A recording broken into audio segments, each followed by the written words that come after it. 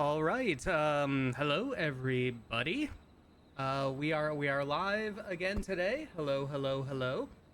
Welcome back. Hope everybody has been doing well on this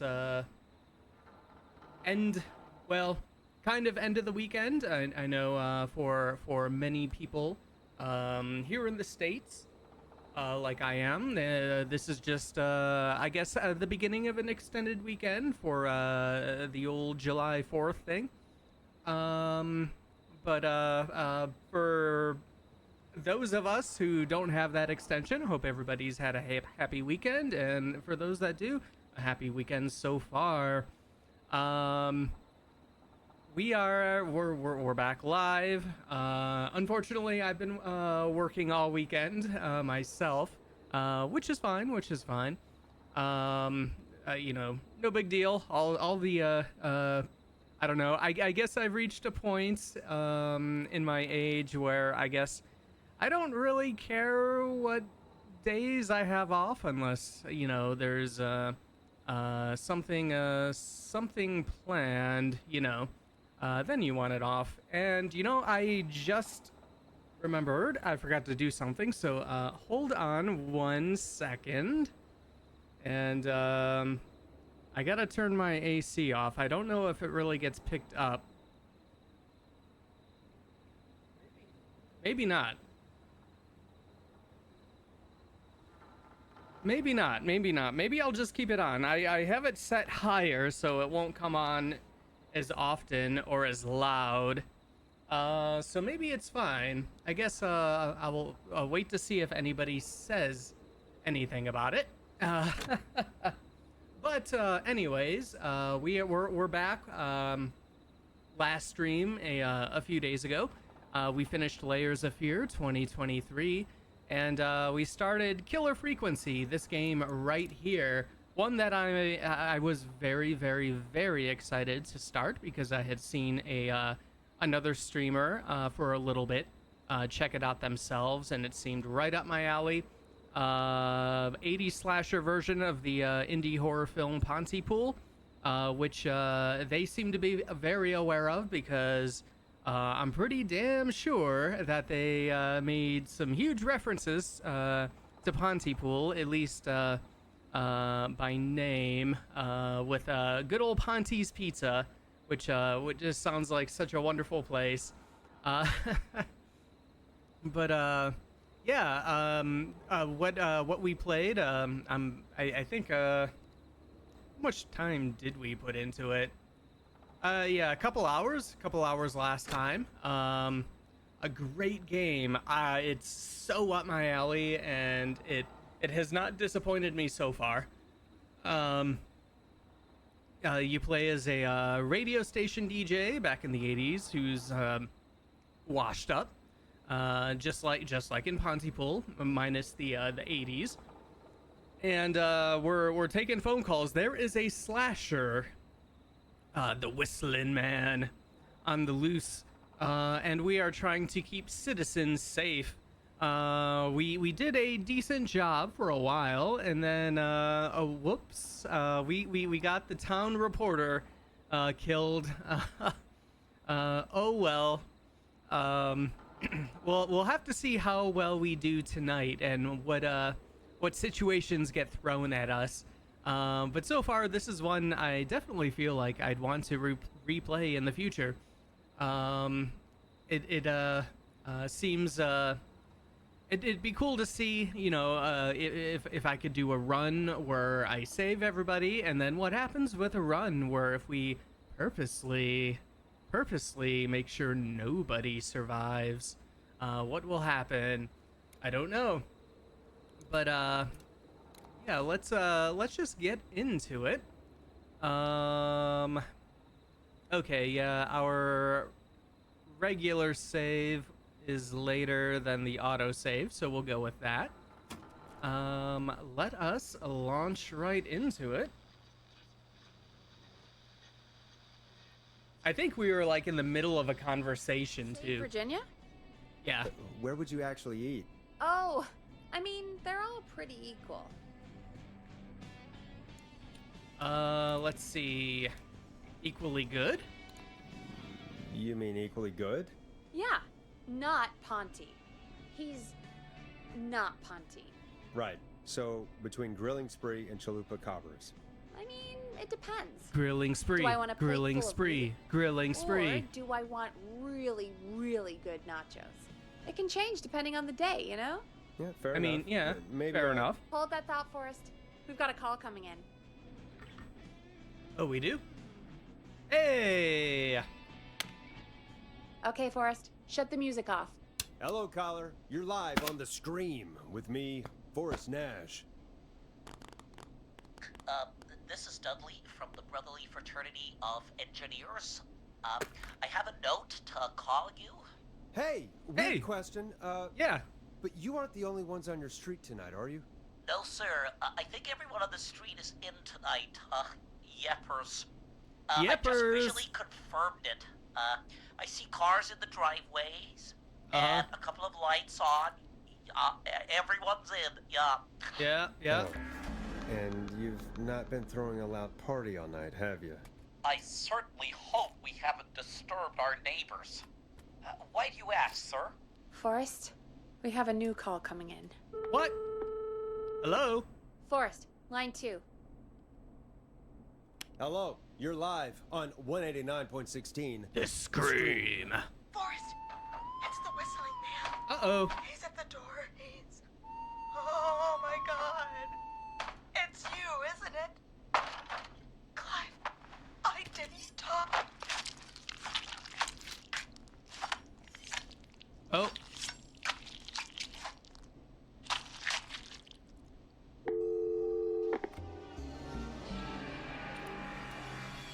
Dear God, poor Virginia, this was your idea. I guess the takeout is here. I guess the takeout here is to die for.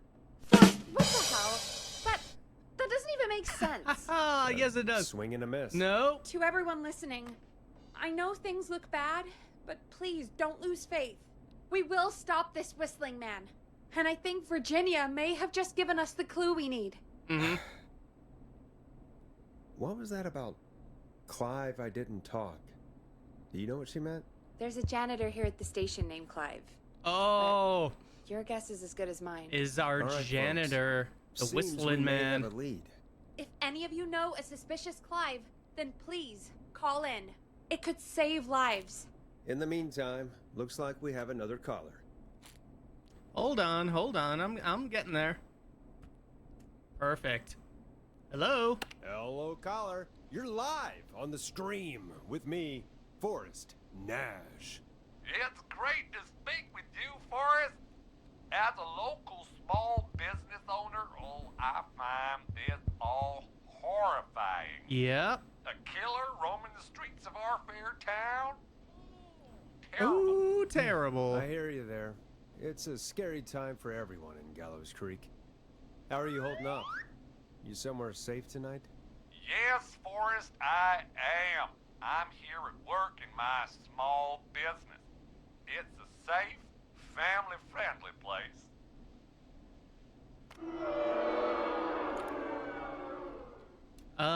Let's see. We're not gonna let this guy do an ad. Good for you, friend. I don't care what your stupid safe family business is. Good for you, friend. I'm glad you're keeping safe and busy. Thank you. I'm really living the American dream. I bet you are. Kid in my business. No. You must really, really love your work. You must really, really love your work. Oh, I do. My small business really is my whole world. All right, I guess he's gonna tell us. What's your small business? Oh, well, I'm not really big on promotion, but since you asked, it's Ponty's Pizza! The best and only pizza place in town! Come on down and get yourself a cracking deal on our 2-for-1. God damn it, Ponty, no! No free ads! Yeah.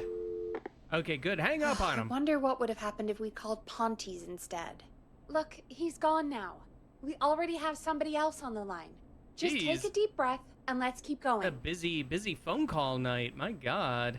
All right. Well, you know what? They can wait a second. I want to get one of these. I don't care about the dead line's air. lit up. I need to take the call. Yeah, we'll get to it. We'll get to it.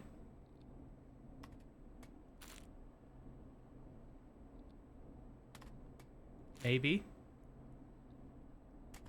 Oh my God. I'm terrible at this now. Holy crap. How about here? Caller waiting, Forrest. I know. I'm just...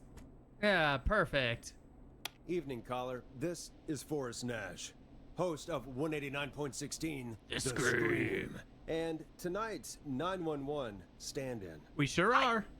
Hello? Am I on air? Yep. Sure are, caller. What's your name? And what have you got for us tonight? Name's Eugene Stein, and I've got a heart full of love, Forrest. I'm hanging out in the middle of the maze, listening to your show, looking up at the stars. Oh and no. waiting Oh for no. her. Not a maze. You got a special lady coming out to see you. Yeah. Molly. We planned to get lost in the maze tonight. To take our first journey together into the love labyrinth. That's why I'm calling, actually. I thought she'd be here an hour ago.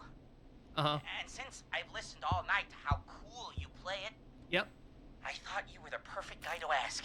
Sure. Should I call her up and ask if she's coming, or wait and see? For real, kid? If you've been listening all night, do you really need to ask me? Yes, that's why I'm calling. Oh, let's see. Go home to your parents. Do you really need to ask? Stay and wait. You know what?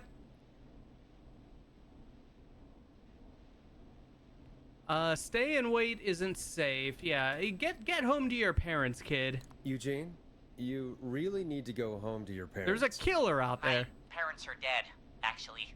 But, Oh, jeez. yeah, I guess it's not the night. Hang on. I hear some rustling. Of course you do. I guess she came after all. Molly! I'm in the middle!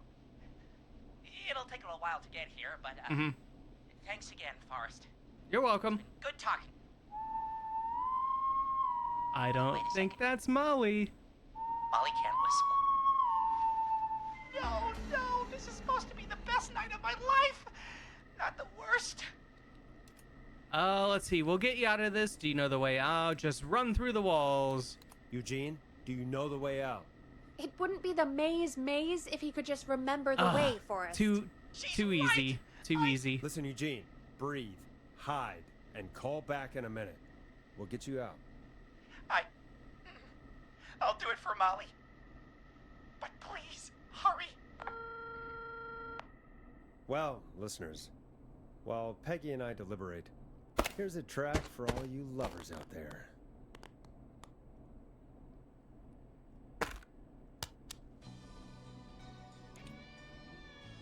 You're gonna love this next track. You sure are. How the hell am I supposed to get him through the maze? You know Barbara, our receptionist? She's a maze Yeah, fanatic. we saw it last Shame she stream. isn't here. I was supposed to go with her last week, but she changed her mind.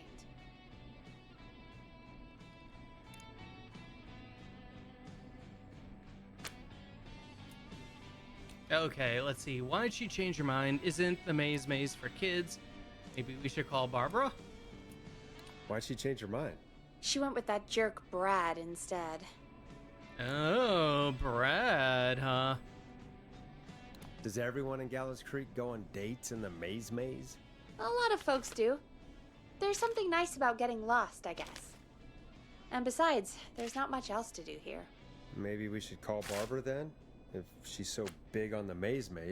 We could, but I don't actually know her number. But she probably has maze stuff somewhere. Yep. Go and see what you can find. I think it was in That'll the hopefully trash be enough. can in reception. Which one is Barbara again? Barbara! You know, Barbara! Forrest, I've seen you speak to her. Help me out, Peggy. She's the receptionist. Sits at reception, Who? never does any work because she's talking to Brad all day. Wait. Ring any bells? No, I thought Right, that was yeah, someone else. Sorry, I guess it's just the stress of... No excuses. Just go and find something to help us.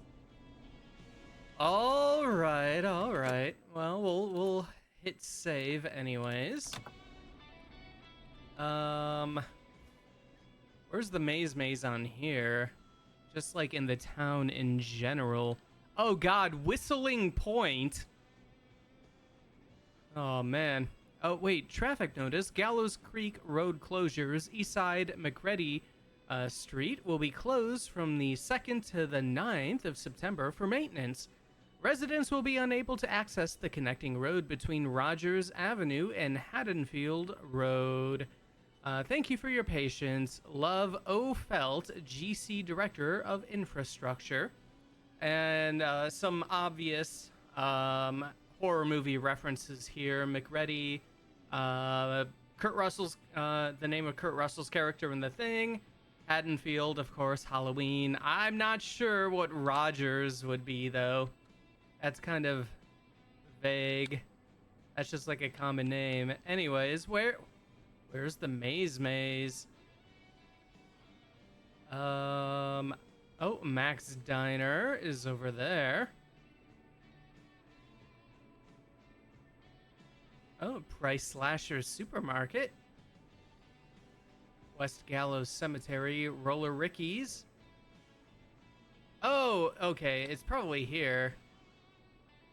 By, Giblet Field.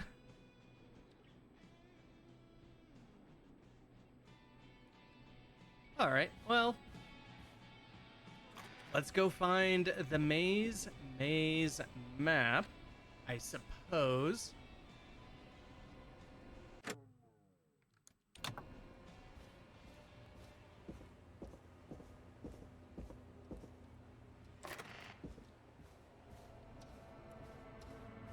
Yes, we still have our mousetrap set up just in case the Whistler decides to come in through those doors. There's no way the Whistling Man will be able to beat this trap here. What was over here, actually? Did we come over here before?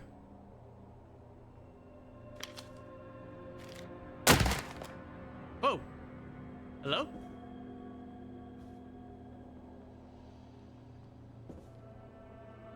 Jeannie and Carrie's friendship quiz. 1, most likely to peak Mount Everest. Hot David and Kyle kind of suck. Heather is clearly the winner. Most likely to win the award for worst poker face. Scott and Chad totally blow. So does Tammy. Cynthia barely won that one. Most likely to end up in prison. Seth, of course. They call him Prison Seth. Jennifer and Lisa, big no there.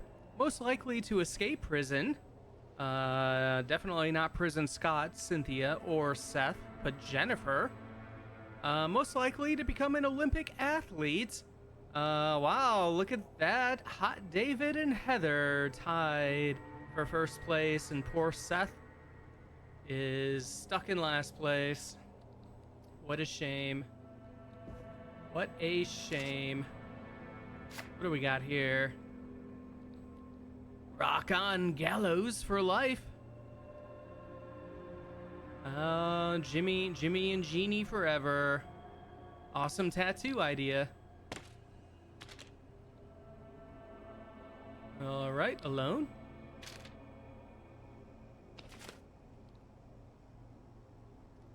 Jeannie, good luck. I'm so proud of you. Make lots of friends and work hard. Lots of love, Mom.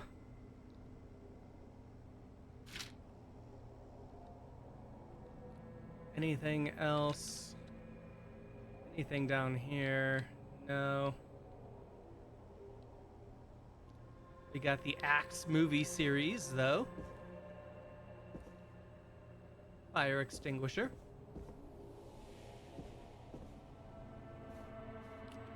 Does it tell us how many? Oh no, it just shows us the amount of keys and records we've collected. Doesn't show the cassette tapes though. I do want to find more cassette tapes if we can, because the ads on them are pretty good.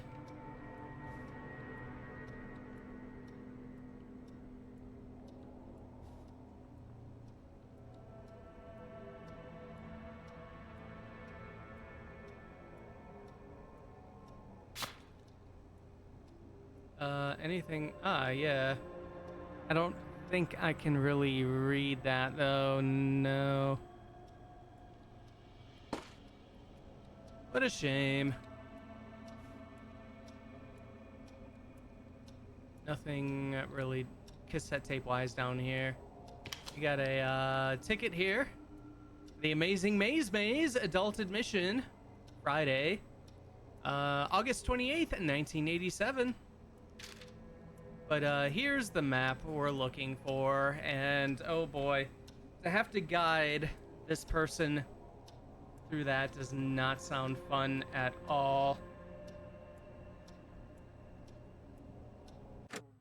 Oh, hold on one second. I think I gotta fix something here.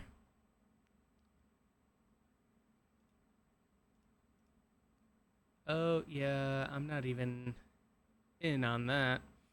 There we are.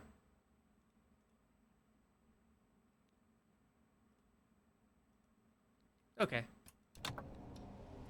All right, let's pick it up. Bingo. Here's what I was looking for. Yep, it sure is.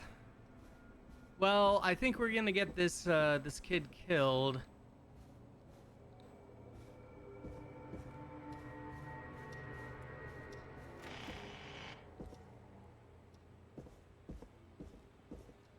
I highly doubt it's gonna go well.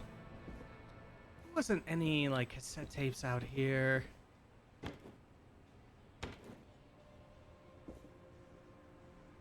Like, I'm pretty sure I looked at all that last stream.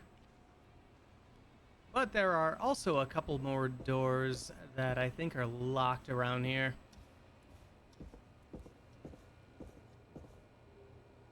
We're not getting in there tonight. Nope. No, we're not.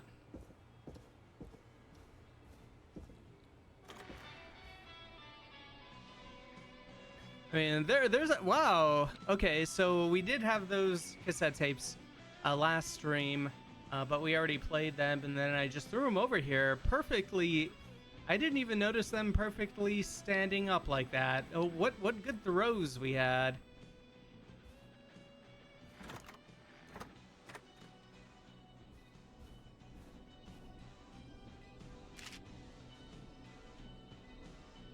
All right. Oh boy. All right, let me take a look at this. We got. Okay, he's in the middle, he said, so I'm assuming that's here with the tree.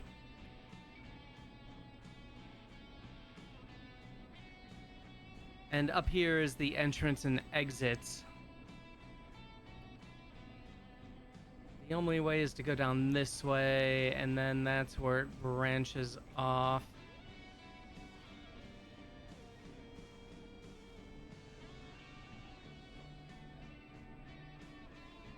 Would have to go up that way, up here, this way, and then, oh, no, that's disconnected. So probably down around this way, a very roundabout way.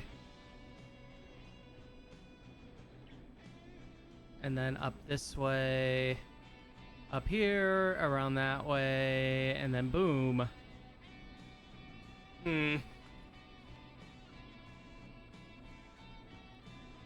Now the question is, am I gonna remember that?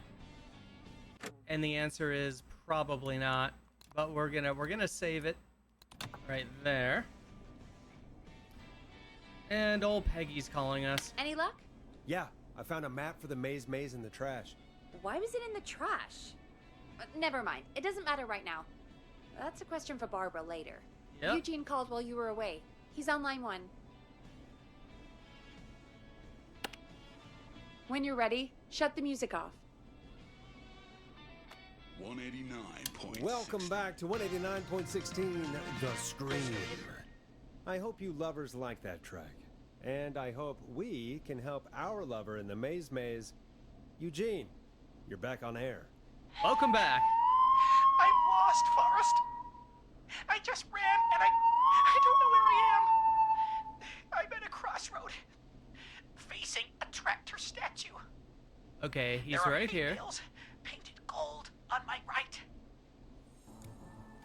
Okay, thank God it's not timed. Oh shit. Okay,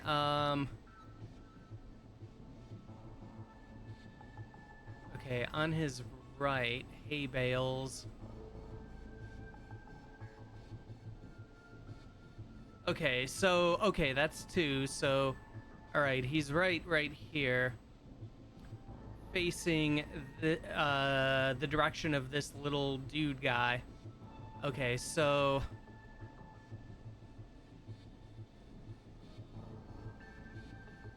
okay, how did I do this again? If he went backwards. No, wait. Shit, I already forgot. Okay, wait. If he went up that way, went over around this way, and then around that way. Yeah, okay, so go left. Go left.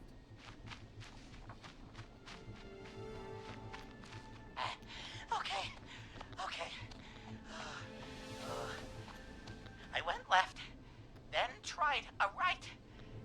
I have a pig statue in front of me and a creepy rocking horse on my left. Okay, let's see.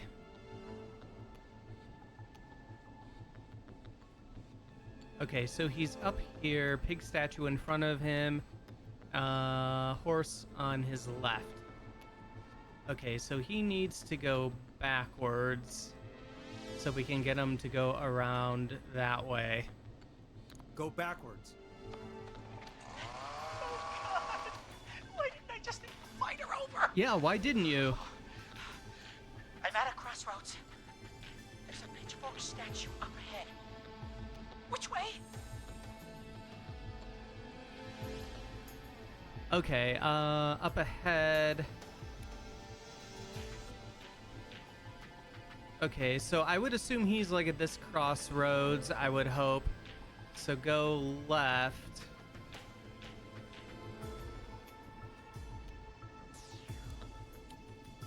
Go left. Oh, this wasn't how tonight was meant to go. I just wanted some love. There's a tiny barn in front of me and a scarecrow behind me. Nothing to my sides. Okay, it's still not timed. Okay, so scarecrow in front of him. That is...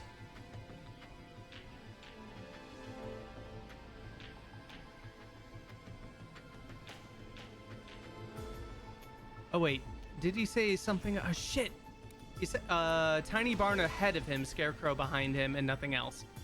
Okay, so tiny barn in front of him is this, scarecrow is this.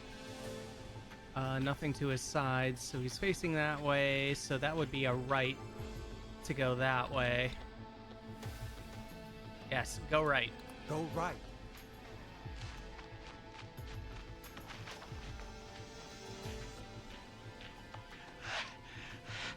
I can't run much more. Well, you better deal with it, buddy. I just passed a corn silo. Didn't see anything else.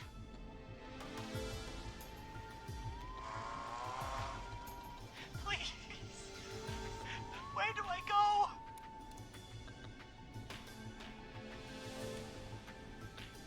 Okay, he just passed a corn silo, which is this. So he'd be...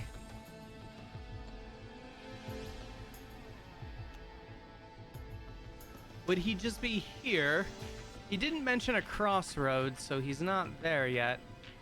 Shit. Okay, this is kind of tough. Like, I don't know how far he ran by number 9. Or if he made any turns.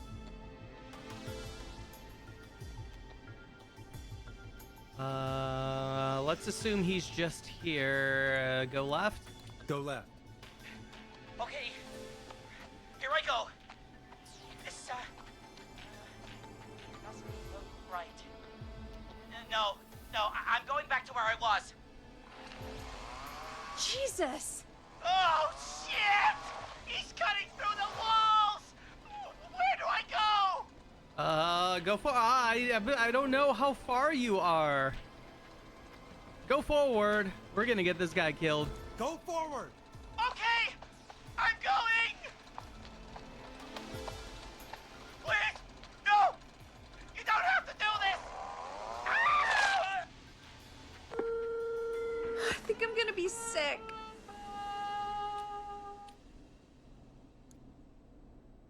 Poor kid. I mean, he shouldn't have been out, but still. What makes someone do that to a kid? By the way, why do you think Molly missed their date? Do you think she's okay? Unfortunately for Eugene, I think she probably never left home. All right, 149. I feel kind of ripped off there at the end. I had no idea how far past Thank you for calling in, Mr. Walton. that silo We'll make he sure was. to add the town librarian to our list of suspicious Clives. Remember, report a Clive to stay alive. Next caller is up, Forrest, so take it away. All right. Caller, you're through to Forrest Nash on 189.16, The Scream. Hey, wonderful show tonight, Forrest. You're welcome. Well, that's kind of you to say. Thank you. What's your name, caller? You can call me Dawn. Could you play my tune, Forrest? Your tune. Sure. Long Ride Home. That old song. Sure. We got it. I think I played it the other day. Thanks. It'll be good to hear it again. All right, folks. Coming up is that old classic. Forrest, I don't think you're gonna find that song. What do you mean? I played it a few nights ago. I know, but, we don't have it anymore. What are you talking about? I threw it away. You threw it in the trash? No, What? I threw it out the window earlier today. Why would you do that? And why did you throw it out the window earlier today? Brad was annoying me all afternoon. He played it on repeat because he knows I don't like it. So I grabbed it and threw it right out of one of the office windows. Not my finest hour, but I can only take so much.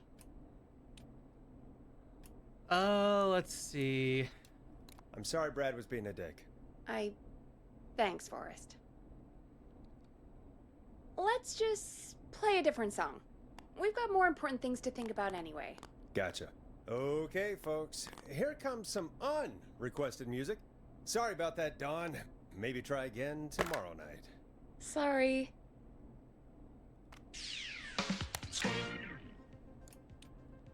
Now it's time to go with The Flow. And this is their hit, Crying for Help.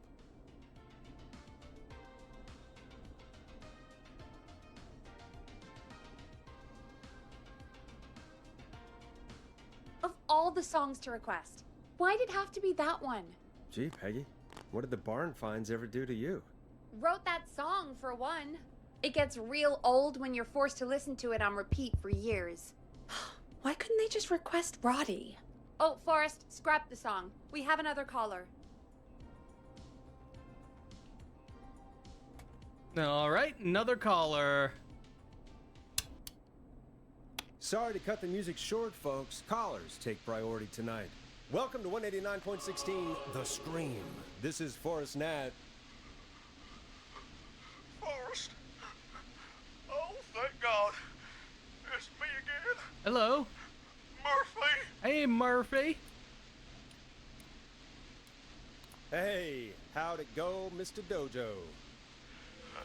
Killer got me, man. trust the guy named Master Robbie. That's not important right now. Just tell me what happened. Goddamn Mason. He came to the gallows waste disposal plant. Yes. Beat on me, man. Yep. Carried me inside and locked me in a dumpster. Mm-hmm. I got a flashlight. Well, it doesn't seem like his MO, though. Oh, goddamn. I smell smoke. I think he started Oh. a fire. Okay, Hold on, maybe. Murphy. We'll call for help right now. You gotta hurry, man. I need someone here now or I'm gonna die. Peggy, get the fire department on the line. On it. All right. Now just come on, pick up. Hi. Yes, I'd like to report a fire over at the Gallows Waste Disposal Plant. Yep. It's an emergency. What do you mean it's not operational? Why is there no backup vehicle? Oh, god damn it! Forrest, that evil son of a bitch slashed the tires on the town's only fire engine. They can't What? do anything. How could he? But I have a few friends who live nearby.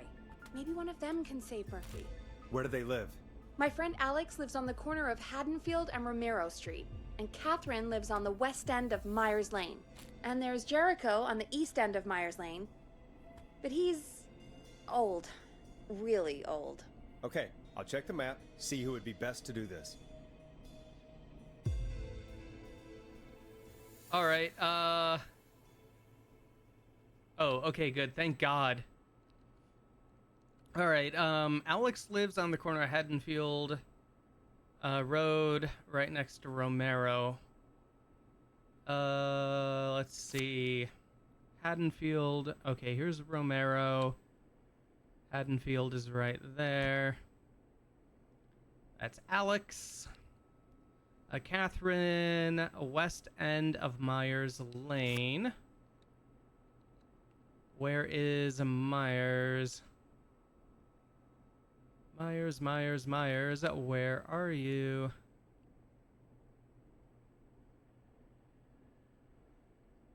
Oh, okay. West end. Would be like over here. Old man Jericho lives at the east end of Myers Lane.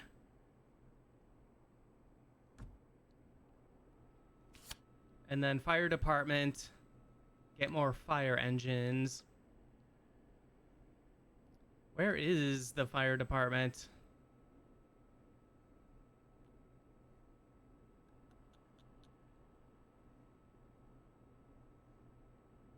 Train station. Oh, okay. They're down there.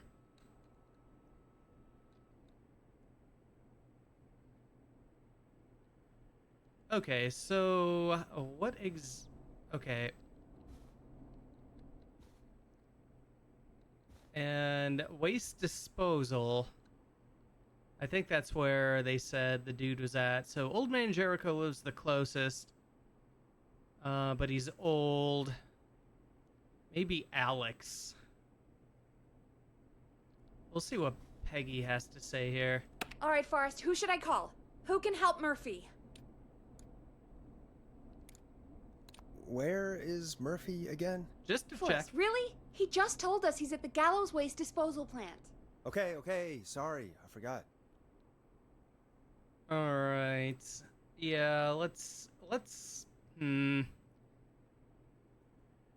mean, Jericho is the closest. She did say he was old. Maybe he's slower. I don't know.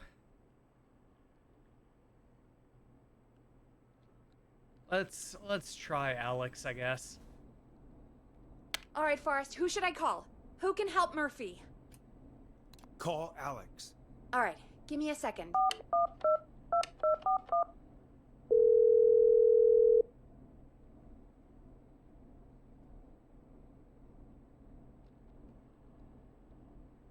They're on the way. They'll call from the plant. You can direct them from there. Well, let's hope they get there in time. All right. Forrest, I'm getting a call.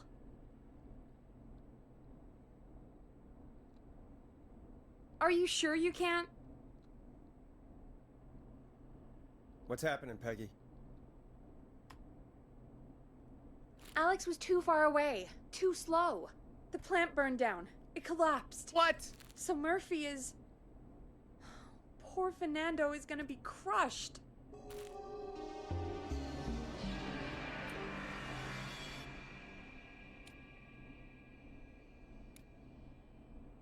His father died a hero. He was just trying to protect the town. That's Wow. actually pretty nice, Forrest. We're getting everybody killed here today. Murphy, I promise we will stop this. For you and for Fernando. Peggy, it's going to be all... Forrest, we have another caller. Let's not waste time. Alright, I'm getting to it. All right, folks. Another of our good citizens is on the line. Let's see what they have to say. Welcome to 189.16 The Scream, with me, your host, Forrest Nash. Forrest, Teddy Gallows Jr. here. I just want to say that my thoughts and prayers are with my Gallows Creek yeah, sure. during this awful time. Oh, it's mayoral candidate and scion of the town founders, Mr. Gallows. Are you in danger? We need to be a town of law and order. We need cops who have the tools and funding they need to keep us safe. Okay, Teddy. I know you're an outsider to our little town here, Forrest. But you're really stepping up to bat for us all tonight. I just want to say thank you for taking a swing for Gallows Creek. Jackass. Alright, thanks, Teddy. Right. Thanks, Teddy. Now, are you... Teddy, you lowlife. This is not the time to promote your damn campaign. I just want to make sure our town is safe and prosperous. Mm-hmm. That's why the Gallows Family Factory, founded by my father, Theodore C. Gallows, God rest his soul, which employs over 200. Teddy, unless you've got an emergency, I'm cutting you off. You know what? I do have a problem. A problem that's ruining our town. Oh, yeah? You know what it is? Let's see. Emergency, not problem. The Whistling Man. I didn't ask about a problem. I said emergency. The problem is that woman, our current mayor, Linda Cartwright. Oh, here we go. She just isn't one of us. Linda Cartwright is un-American, unstable, and... You're not better than anyone, Teddy. Just because you inherited half the town. Your producer sounds a little unstable, too. Don't you dare speak to me that way. Cut him off, Peggy. I can guarantee this kind of thing will not happen when I take office. The moral decay of... And that's enough of Teddy Gallows Jr. for All one right, lifetime. there he goes. I always feel disgusting after hearing him talk. Just play an ad, Forrest? I need a minute. We'll be right back after these messages. The world-famous annual Gallows Creek Harvest Festival is back! Yeah. We got it all out on Giblet Field. Hell yeah, we got do. The Little Miss Harvest Pageant, Princess Harvest Pageant, Harvest Queen Pageant, Cotton Candy, Corn Dogs, Cornhole, Corn on the Cob, Crokinole, Country Music, Can Jam, Jams, Jellies, Jamborees, Juggling, Roller Rickies, Roller Disco Lessons, Praying. We got baby crawling, balloon popping, balloons for sale, beard contest, horseshoes, hayride, hay toss, hey you there, safe donkeys and ponies, apple bobbing, firearm, fireworks, funnel What cake, is fried safe goat, donkeys sheep, and sand licking, ponies? cracker cramming, and cat What is shop. that? And fake tattoo, face painting, puppets, petting zoo, amazing maze, square dancing, story swapping, spelling bee, quilting bee, and sewing circle, pie eating, lawnmower racing, hot dog eating contest, flower contest, and of course our famous gourd measure-off. The festival is brought to you by Mayor Linda Cartwright, sponsored by Gallows & Sons Factory, and dedicated to the memory of Garrett Miley, tragically taken from us last festival. I can see why it's world famous. It's a highlight around here, Forrest. Oh, I am sorry to hear that, Peggy. All right, folks, welcome back to the show. Yes, we welcome have back. A note from my producer. That's right. Come find me at the Harvest Festival tomorrow to grab your choice of a K-Fam mug, sticker set, or poster. Let's see what our next caller would choose. Caller on line 1. All right. Well, let's go ahead and save. Seems like a good place to hit the old save there. All right. Line 1. 189. Hit the button. We have a caller. Hello, caller. You're live on the stream with me, Forrest Nash. Hello.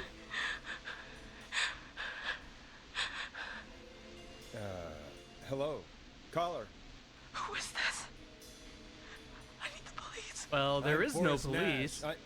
I'm standing in for 911 tonight. What's wrong? There's a guy hunting me and my friends. Mm-hmm. I think he's killed some of them already. Yeah, probably. That's him. He's just outside. I can see him from up here. God damn it. She's just a kid. Where are you? Are you somewhere safe? Oh my god. Oh my god. Stay with me, kid. Focus. I can't do this.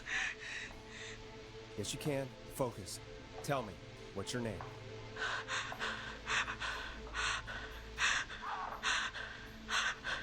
Sweetie, you can do it. What's your name? Carrie. Good. Carrie, Oh, listen to me. We're gonna get you out of there, all right? Now, where are you? The old murder house. Upstairs. I'm at the end of a hall. The old murder house. Great. There's a bathroom, a couple bedrooms, a closet. Oh, he's coming. Where should I go? All right. Well, it's not timed. Is the old murder house on this list here?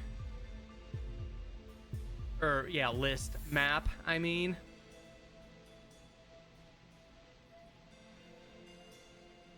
I don't know why it would just say the old murder house, though. Like, maybe it's like this estate in Hell and Falls. That would be my assumption, I guess. All right, well, go to the closet, go to the bedroom, go to the bathroom.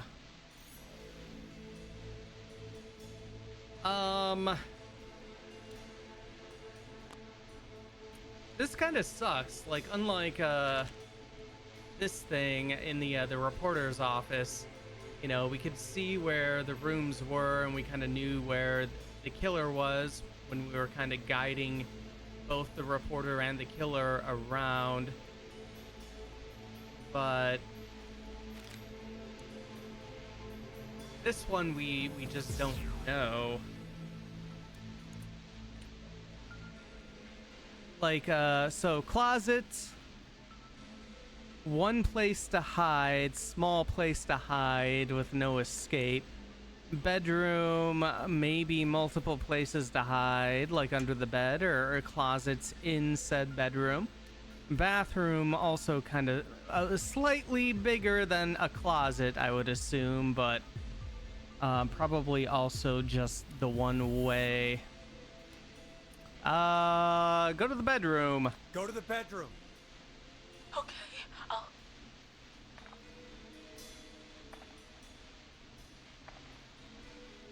He's here. He's here. He's gonna kill me. Forrest, I don't think we can... Don't move! Just hide.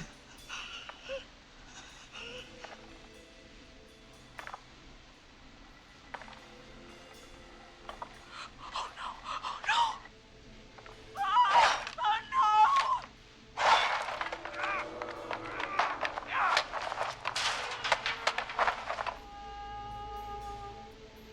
Wow. Forrest!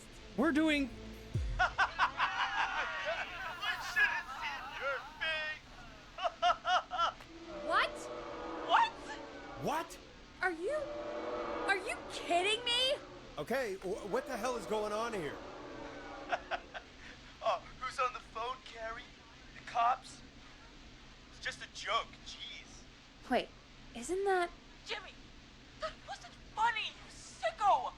Of course I called the cops, but some guy just answered instead. What guy?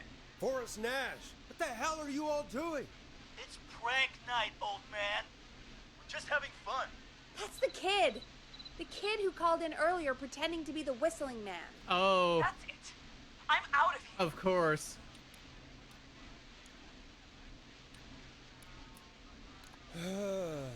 Jimmy, this is a pretty sick thing to do. What? It's whistling night. That little idiot. Whistling night? It's a stupid tradition. Especially stupid since that one kid died back in... Would you take off that stupid mask? It is hard to breathe. Who's under there anyway? Is that you, Seth? Idiot. Seth is right next to you. That's, Oh, great. Here we go. wait. Oh no. Who are you? Oh no, Dad!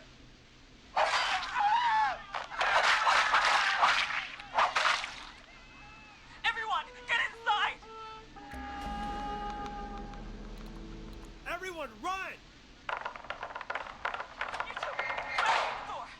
Scott, Heather, you barricade the back.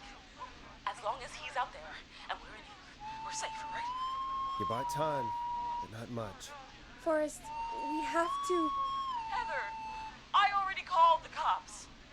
Forrest picked up. He's the best we're gonna get. Yeah, Who's with you, Carrie? which isn't very good tonight. We drove out to the old murder house and... Oh, of course! The van! Who's got the keys? Jimmy had them. Jimmy.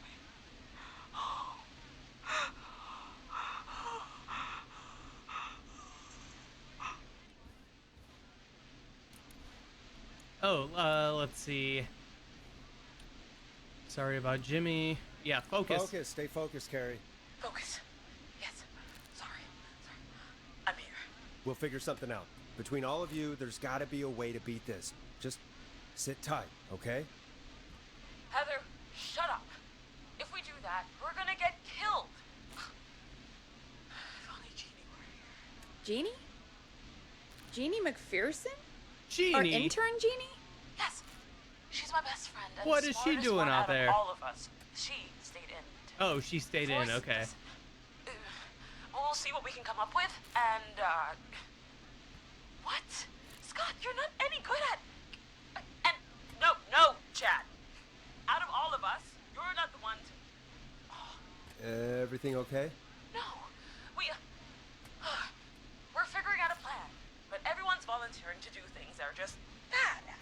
I think we can figure out what to do, but I don't think we can agree on who should do what. I think you'll have to be the tiebreaker, or else these idiots are gonna get us killed. But You haven't seen how many people we got killed tonight, Forrest, lady. I'll call you back. But I don't know anything about your friends. These damn kids never learn. Nope.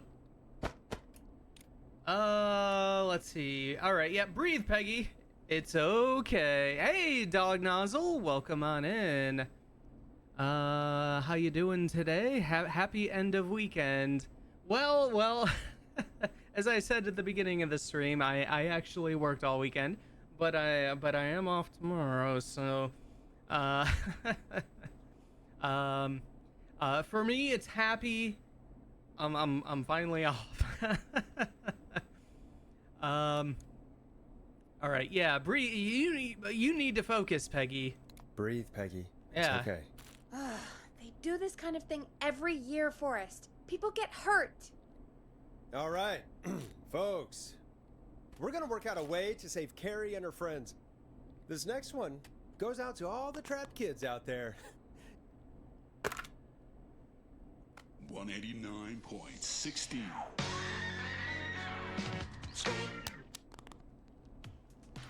Time to go on the journey that is The Blast best song. Processor with their hit song 1980X. Peggy, you mentioned something about their friend working here? An intern? Yeah, Jeannie. Seems a nice enough girl, but a bit head in the clouds, you know?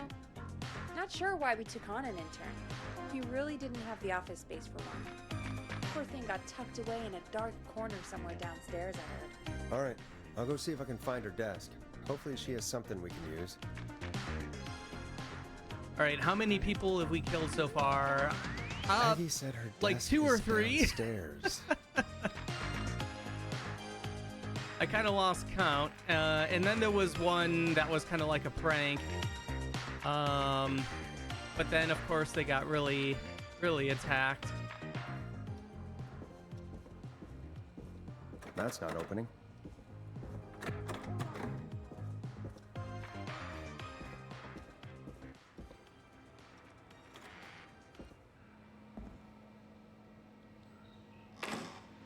Let's just check these again for any...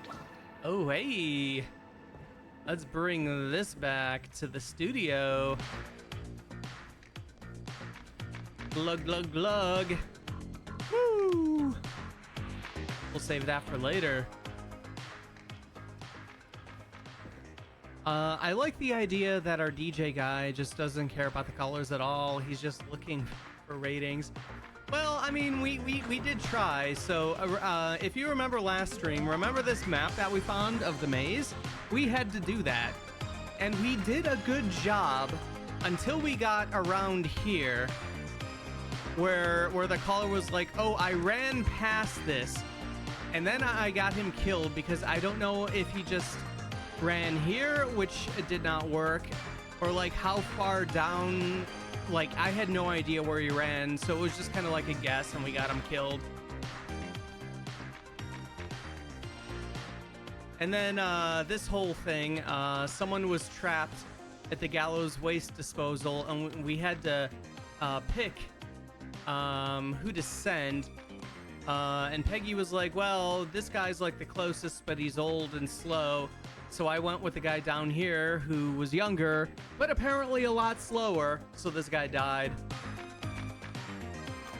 But I mean, I guess that's like the whole choose your own adventure kind of thing, because those books were also very unfair. You had no idea what choice would lead to the end or not, you know.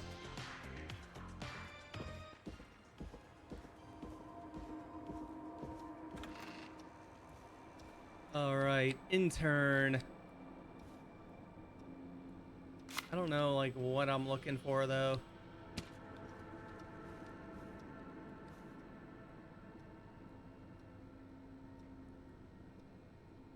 See, that sounds like the caller's own fault, if you'd ask me. Yeah, you know, it's not our fault. We're giving it the old college try.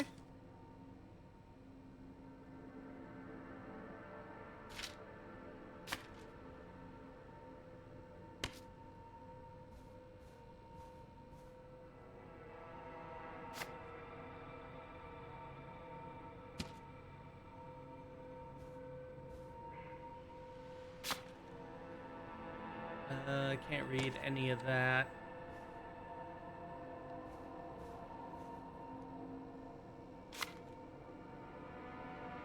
Oh no, these were like the car guys.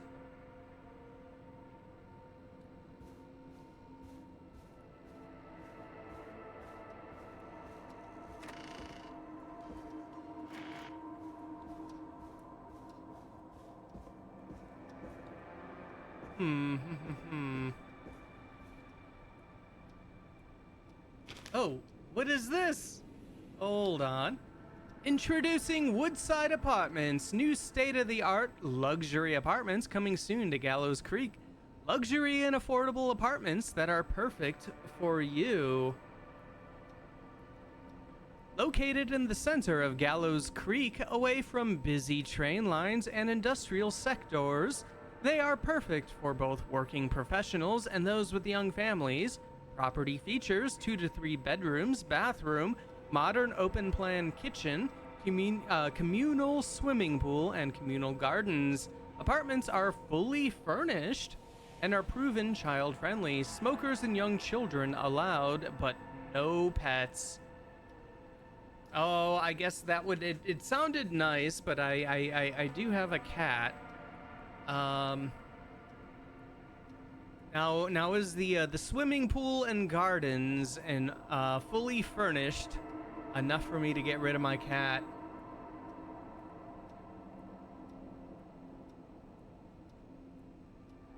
Well, actually, probably not. I doubt I could afford this place.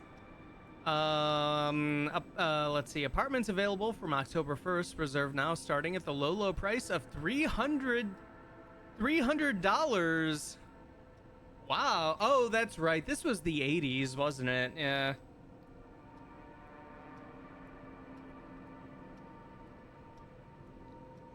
Yeah, no pets? Yeah, I know, right?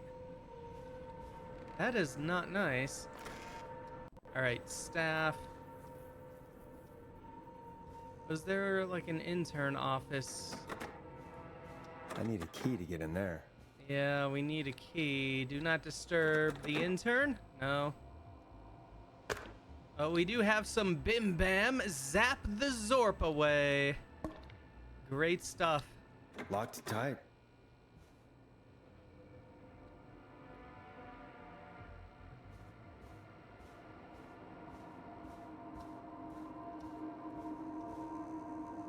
Needs a key.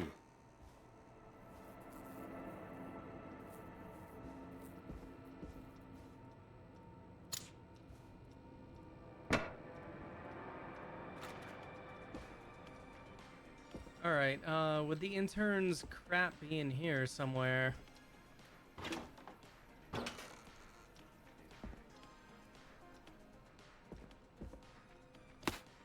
So we have Ponte's Pizza, 1 free beer for every point that Gallows High wins by in Tuesday's big game with every order. Go team! Best pizza in town, $8.99. Call us. We got $9.99, 2 for 1, any large pizza, $5.99, lunchtime special.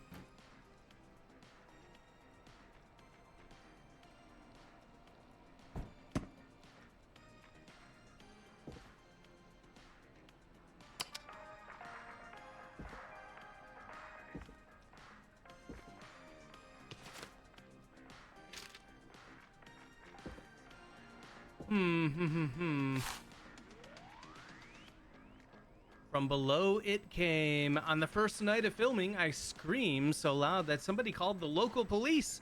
I gave them an autograph and we continued the shoot. It was so crazy. Oh, how crazy was it? 7 days.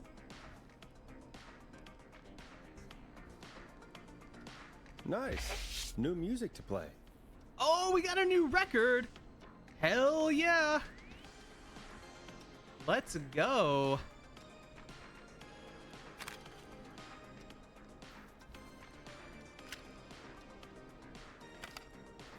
Oh, it's broken. But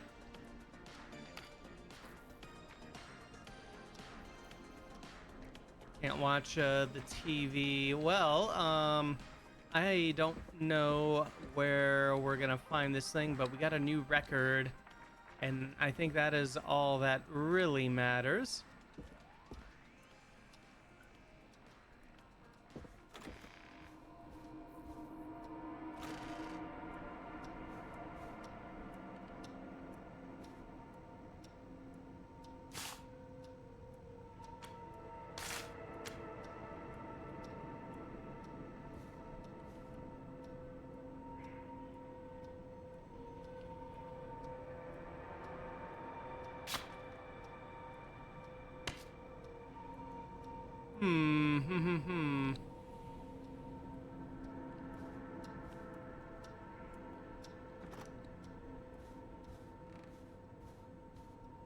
All right, well, let's head back upstairs to the offices. It's got to be in there, I would imagine.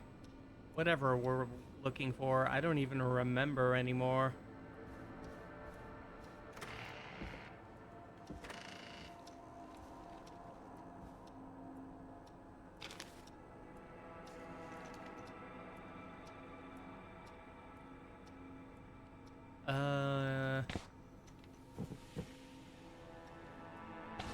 is this, anyways? Nothing. Nothing.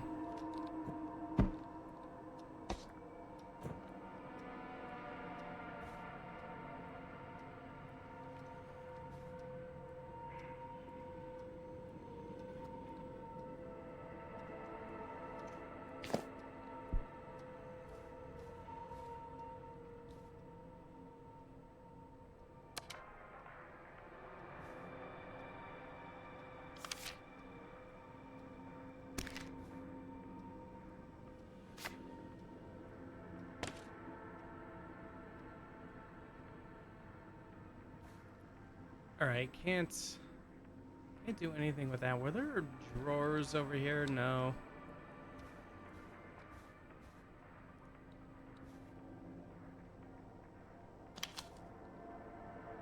Alright, already seen that.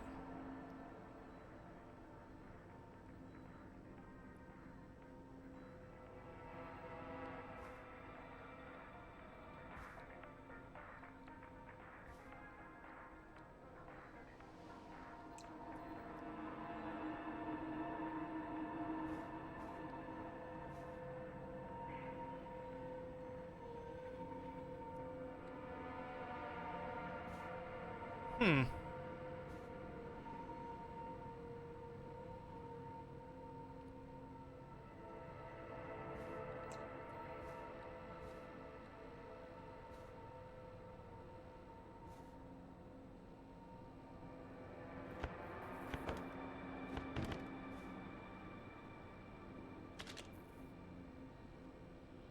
Let's see. Twins, I've borrowed your car theft magazine. Those huevos or rancheros aren't sitting right. Gonna need something to read. Pray for me. All right, we'll make sure to do just that.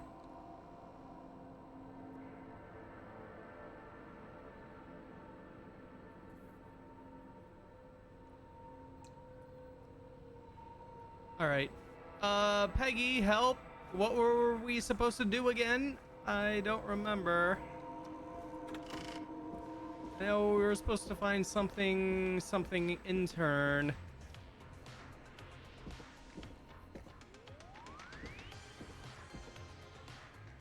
But I have no idea where or what we're looking for. I don't remember. Peggy, help. Hey, you find anything that'll help us out? What are we trying to do again? Carrie's friend Jeannie interns here. Go find her desk and see if there's anything that will help. Help with... Carrie and her friends have a plan for how to escape the Whistling Man. But they need us to pick who does what. So, find something that'll tell you about her friends. Okay, got it.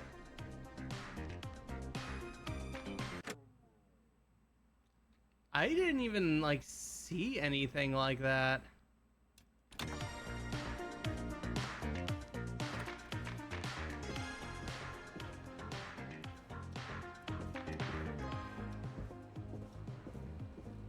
I'm not getting in there tonight.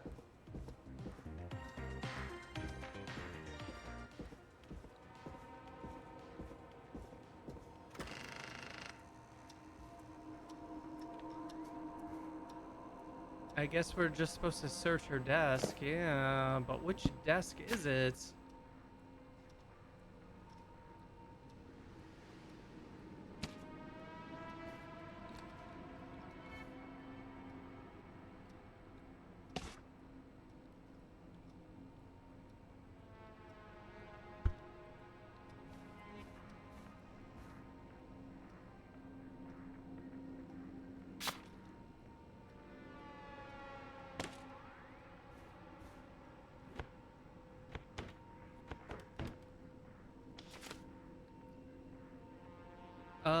Let's see, Bradley Carter, Bradley Carter, so that's not there.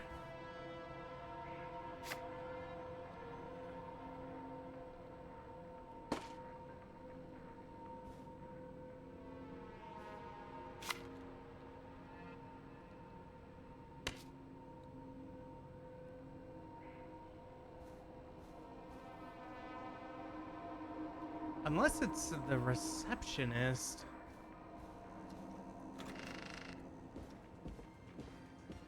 You know, that might actually be right. Okay, let's head back down here again.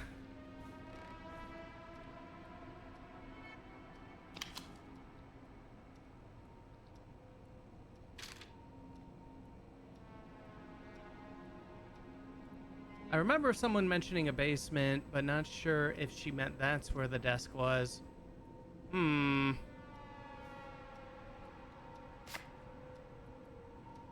don't know if we have keys for that anyways.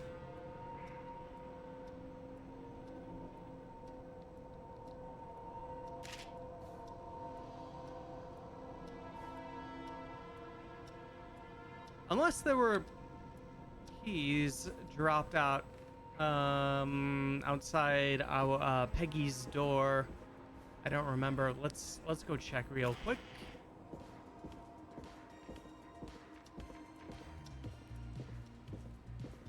No.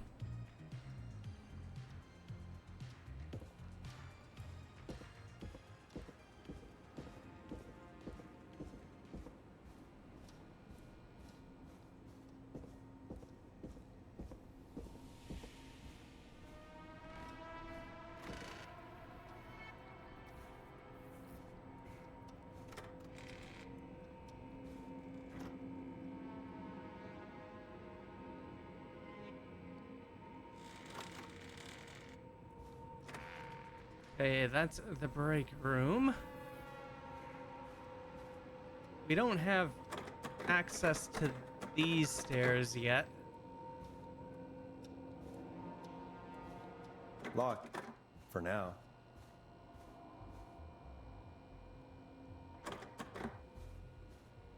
That's not opening.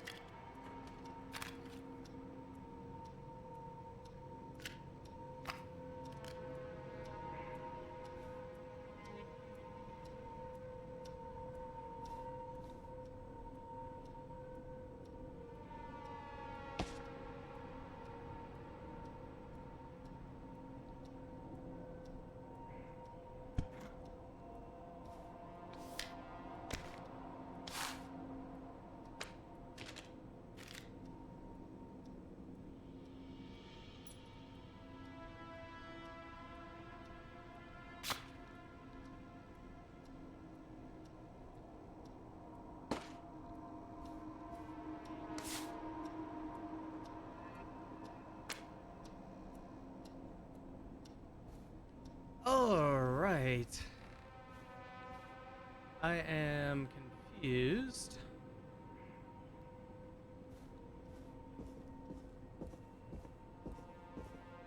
Jeez, they really took Oh! Jeannie away. Oh! Here it is. Friendship quiz. This might work. Oh, okay, yeah, we were here before. I didn't realize there was a part 2 of the friendship quiz. Let's go through that. Let's see, most likely to pass their driving test without any records, Jimmy, clearly. Most likely to win an Oscar, Lisa and Tammy tied for first. Scott just sucks at acting. Most likely to beat everyone at go-karting, Scott, just winning barely. Most likely to trip while running in a horror movie. Oh, that Jimmy. Trippin' Jimmy, that's what they call him. Most likely to end up in a car crash. Scott.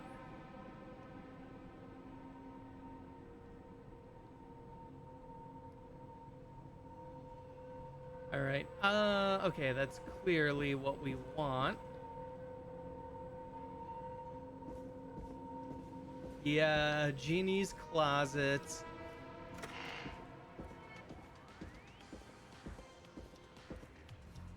All right, we got it.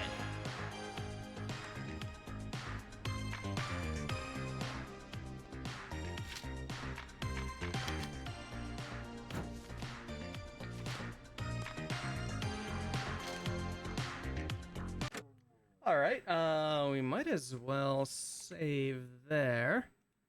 Now that we finally found the thing. Look at this, we made 16 baskets so far with our paper balls. How terrible. I've thrown away more than that.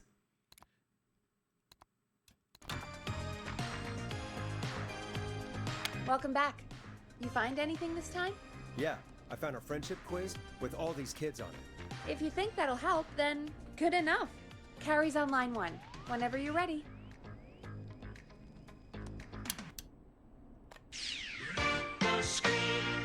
This is Forrest Nash, back again with an unlucky caller on this unlucky night. Carrie, are you there? Yes, we've got a plan, but we can't agree on who should do what. You want me to be the tiebreaker? Exactly. I'm ready. What's the first step? Okay, first things first, we'll need a spotter. Someone who can keep an eye on the killer. We'll need someone on the roof. It's gonna be a hard climb. We're deciding between Heather, Kyle, and Hot David. All right, most likely to peak Mount Everest, not Hot David. Hot David is not a climber, but Heather clearly is. Heather's got this. Yes, Heather, he picked you. Now please, stop talking about all your cheerleading trophies. Part 2. The Whistling Man padlocked the gate back to the road. Before we drive out of here, we need someone to pick the lock. Seth, Jennifer, and Scott all want to do it.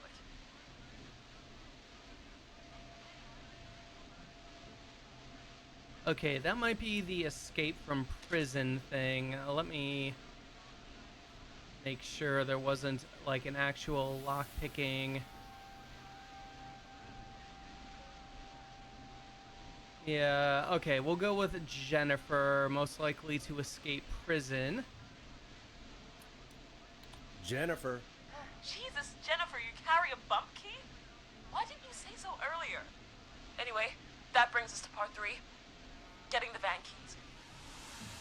I'll volunteer for this. I don't know Jimmy as well as you guys, so it'll probably be easier that way. Then is part 4. Oh god, this plan is so long. Can we go back to the music?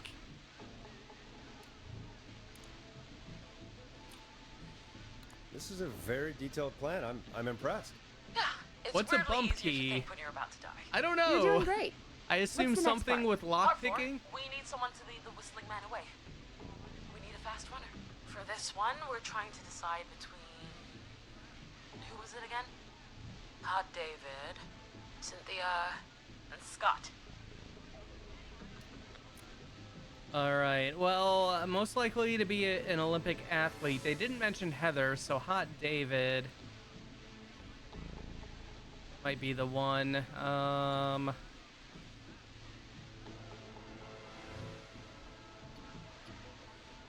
Yeah, plus Heather has a chance to trip while running in a horror movie.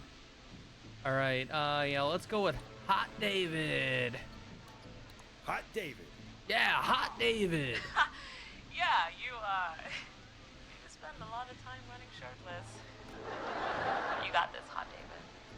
Sweet. Okay, let's recap. We get the eyes on the roof. A runner distracts the killer while we grab the van keys and pick the lock on the gate. Now the tricky part. The getaway. Ooh, what's the plan there? Well, we can't all outrun the Whistling Man. But he thinks we're just a bunch of stupid teens. So, let's use that against him. Part 5. We trick the killer into a trap. Oh. Someone can pretend to be injured. Who would make the most believable Who you got? We got Lisa, Tammy, and Cynthia. Okay.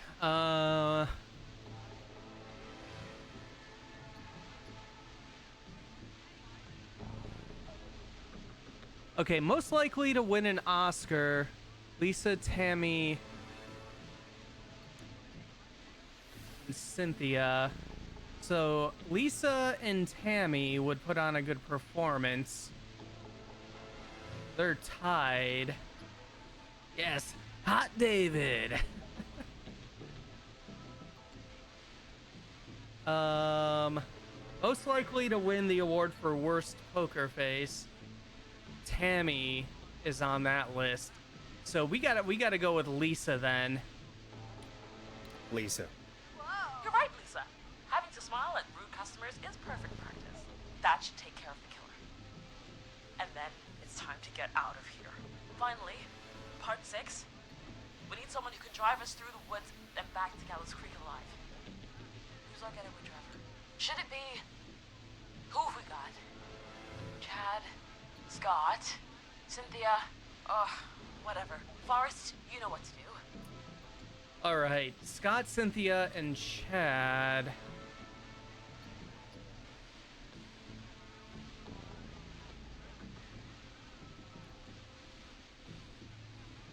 Okay, so passing driving test doesn't matter. Jimmy's not on the list. Most likely to beat everyone at go-karting, Scott. And most likely to end up in a car crash, Scott. Fuck.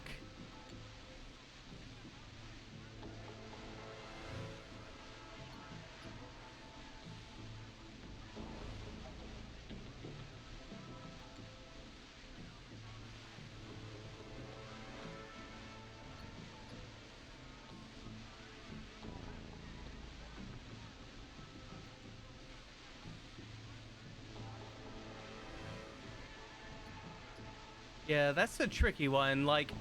They tried to trick with the one who was bait, but we were able to break the tie between looking at worst poker face and then who is most likely to win an Oscar.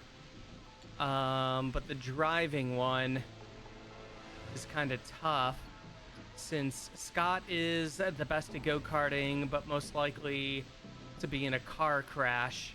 Unless they're wrong and that's like a red herring. Cynthia would also end in a car crash. She has a chance. Chad has a 1 for go-karting. So you know what? We're going with Chad. I'm thinking not Scott maybe. We don't really know if they need to drive fast. Yeah, I'm gonna go with Chad because he's at least on the list for beating people at go-karting. He's not the winner, but he's one behind. And he's not even on the list for car crashes, so yeah, come on, Chad, you got this. Chad. Oh, perfect. Your go-karting experience? Let's do this. We need people to live this time. We'll just take a few seconds for ourselves, and then it's go time. Sounds good. Talk to you in a sec. Good luck, Carrie. That actually sounded like a pretty good plan. I hope you're right. Yeah, let's hope.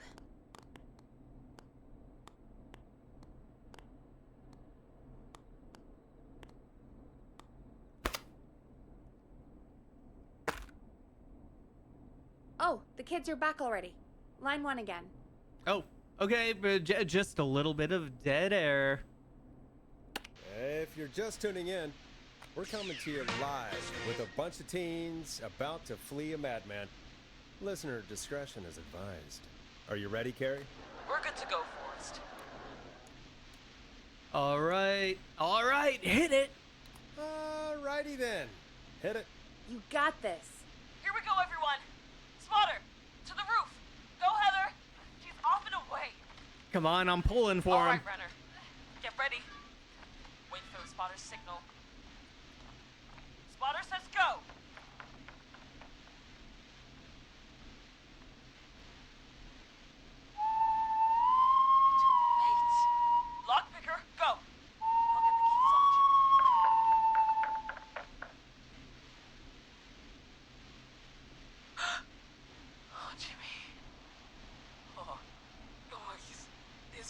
is...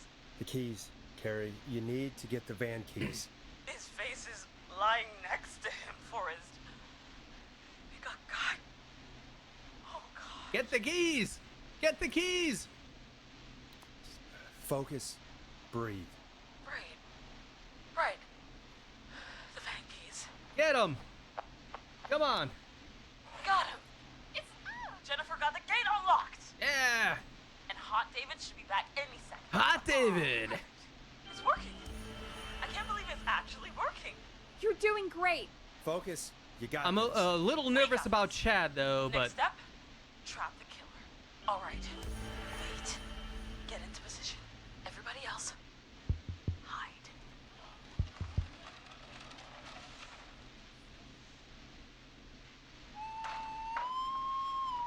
Okay, performer. Now, act like your life depends on it. Oh. There he is. He's buying it.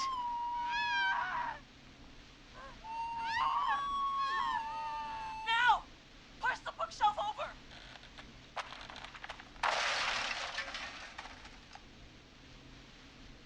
Oh my god! He went through the floor! Uh-oh. Spotter! You need to climb down now! We gotta go! Come on. He's coming down. Yes! Heather! Quick, everyone to the van. All right.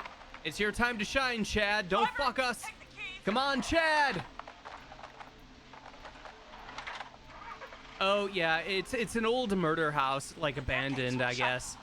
So probably bad floors.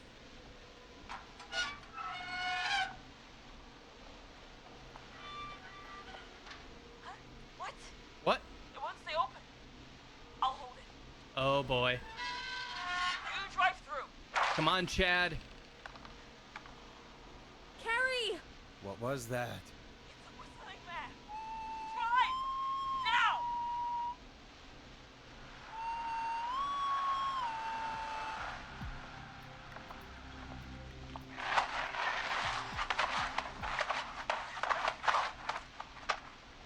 Let me go! Just go! Just drive! Oh my god. Please, no! No!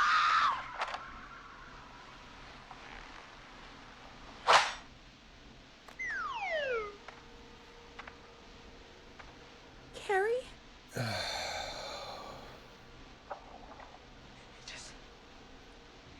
He just stared at me. Carrie! Carrie? Just stared at me. And walked into the woods. I don't understand. Oh, I wonder if it is the janitor, then. Thank God you're okay. Can you get somewhere safe? I can make it home. Thank you both for helping. So we do have a couple of suspects so far. The janitor of the radio it was your station. plan, Carrie, and it was a great plan. And then someone from like the library, I think. But yeah, if Carrie is involved at the radio station here, that's making me think it might be the janitor here.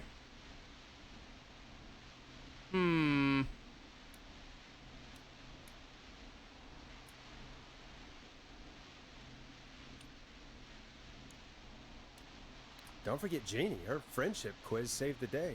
Told you she was the best. I need to get home. Breathe, Carrie. All You're right, okay now. sounds like everybody's Call you okay whenever. though. Yeah, Somewhere Chad safe. didn't fuck up. Talk to you then. Folks, that was Maybe the killer guy isn't was as a lot. bad as everyone Our- says. thoughts go out to Jimmy's parents in this awful time. For any kids listening in, please stay inside and stay safe. And parents, hug your kids extra tight tonight. Here's a song for the girl walking home in the dark.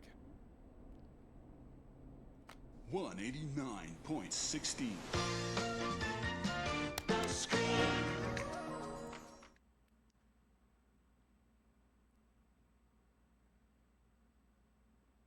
Hey, we had a call come in. I'm jamming though. Come on.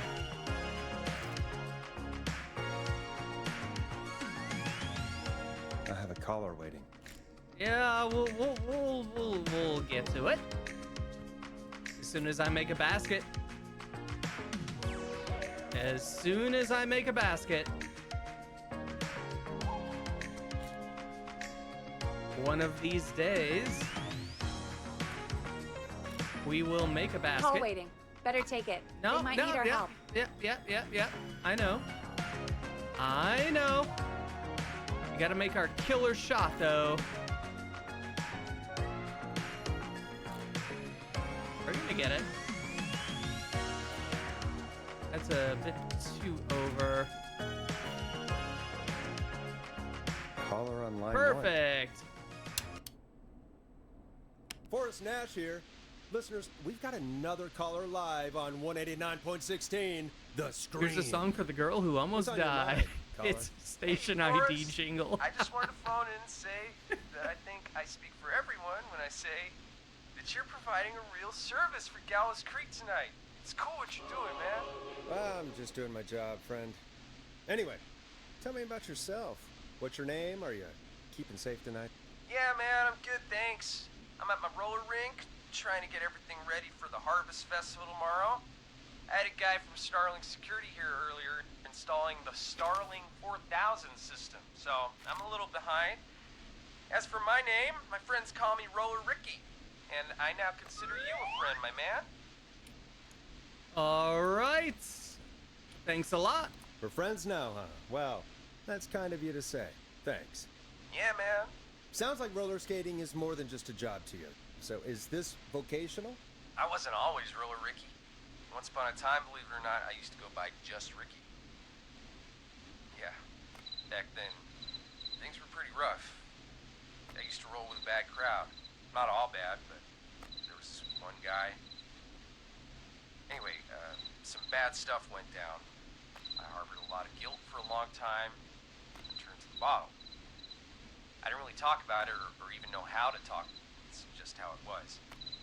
That bottle took the best years of my life. Or so I thought. It's never too late, Roller Ricky. How did you turn things around? I joined a support group. I opened up about my problems. Sharing that burden just took so much weight off. It's a long story from there, but I found roller disco. I learned how to have Roller fun again, disco. cutting moves and making shapes. Now whenever I get down, I get down. Yeah, like Hot I don't think David. of it all, man. It's important just to talk Dang, to someone. Roller That's Ricky's the been first through the step. shit. Ain't that right, Absolutely. Aw, hello, Max.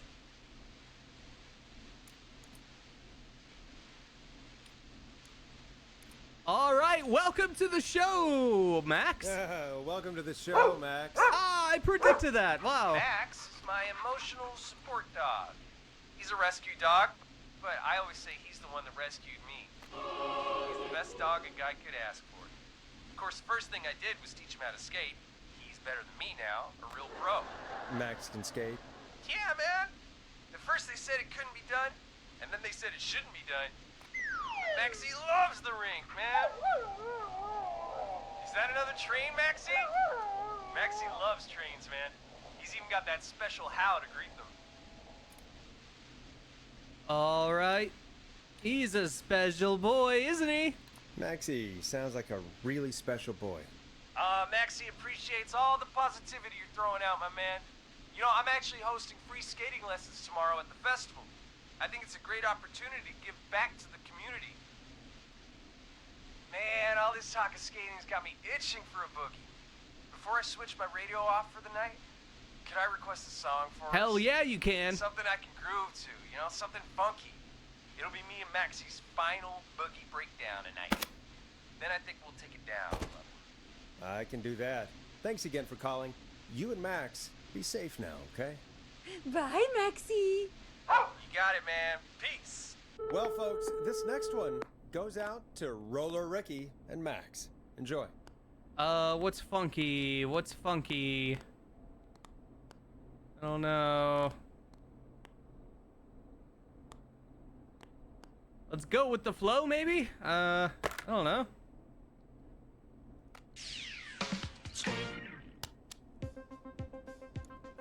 Here comes one of my favorites. I really needed that call, you know, after everything. Yeah, I get that. He talked a bit much Max for my doesn't taste, sound but so happy it about is that stuff to inspiring me. hear somebody Oh, come no. back from the brink like that. Yeah, that's what I meant. You were thinking about Max on skates, weren't you? Well, would you look at that? Another caller on the line. What are the odds? Better take it.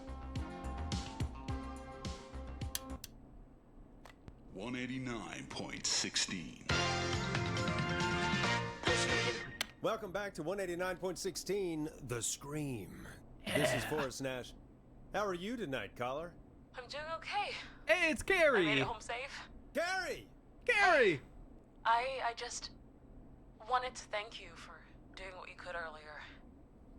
You know, even though we lost Jimmy, and I don't know. Hey, it's okay. You were so brave earlier.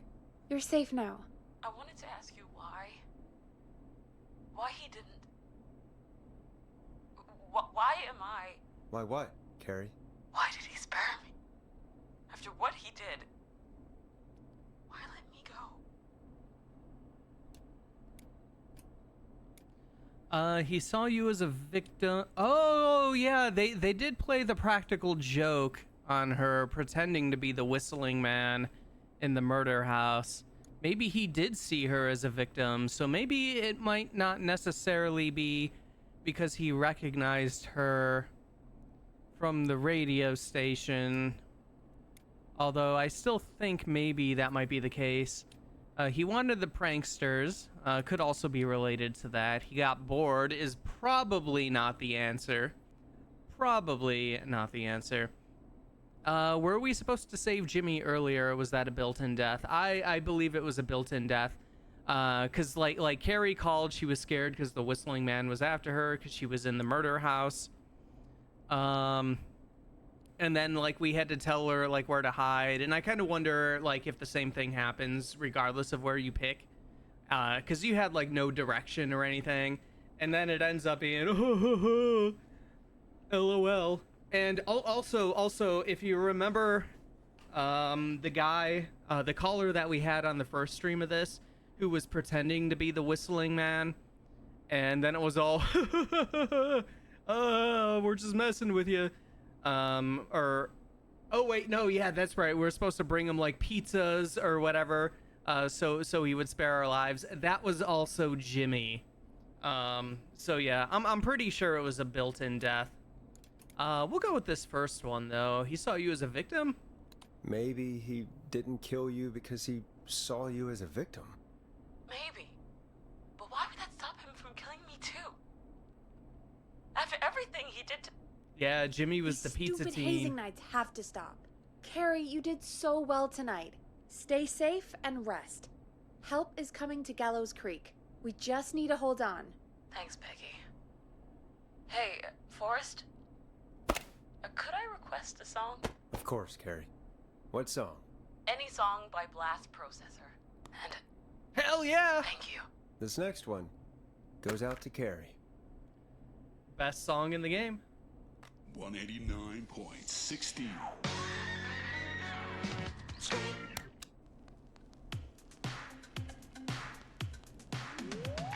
You know, what Carrie just said has really got me thinking.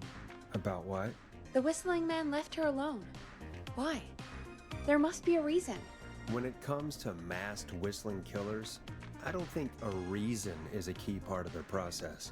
Well, it's something to Maybe, consider. maybe not. I don't know. I need to take a break.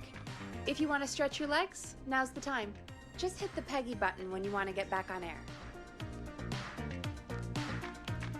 All right. I guess that's a good time to save.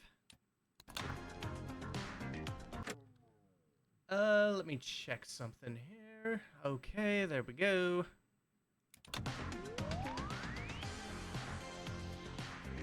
I wonder if that... Should I be exploring around for some reason? So...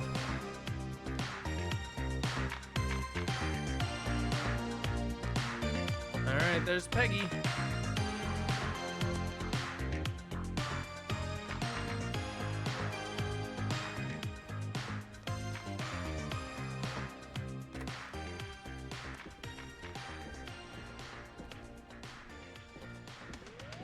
Guess we could always do a quick walk around, see if anything weird happens, I guess.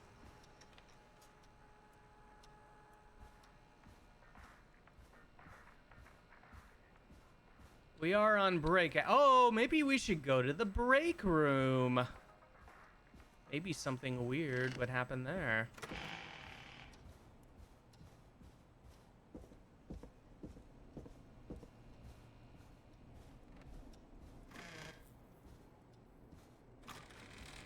Also, check the janitor's closet for murder things.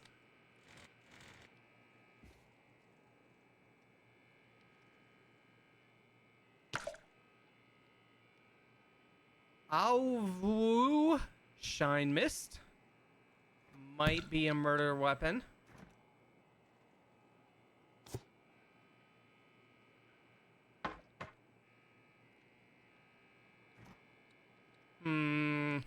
What's in that box? What's in the box?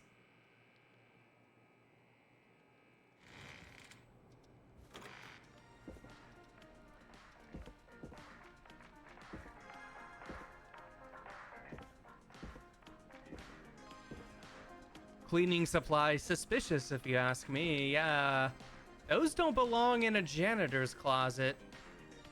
They should be out being used. Where is the janitor? He's missing.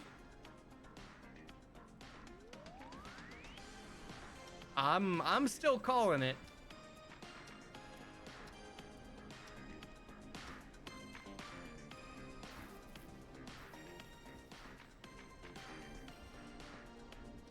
All right. Well, I guess not much.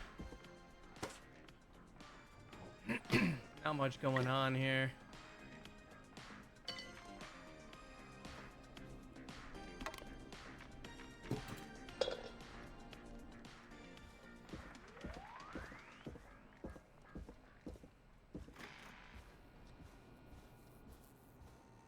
So many locked doors, so few keys. Oh, here's more janitor things. And yeah, what is this do not disturb? Locked tight.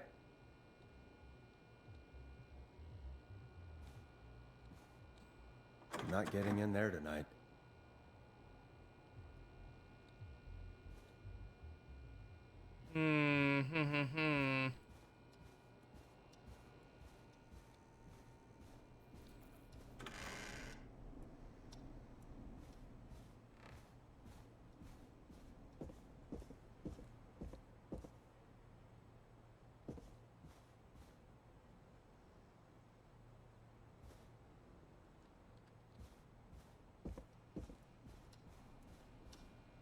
Yeah, what is that stuff oozing out from under the doors? That's the question. Why are they locked, and why is the janitor not cleaning them?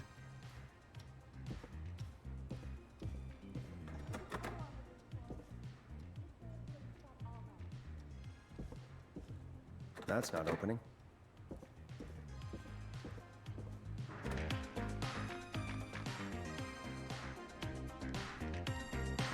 Let's get going, Peggy.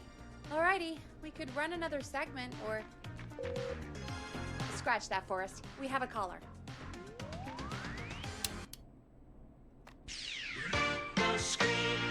You're through to 189.16, The Scream. What's your emergency? Hello again, Forrest. Oh, that call with the teens was awful. Those poor kids. Still, I'm glad the girl didn't get hurt. Thanks. What about Hot for your David? Concern. Are you in trouble? What's on your mind? I wanted to ask you again to play my song, Forrest. Oh, maybe Play this it. mysterious lady is Your the name whistling was Dawn, right? What, Peggy? whistling dude. Yes. Oh, well remembered. My name is Dawn. And Yeah, I Dawn. wanted to ask you again to play my tune, Forrest. Long Ride Home? You know, the one that Peggy said she threw outside the window?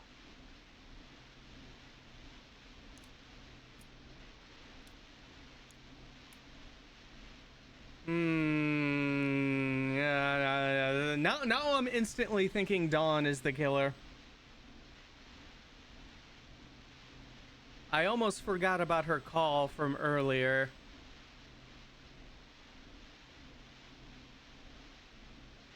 And also, wait. So Peggy told us that she threw the record out the window, but that was during a song, you know, when we weren't going over the airwaves with our conversation. So how would Dawn know that?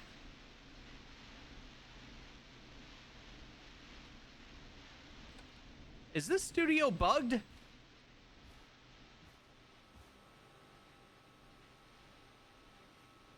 What's that?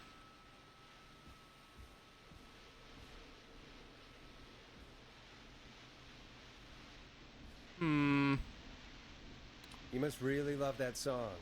If you're calling up to ask for it when you know we don't have it. Well, I do love it. And I don't want to argue, but you do have it. It's Dawn does just seem a outside the tad window. strange. There's a serial killer on the loose.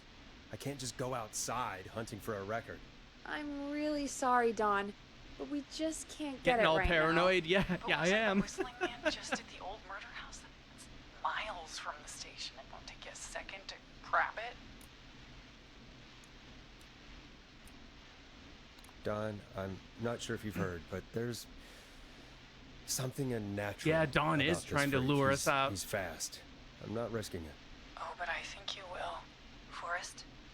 Peggy, I'm calling with more than a request. I Oh, you know are? Something. I think I know who's gonna be next. What? Are you serious? Play my song, Forrest, and you'll find out. God damn it. God damn it. Well, folks, here's some music for you while I think things over.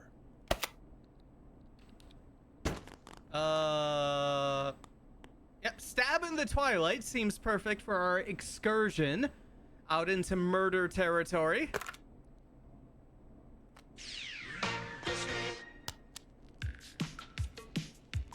You'll like this next song. Is she serious, Peggy? She's serious about hearing that song, that's for sure. Peggy, I mean, is she serious? Now I think she's being about- too I don't know, suspicious. Gotta be a Forrest, red but herring. we Yeah, don't really I know, have right? a choice, do we? If she's telling the truth, But how did she know? We weren't on the air when we learned that Peggy threw the record out the window. Why don't you... Peggy, why don't you go? All right, I'll do it. you're a good man, Forrest. I'll slide you the key to the fire door. Wait. Our fire door has to be unlocked? Yeah, it. You know, I never thought about it, but Yeah. We should talk to Reggie about that later. Maybe. Anyway, I'll hold the fort down while you're out. Of course. Maybe I'll even get a caller. That could be exciting. Oh, yeah, while you're safe. 189.16, The Scream. With me, Peggy.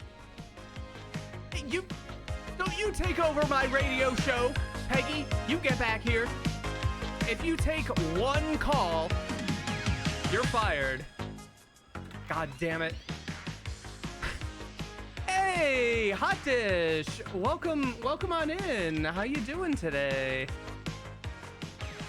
I know I did see you stream a little bit. I was lurking briefly while I was getting set up for my own after getting home from work this evening. Hope you're doing well today. Make Peggy go. Vertigo laying down the law with Peggy. Yeah. Let's see. How is this? It's on my wish list. Hot Dish, let me tell you, this game is fucking awesome. I highly recommend it. I'm loving it so far. It's just great. It's oftentimes like a choose your own adventure kind of thing. You know, you're the radio DJ, you got callers during the times of an 80s slasher, and you're making decisions trying to help or kill them. And I've said this a million times on stream, but it's very much like the movie Pontypool, although that one was, you know, a zombie invasion done through phone calls to a radio station. But yeah, it's awesome. I love it. I've been having such a great streak of new games between Resident Evil 4 Remake, Amnesia: The Bunker, and then this. It has been a great time. Let me see. Let me save before we pick up the keys. Speaking of Resident Evil, I don't know if we'll be activating the whistling dude, the whistling man. All right, we got the fire door key. Let's go out to murder territory. See if we can find the record that Peggy had to throw out the window.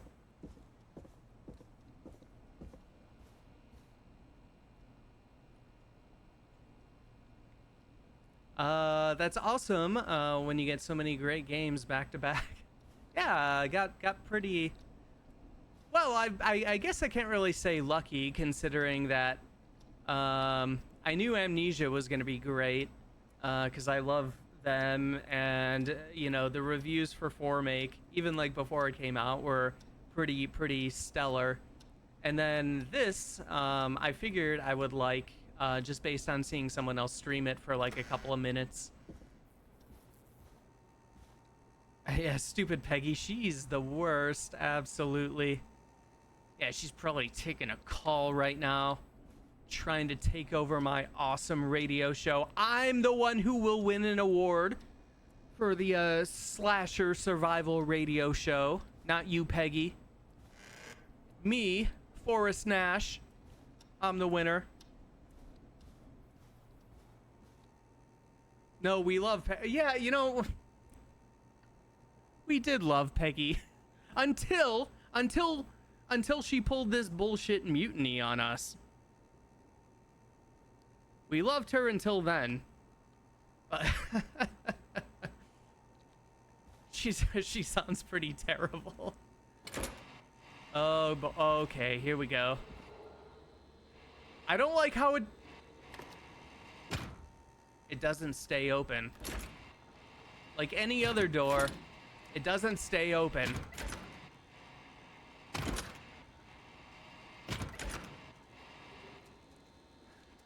This is all part of Peggy's plan to take over. I bet she's gonna lock the door, and then it's gonna be 187 point blah blah the scream with Peggy from now on. Oh no, Forrest Nash has died.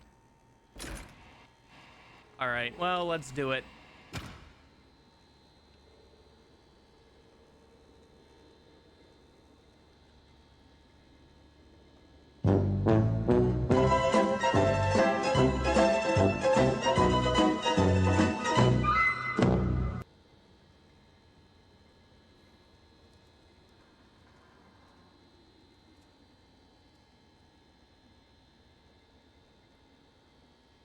So obvious. So freaking obvious.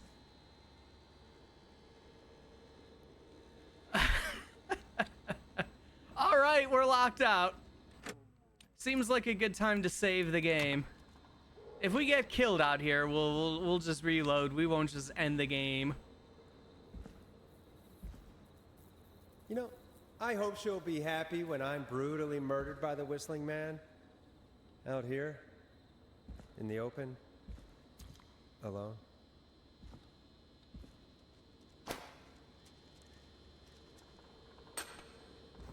Oh boy. This is the part where it turns into an action game. Oh god. Oh god, no. Please no. All right. Keep an ear out for any whistling.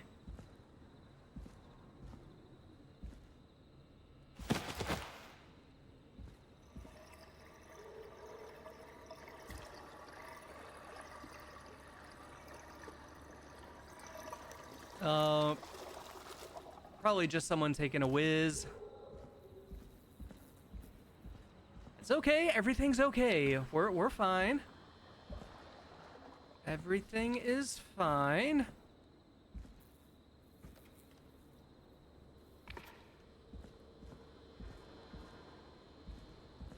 Alright, which window would she have thrown it out of?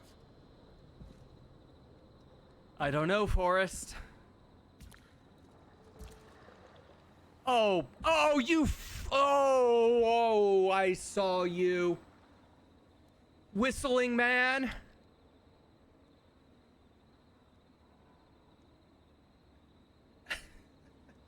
I hate to do this, but this actually looks and sounds so good that I'm gonna have to go into lurk mode.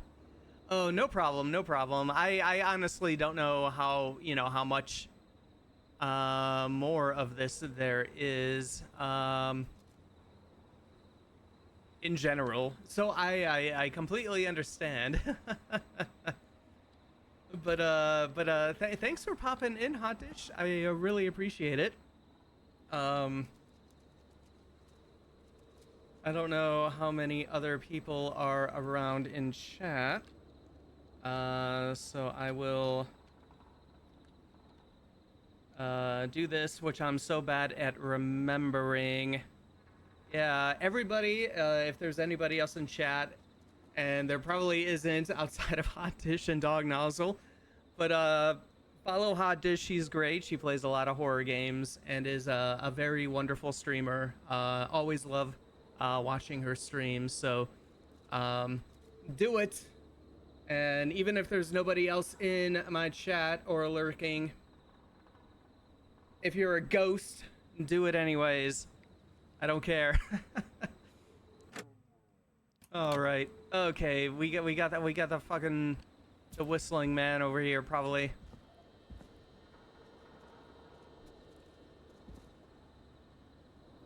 I do love ghost follows, absolutely. I'll take anybody. But yeah, thanks again for dropping in, Hot Dish. Always awesome to have the drop in or hanging out on your stream. Okay, where is the record? Where's the record? Oh, dumpster. I should be checking dumpsters, shouldn't I? Whoops. No one making noise out here, whistling man.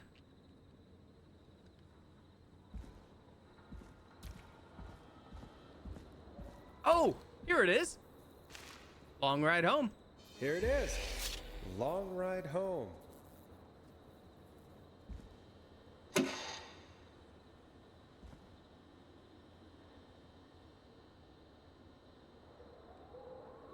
Now, how do we get back in is the question.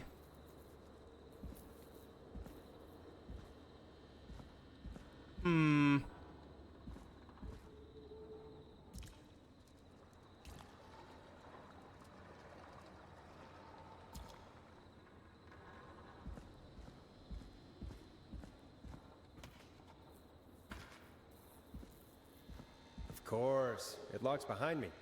And of course the key doesn't work on this side. Fantastic. Maybe there's another way back in through the basement. A door, elevator, or something. Like this? Oh, freight elevator only. All right.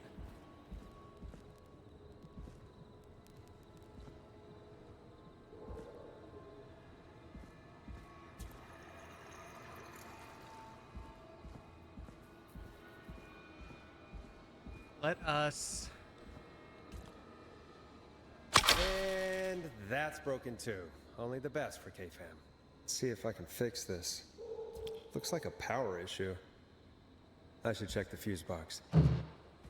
All right, yeah, we'll do that. Let's check the dumpsters. Anyways, we didn't check those before in case there are any other records or new ad tapes. Doesn't seem like it. Okay.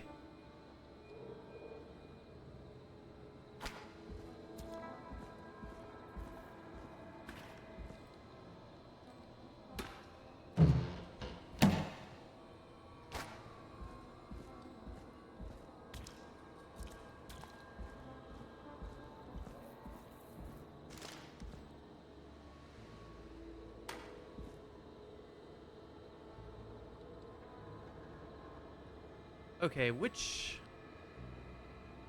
Looks like I'm gonna have to hunt around for some new fuses. Oh, okay, we gotta replace all of those. Darn it.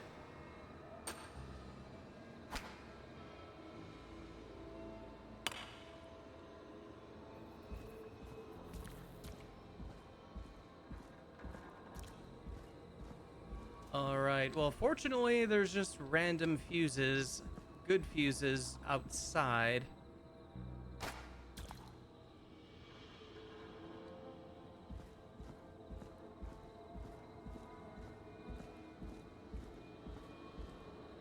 No mannequins or non-reflecting mirrors yet, though. Yeah, that is a good point. That is a very good point.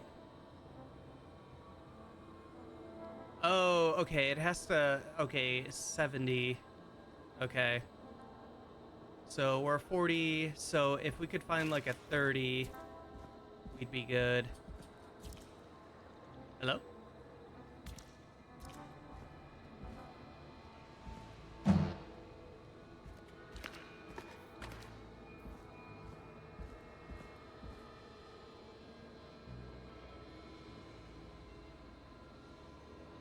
We did find a bunch of fuses out here. I think that's our first horror game check. Ah, yeah.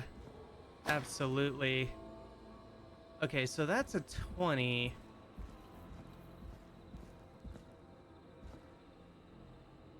And that's a 20. Okay. What is this one? Oh, another 5.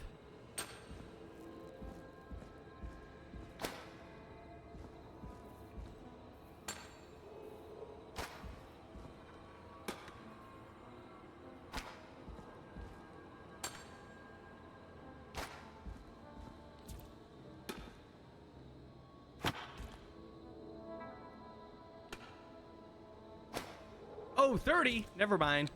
We don't need those. We got the 30.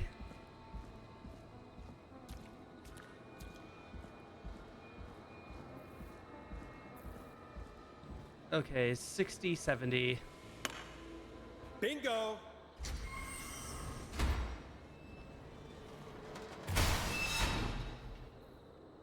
All right, let's save scum right here. In case... I mean, we can't really run.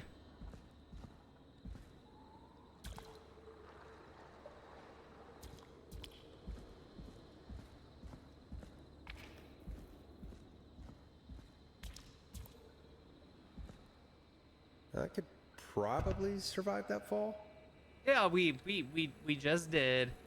No big deal. All right, so now this is our first time in the basement. Let's see if we can find any evidence that the janitor is the whistling man.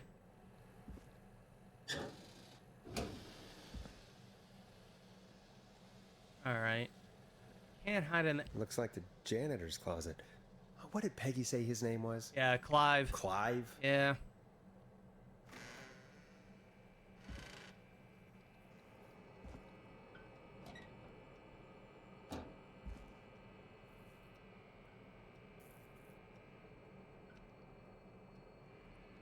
Oh, God. Oh, no.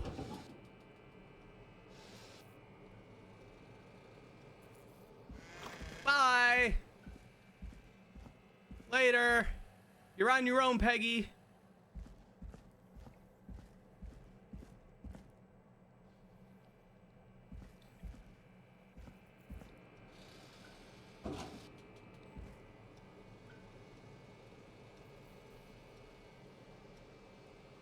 Oh, bullying. Whoa, crazy surveillance pervert room. Yeah, oh my God. Here we go. You asked for a dog nozzle. And you got it. We got mannequins. What the hell? Peggy is not gonna believe this.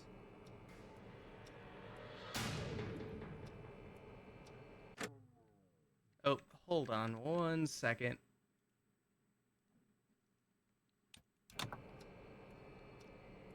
Oh yeah, mannequin room check. That's right. Oh boy. Oh boy. Up. Up.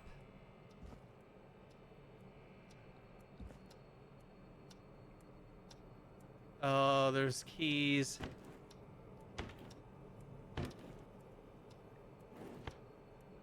Well, let's close those so he doesn't know that we've been in here.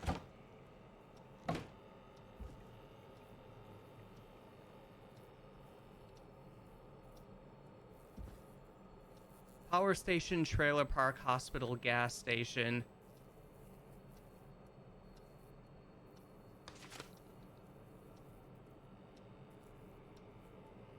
All right, Kim Walker has been circled, Rebecca Allen, Ant Williams, Chuck Brody.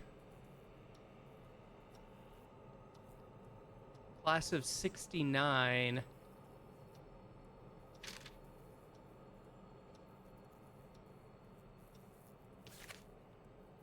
Let's see. Festival of Disaster. Big wheel breaks free. 15 injured. Who is to blame? Gallows Creek Harvest Festival closed early this year after tragedy struck only hours after opening. The big wheel broke free from its supports and rolled through town. An investigation is currently underway.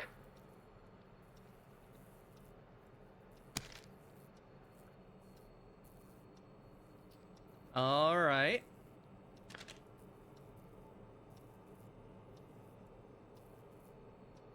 Flu for thought. Local doctor Kay Walker recommends all locals get their flu shot ASAP. Flu season is upon us, 84. Is no different than any other year. Make sure you are protected.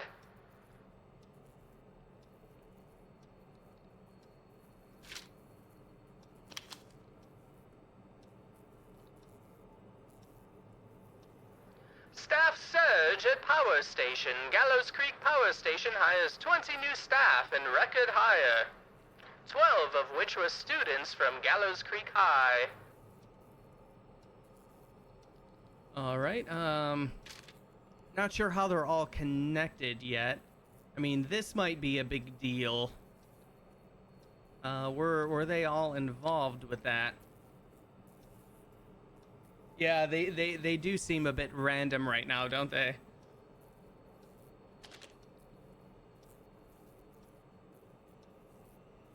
Let's see. Call for donations to help Chuck Brody. Former Gallows High football captain Chuck Brody suffered a career-ending injury as a victim of the festival disaster late last year. To help him on his road to recovery, we are buying him some lottery tickets. Hopefully he gets lucky and can get back on his feet. Pun not intended. Well, we'll play that anyways. Drop tickets in the bucket below, thanks. So is Chuck Brody the whistling man?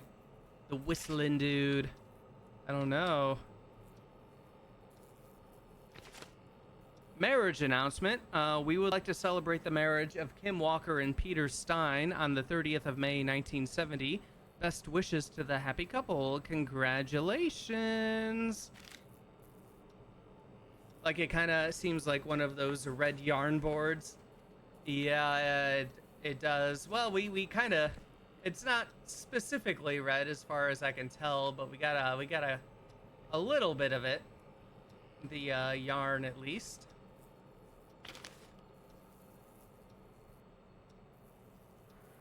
Crime syndicate impounded. Criminal operation shut down. 24 arrests. Inside, informant walks free. Police have today finally put an end to the long-running car-thieving crime syndicate. The arrests were made after a member gave up information on their co-conspirators to investigators. The informant, who asked to remain anonymous and will hereafter be referred to as R.A., has walked free with no charges.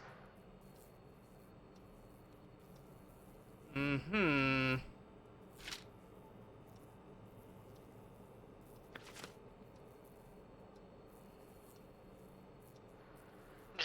justice for festival victims. The 2-year investigation into the festival accident has concluded.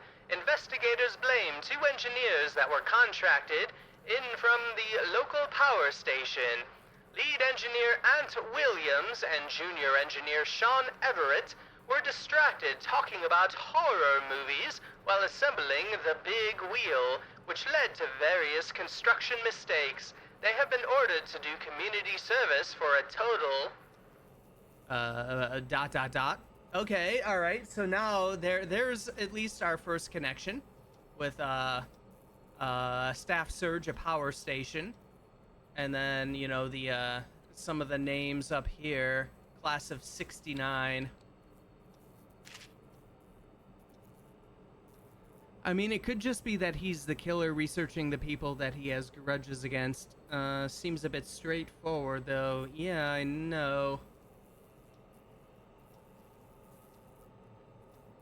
And I mean, I guess we wouldn't be, like, our character, I imagine, wouldn't be connected to any of this.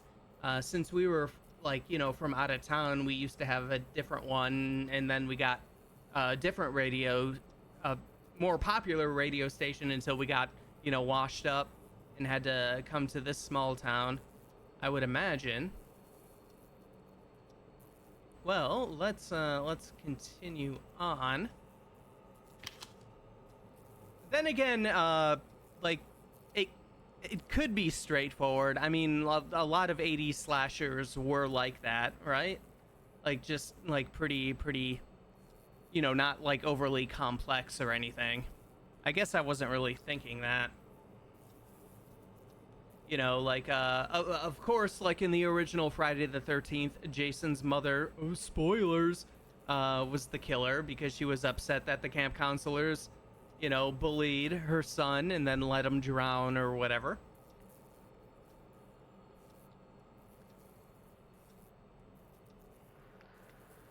Beep, beep, look out! Tragedy! 5 dead, 16 injured after brakes fail on bus. Tragedy struck Gallows Creek yesterday afternoon after a bus failed to stop and crashed into a fuel tanker. The deceased have been identified as Gallows Creek locals. Mr. D. Rudd, Mr. M. Houghton, Mr. P. Stein, Mrs. K. Stein, and Ms. J. Mildred. Police have asked for privacy for the families of the victims. The incident is not being treated as suspicious. No, well, it's appearing on the conspiracy board here, so maybe it should have been.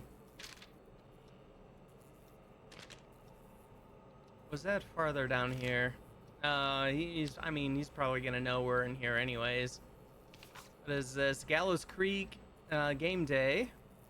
Gallows Creek High versus Quiet Ridge High Division 2 match. Saturday, 8th of March, 1969. Kickoff at 3 p.m., everybody. Be there or be square, as the kids say these days.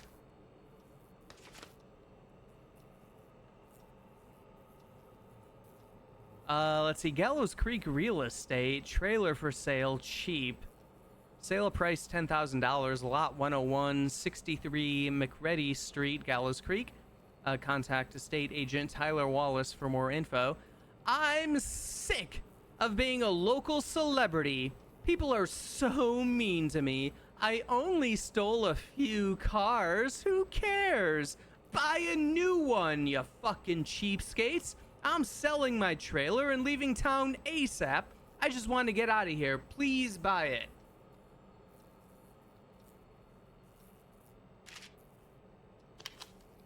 All right, 1987 Quiet Ridge Health and Safety Convention, Tuesday the 1st through Sunday, the 6th of September.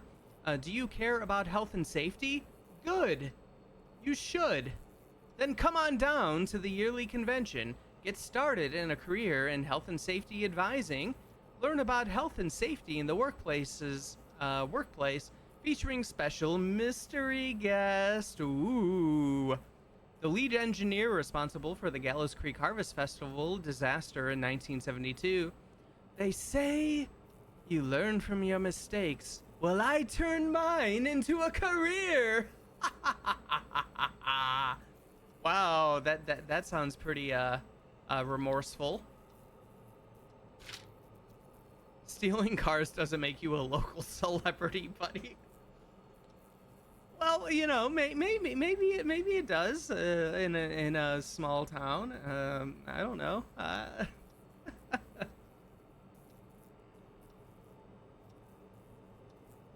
Although, I mean, I guess I kind of live in a sort of a small town, not you know, one set up like this or like, you know, Twin Peaks or anything, and I'm pretty sure that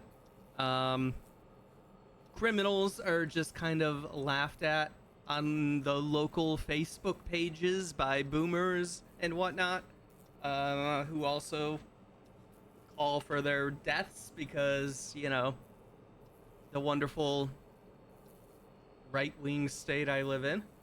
But yeah, not really local celebrities. They're usually pretty forgotten after those posts. Is your car safe? Sheriff Matthews warns citizens to look out for suspicious behavior after multiple car thefts. The crime wave of 70 will be stopped. I can assure you, we must work together to bring down this criminal organization. And then whatever else it says, something about peace and order.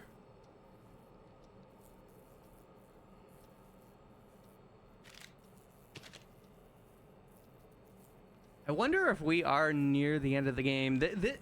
Is this not like a Resident Evil lore lab? More or less? So I'm wondering, are we meant to use this board to organize all the clippings in some way? Maybe. Oh, God. Maybe. Oh, fuck. Well, I guess we'll see. We'll just go through reading first. 24-hour gas station bought by local ex-lottery winner.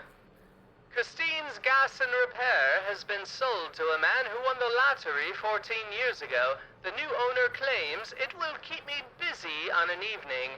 He has asked to remain anonymous. Okay, but yeah, we do know who the lottery winner is from an earlier thing.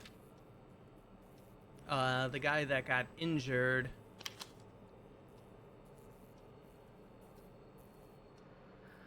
Local legend takes to Manhattan. Infamous author of tell-all book Diary of a Car Thief moves out of Gallows Creek for a new life in the big city. She stole our cars and then she stole our time and money, said our reviewer Jim Randy last year. Hey, all right. I enjoy the reference to one of my favorite, personally for me, top 3 Friday the 13th movies. Jason Takes Manhattan. Local Legend Takes to Manhattan. It's obviously got to be a reference. Oh, our car thief person was a woman. Yeah.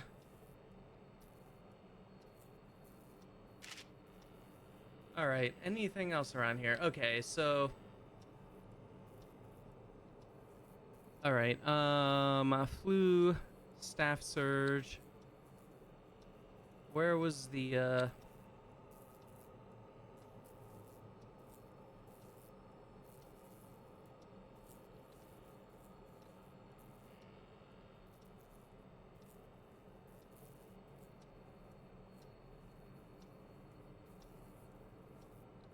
Oh, okay, yeah. Okay, so Chuck Brody was the one who got injured and sent lottery tickets, so he bought the gas station.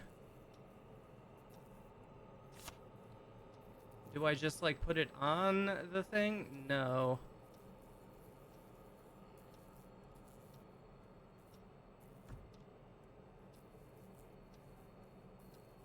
Oh, maybe gas station goes on it? I'm not sure how we're supposed to, like, organize it, really.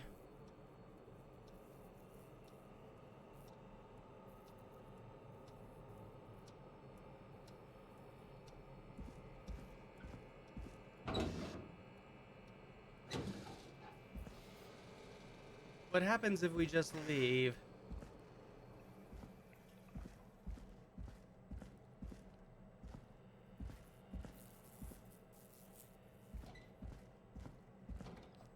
Oh, we'll save it just in case. Do want to see if we can.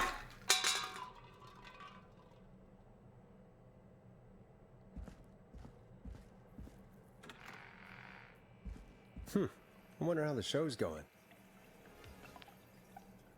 All right. Let's just load that up.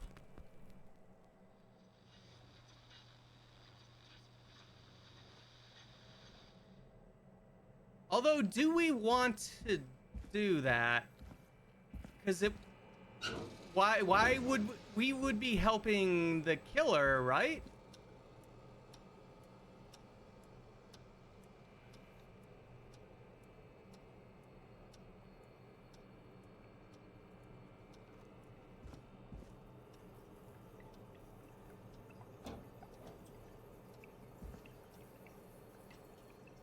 Like, it might be good info for us to have, but...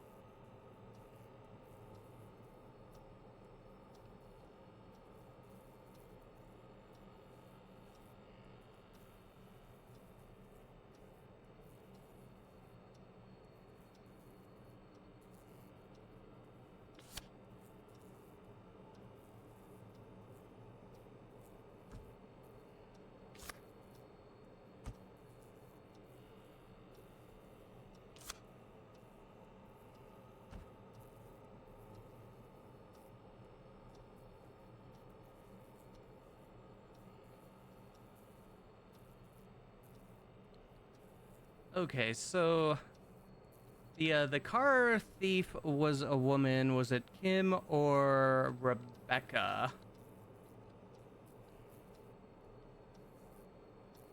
Local doctor was Kim.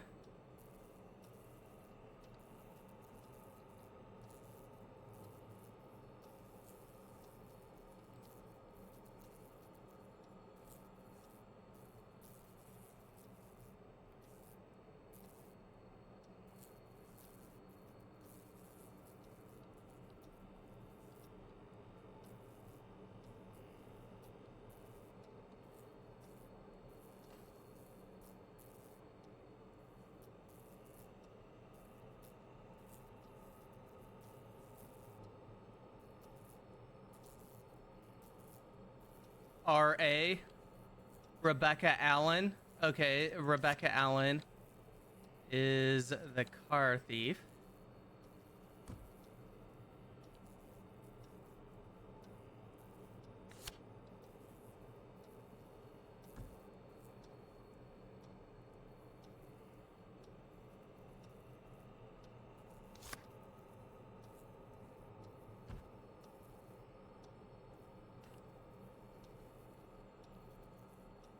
And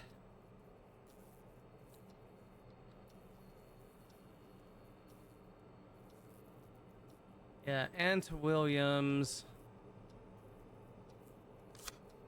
worked at the power station.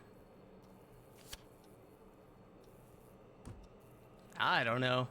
I don't know how I'm if I'm even supposed to do this.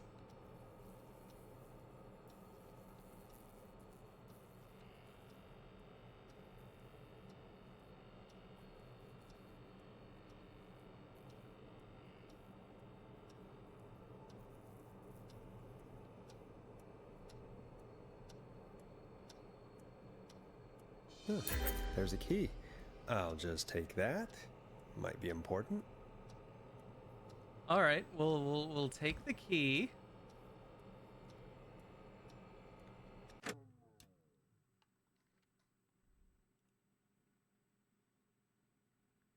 Oh, let's see. I'll save there.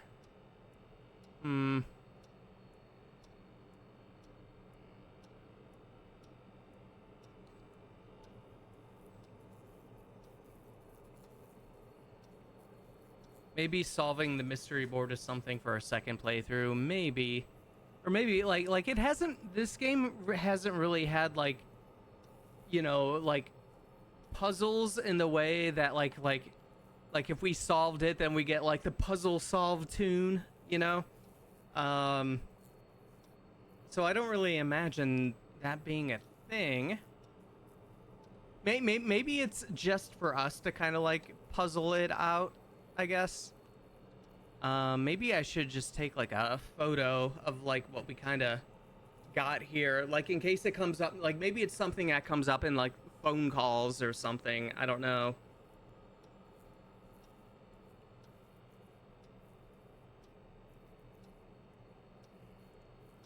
Let me, I guess, kind of do that.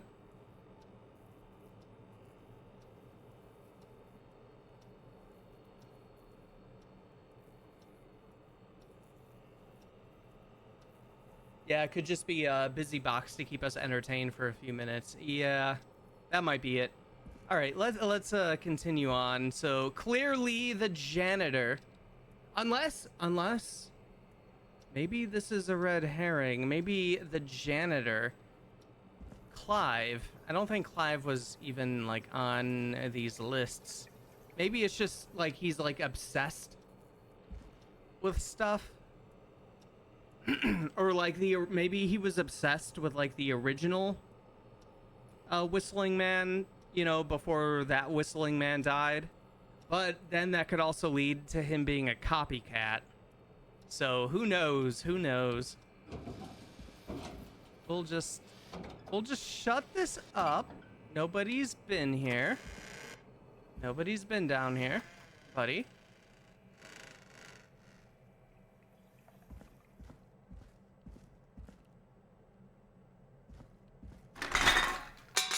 I keep doing that.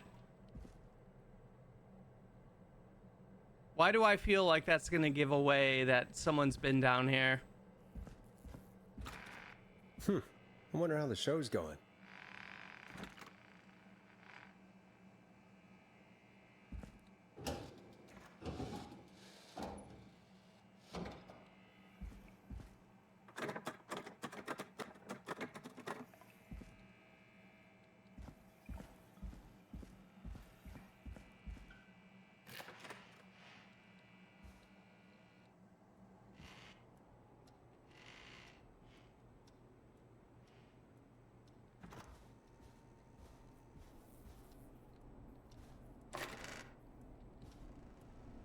All right, just going back to our radio show.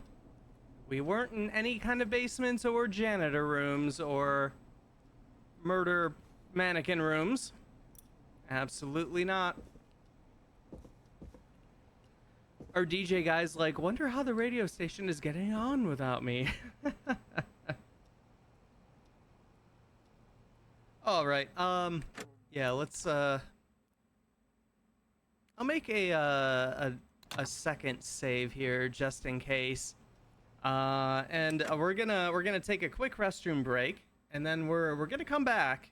I'm curious as to how much more of this there is left. Now that we kind of got a little bit of a lore lab going on there.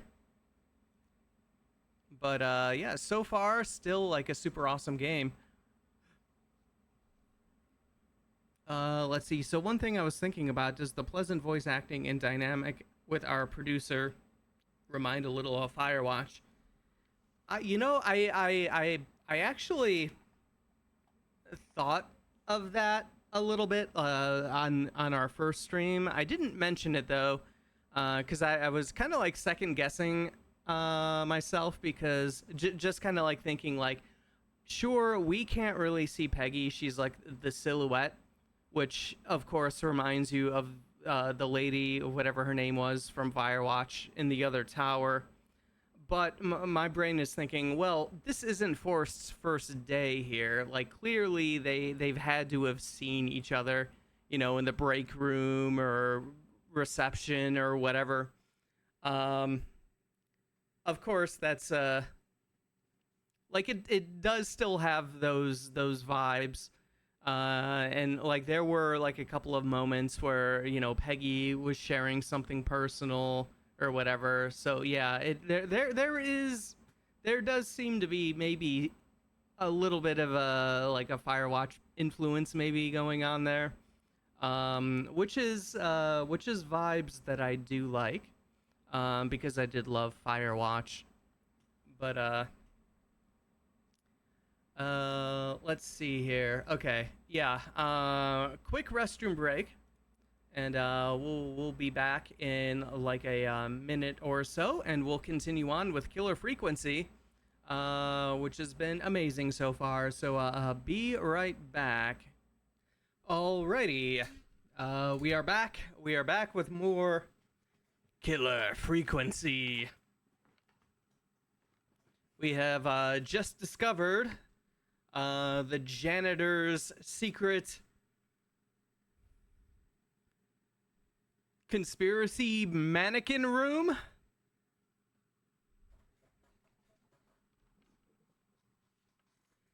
Well, we'll see what happens with that. But we gotta head back to the old studio, make sure that Peggy hasn't taken over our radio show.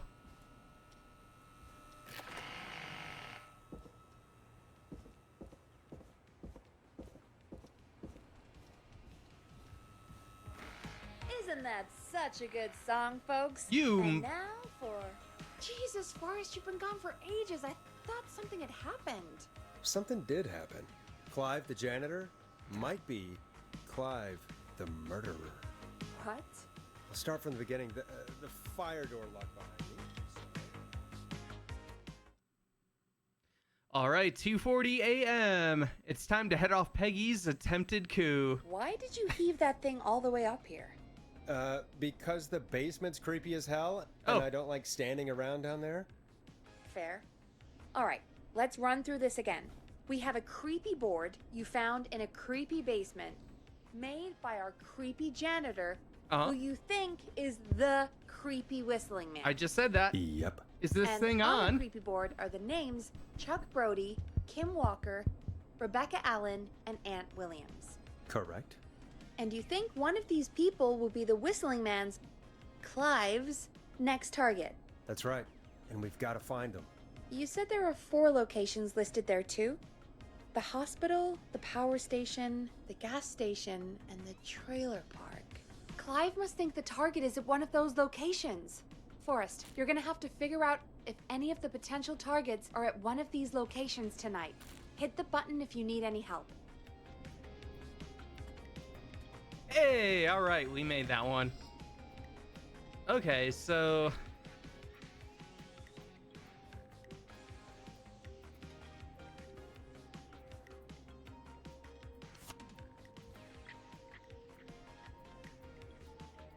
Okay, I guess we wouldn't be putting them on that map.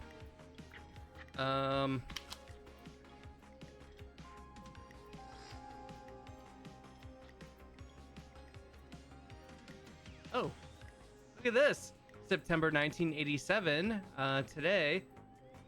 Looks like we got a doctor's appointment on the 21st at 2 p.m. But on the 24th, we start our vacation. Hell yeah. Let's go, vacation time. Oh, the mystery board got reset anyway. Good thing we didn't waste a bunch of time organizing it. Oh my god, right? All right, help, Peggy. What do I do? How's it going? It's not going well. I could use some help. Okay, let's review the basics. We need to work out who the next target is. There's 4 locations, right? And 4 people. We need to figure out if anyone is at any of the 4 locations tonight. And if they are, We can call them and warn them. Oh, There tonight. must be Okay. some connections between the notes. That makes sense. All right. Great. Need any more help? Is there... Okay, today is September 3rd. That's 72. 77, 69, 86.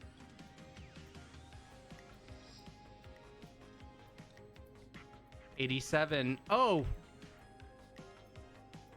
September 3rd, 87. Okay. Let's throw that right here. We got Quiet Ridge Health and Safety Convention.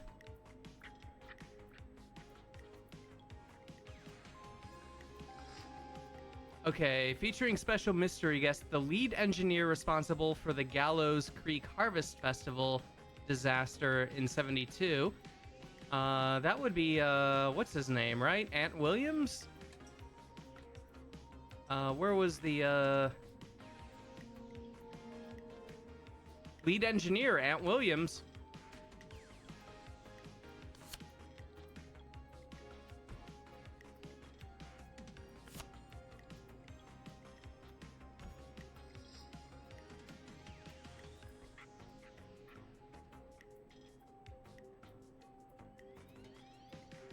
That's February 87, 86. So yeah, it just has to be that, right?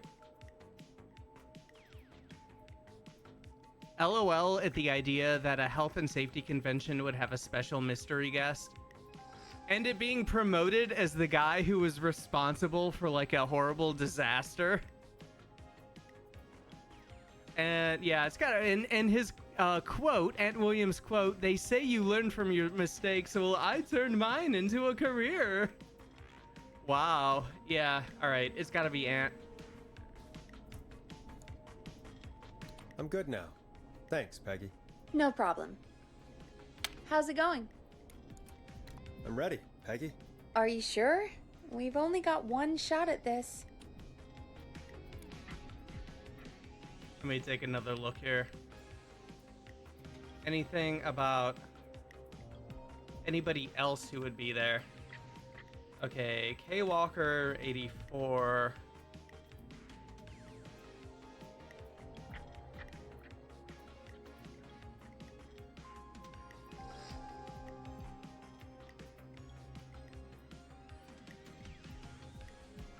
I mean, it's the only thing we know that is happening tonight.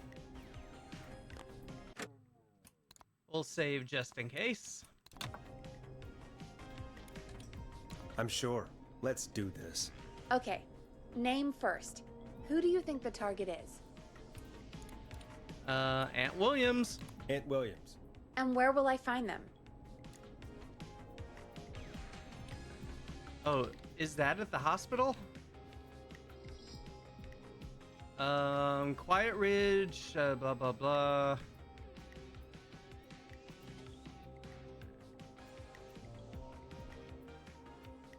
Where is the convention being held at?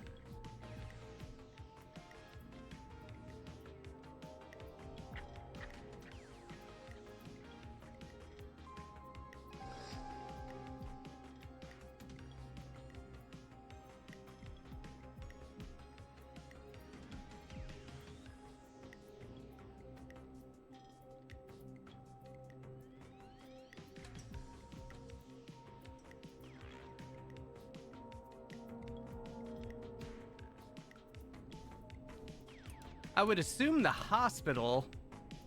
Why would it be at the gas station or the trailer park or the power station? It's got to be the hospital.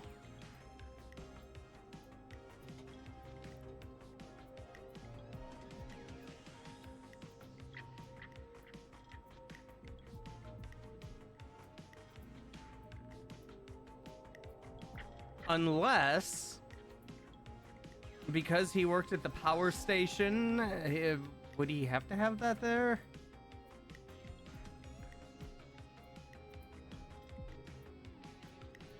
Yeah, it's got to be, but it would be really funny. It was at the gas station. Yeah. All right, let's just go with the hospital. The hospital. Okay, I'm dialing. One moment. All right, let's see if we're right.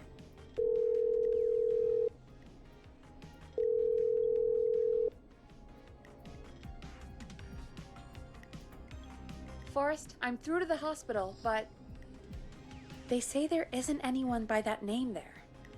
What? Then who? Jeez! It sounds like something blew up. He's using bombs now? Oh my god. The call board, one moment. Oh no. Forrest, I'm getting so many calls. Just let me... I'm gonna take us off air for a moment. Unless that was supposed to happen, I don't know. Peggy. Peggy! I'm back. He blew up the gas station, Forrest. Was it at the gas station? I spoke to the fire department and the hospital. The fire department is useless now, as you know. And, the hospital's only ambulance was at the gas station. Oh. Forrest, you've got to say something on the radio. Shit. You have to tell the town. I'm putting us back on air. Now. Gallows Creek. I don't know how to tell you this, but, the gas station's been bombed. 189.6. Please, everyone, stay safe, stay inside, and... Oh, just bring us into some music, Forrest.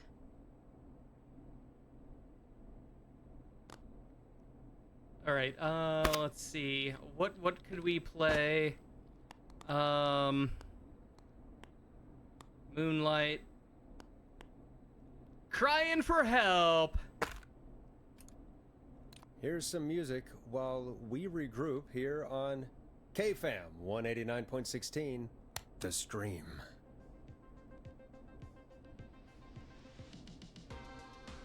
No, my dumb choke. Well, maybe it's not connected. Maybe it was just because the one ambulance There's was gotta be there. more in the basement to show us who Clive is targeting. And if that's the case, we can get ahead of him. Stop the killings before they can happen. Forrest, we need to go back down. By we, you mean me, right? Yep. Like I said, I need to handle all these calls. Maybe start with that creepy mannequin room you mentioned before. I still have a lot of questions about those, by the way. Me too. Oh, yeah, like why? Why are they there? Like, some of them were pointing. Like, I remember the one that was pointing at the ceiling. But there wasn't really anything there. But before we go, we gotta, of course, make a basket. Then we'll get to solving who the murderer is.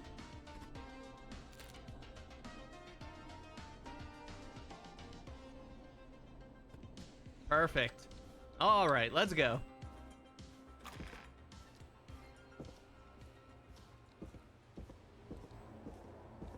I feel so fucking unsafe in this radio station, let me tell you. I do not like this.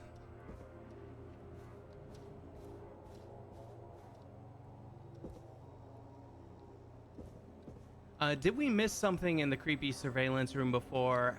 That I'm not sure. Like, I don't know. Like, there was, I clearly now something with the mannequins, but maybe it was a thing where we couldn't do anything with it until, you know, we did that, and then Peggy activated the mannequin quest.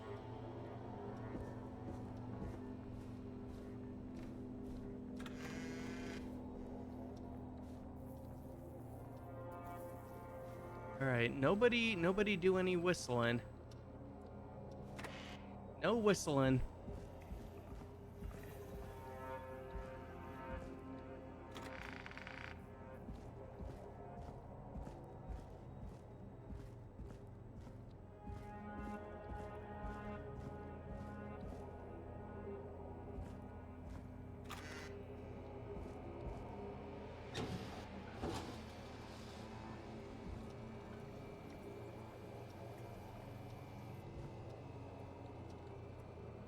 Okay, this guy's pointing.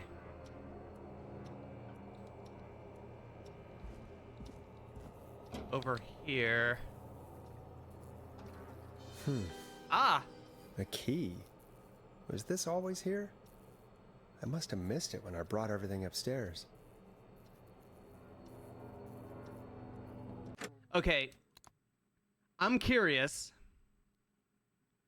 Yeah, let's save it. We're gonna go back to the other save. I want to see if that key was always there.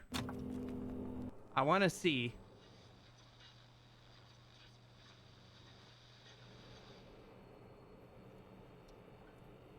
Oh, okay. The board was covering it up, so we couldn't have done anything until we brought the board upstairs. Okay.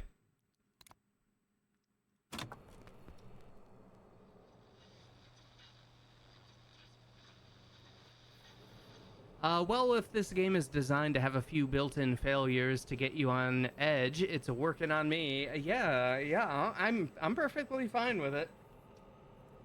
It's good. This game still kicks fucking ass. Basement storage.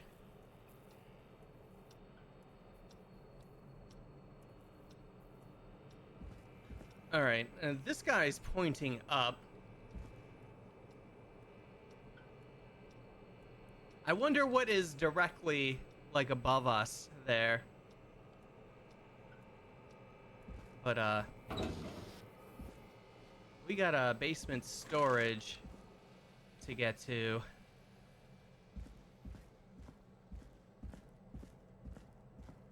Oh, hey.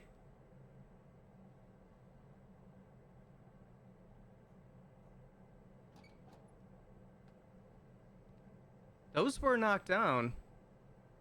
I knocked those down.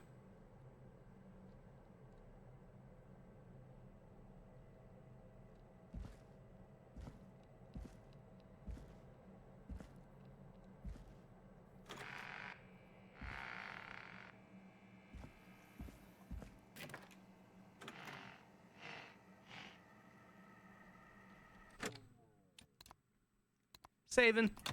We're saving. We're save scumming.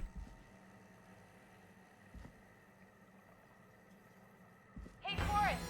Peggy, give me some warning before yelling down the intercom. Sorry. Buzz the intercom when you find something and want to discuss it. All right, Peggy.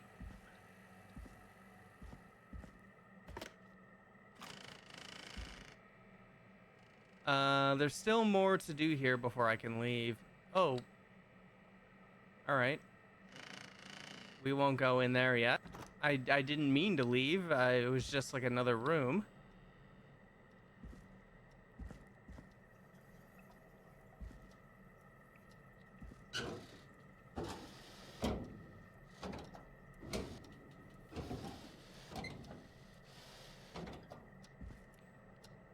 All right, what do we got going on here?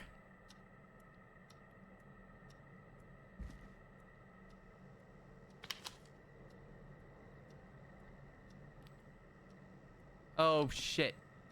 I didn't mean to do that. Where is it? Uh-oh. That was clearly showing us something.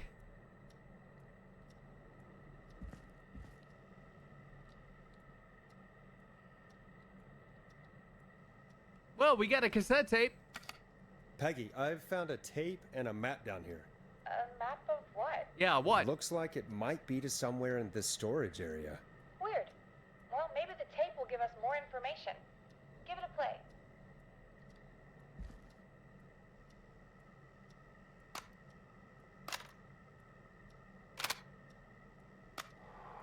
George Barrow, 1968.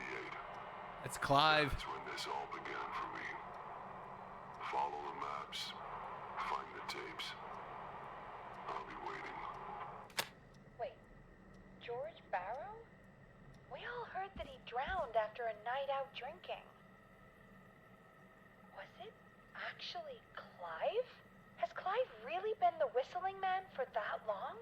He says I need to follow the maps and find the tapes. I guess that's what this map is about.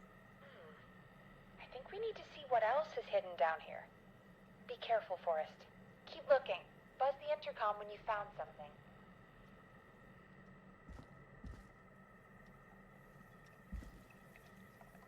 All right, I don't know if we should just reload since I threw that fucking map all over the place.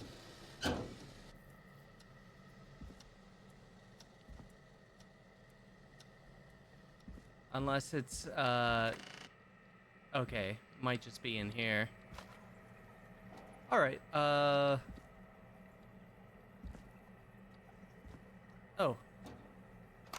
Time of autopsy is 7 a.m. Cause of death is asphyxiation from drowning. The degree of rigor mortis indicates that the subject has been deceased for 5 hours. That puts the time of death...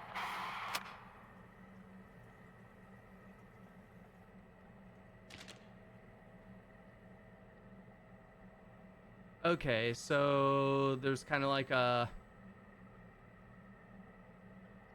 moving table kind of thing with another tape recorder.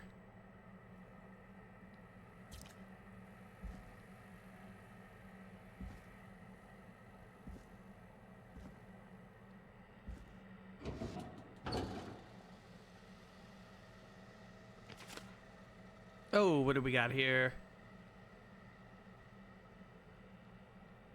Okay, delivery note, shipping date September 2nd, 87, from Starling Security. Delivery and installation, security alarm system. C. Atkins, that would be Clive.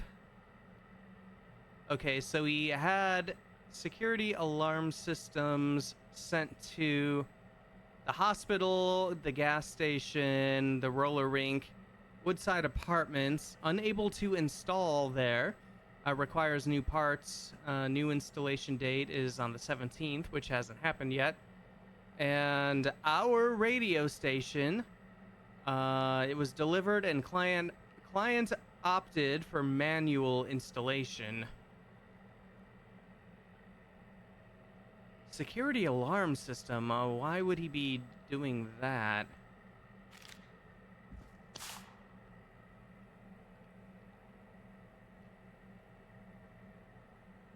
Security system.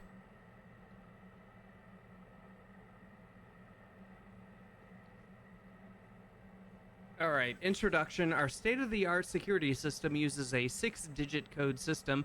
Simply enter the code into the keypad and feel total peace of mind.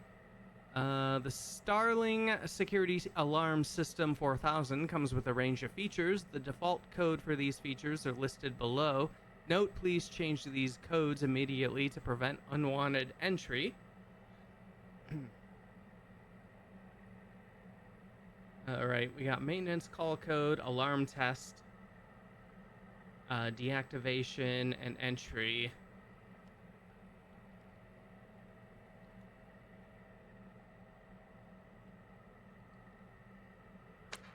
We'll just set that there for now.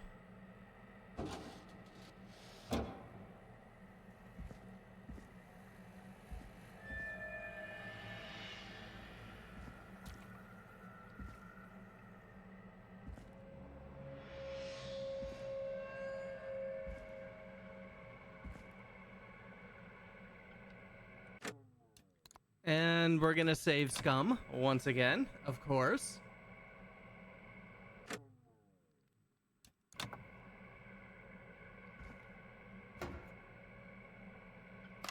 Small lacerations to arms, legs, and face, typically obtained by running through foliage. Severe blistering to the feet, as though the deceased had been running without stopping.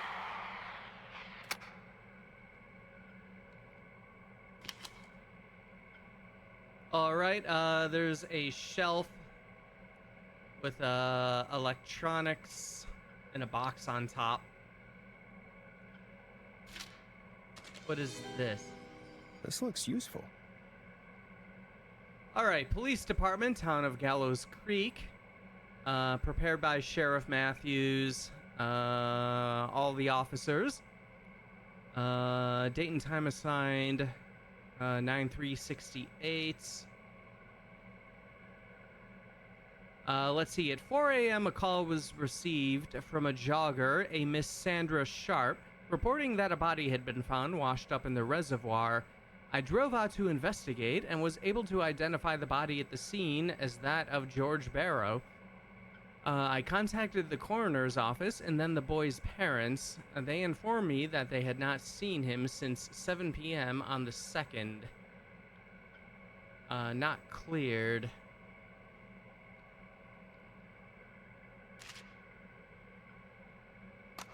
Small laceration. Oh, yeah, alright. We need the electronics shelf.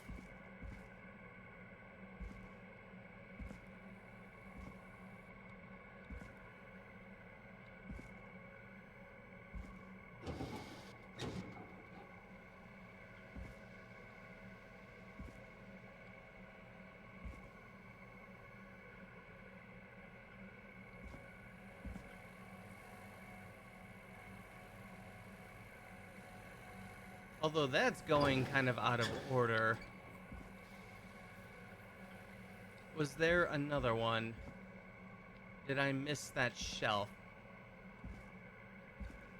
Oh, what is that?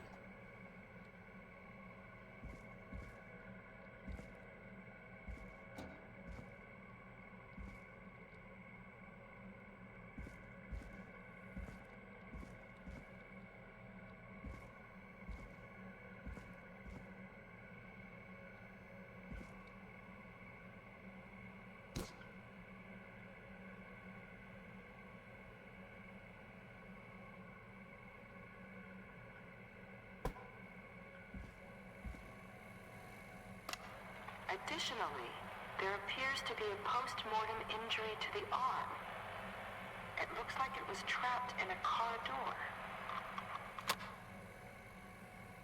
So if I'm following this correctly, he disappeared at 7 p.m., drowned at 2 a.m., and was found at 4 a.m., and was examined at 7 a.m. Does that sound right? Yeah, why not? We'll go with it. I don't remember if there was like a difference in dates or anything. Though. Oh, here we are. That's what we want. Where was that paper here? Okay, yeah, 4 a.m. call received. So it was found at 4 a.m.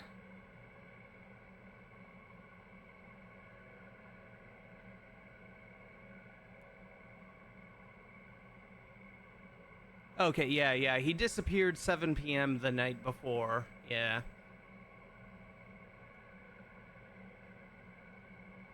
Yeah, sounds right.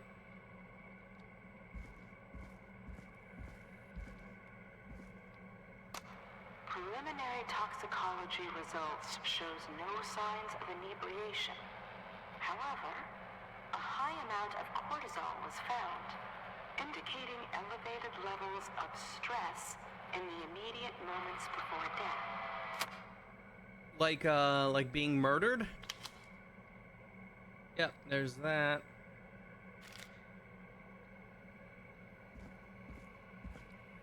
Go ahead and listen to it again just to go in order. Additionally, there appears to be a post-mortem injury to the arm. It looks like it was trapped in a car door.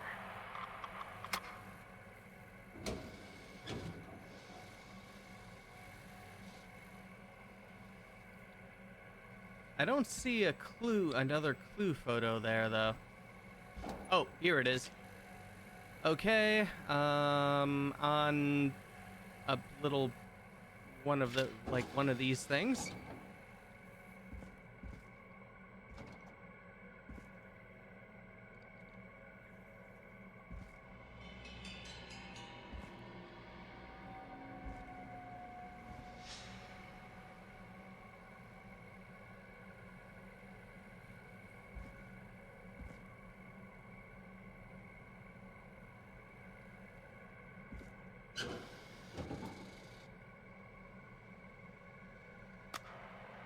is the coroner's opinion that the subject likely feared for his life and was chased, resulting in a fall from a height into a body of water, where he hit his head, was knocked out, and drowned.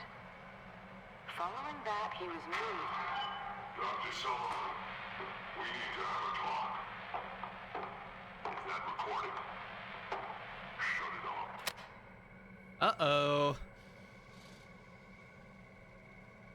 I don't know if that actually matters, but I'm in full mystery mode now. Hey, it's good. It's, I mean, if it matters or not, that's at least, you know, throwing out some, investigatory, speculation. It's a good game. This has to be important. All right. Medical examiner. Report of investigation 9-2 68 found dead 2100 hours, so 9 p.m. The deceased is a Caucasian male, age 18. The cause of death is established to be drowning, as shown by the signs of asphyxiation. Abrasions were found on the knuckles, likely from getting into fights in the past. Matches with known history of the deceased being aggressive. No other injuries were observed, and from the coroner's opinion, there is no evidence of foul play. No other injuries were observed, and from the coroner's opinion, there is no evidence of foul play. Did I just read that twice? I think I just read that twice. Additionally, the preliminary toxicology report indicates the deceased had a high level of alcohol in their blood. It is of the coroner's opinion that the deceased went swimming while intoxicated, resulting in his drowning. Let's see. And there's a post-it note that says, "I'm sorry I made you do this, Virginia."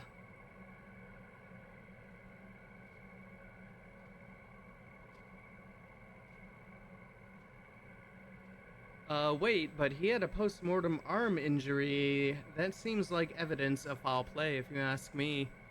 Yeah, but you know, so, like, I'm not, like crazy into, like, true crime podcasts or documentaries, but I've watched some on occasion, like the ones that, like, are, like, the classics, or, you know, the ones that are, like, really good, you know, like, be it like an HBO documentary or whatever. There is always weird shit going on with medical examiners, either just not knowing, or maybe covering something up.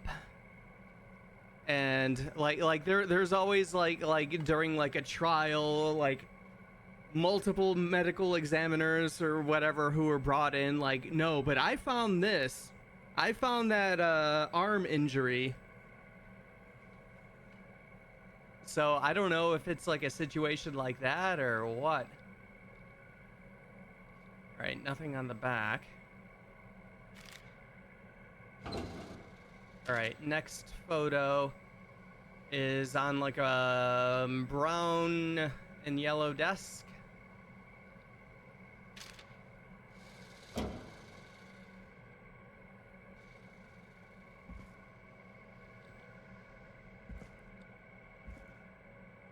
Which would be right here. And this is the end of the line.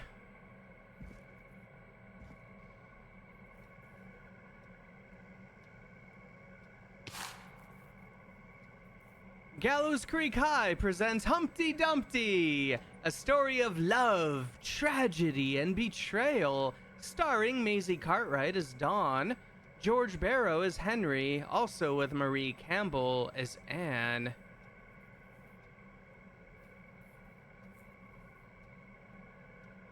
Dawn. Dawn, you say? And I'm assuming Maisie Cartwright. Okay. Cartwright is the name of the political leader in this town. The one that whatever blah blah blah junior was going on about being against in both that political ad that we played, and then like towards the beginning of the stream tonight when we got an actual phone call from him trying to turn this whole thing into like a political thing. So is the supposed caller Dawn, is that actually Maisie Cartwright? Or I might be just thinking about this too much.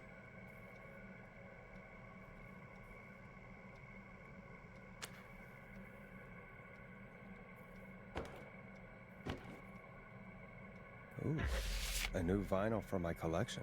Hey, all right. We can't be done yet then. We got a new record.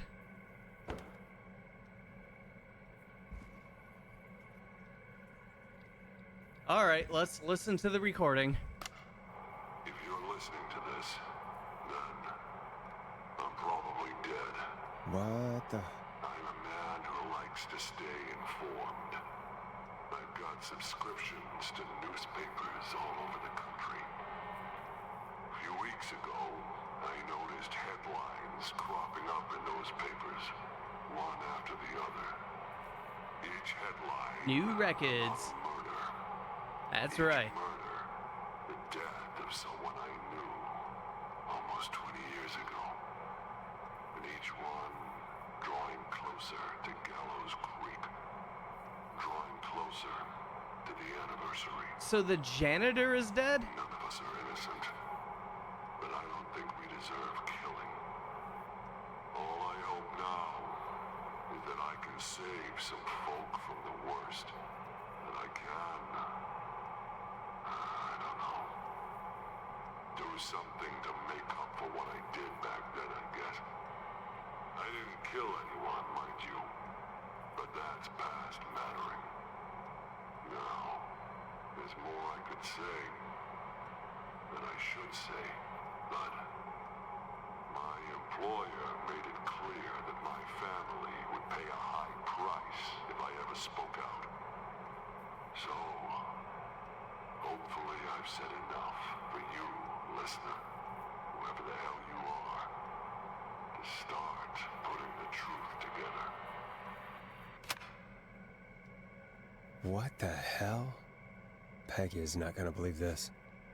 No, she's not. None of us are innocent, but I don't think we deserve killing. Yeah, yeah. I mean, you got the two things. You got the vigilante murder justice, and then you got like the state-sponsored killing with death penalty kind of stuff. I don't know. I guess I'm more along the lines of, yeah, you don't deserve killing, but maybe you deserve to be, you know, to go to the old jail, the old prison. He says he didn't kill anyone. Maybe he's one of the guys who was involved with the Ferris wheel incident, that only had injuries, no deaths. Maybe. I know he wasn't like the main two involved though, but yeah, maybe he was just like also kind of working there. Maybe it was something where he noticed the two who weren't paying attention but didn't say anything. Maybe it was something like that. Or oh god, now we got to get back out. Oh boy. Save. We're saving. There's got to be a fucking jump scare on our way out, at the very least, I imagine.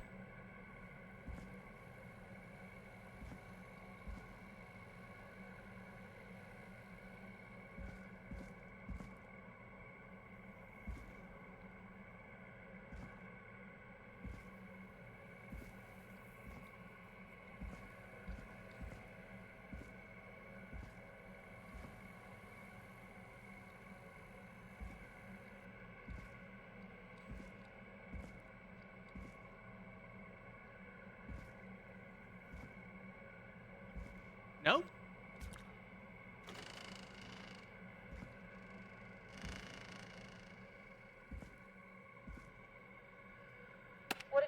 Forrest?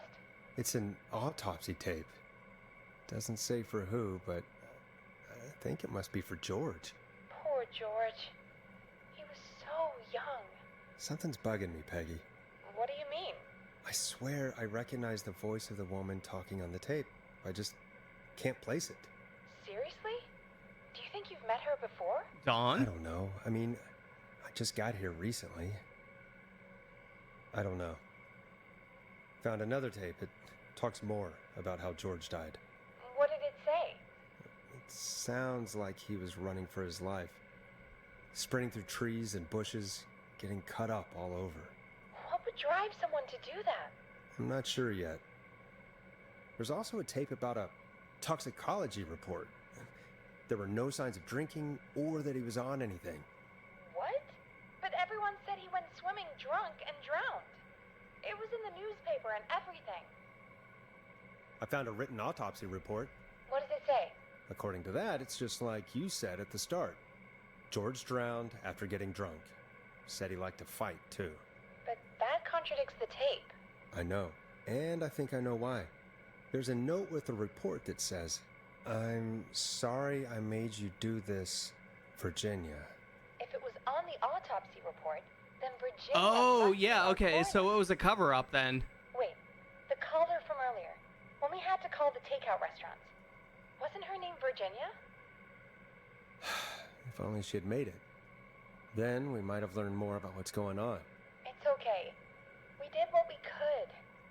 The takeout idea was a long shot as it was. I found a tape that introduces a new detail to the story. Post-mortem injury. Apparently, his arm got caught in a car door. A car door? Yeah, after he died. How do you suppose they can tell? How can they tell? I'm a radio producer, not a coroner. The written report I found doesn't mention it at all. How did his arm get trapped in a car door after he died? Unless he got it when the police collected his body? I guess someone else must have moved him, after he was dead, to where he was eventually found. But the report, what is going on here? I found a police report. Mentions a friend from earlier, Sandra Sharp. Sandra. The jazz runner? Oh, That's right. She found George's body washed up at the reservoir. The reservoir? I forgot what the Yeah? jazz lady's What's name strange was. about that? George got cuts from running through foliage, right? But there's no forest around there. Also, how did it wash up at the reservoir? What do you mean? Reservoirs don't have tides. But that's what the police report said. It's not possible, though. I did a school project on reservoirs and got an A. Oh, well, look But, at you, yeah, Peggy. Not important right now. The important thing is that it doesn't make sense. What are you suggesting then? That the body was originally found somewhere other than what the report suggests? That the sheriff tried to cover it up, but accidentally let something slip? Something like that. I think.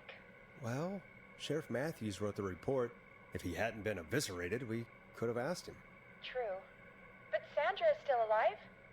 Once we're done down here, we should give her a call. In another tape, the coroner comes to the same conclusion as I did. George was running Was I from supposed something. to just keep going back to the Maybe intercom animal? after every recording? Maybe, but then there's this next bit where the coroner thinks he was moved post-death. So she agrees with us.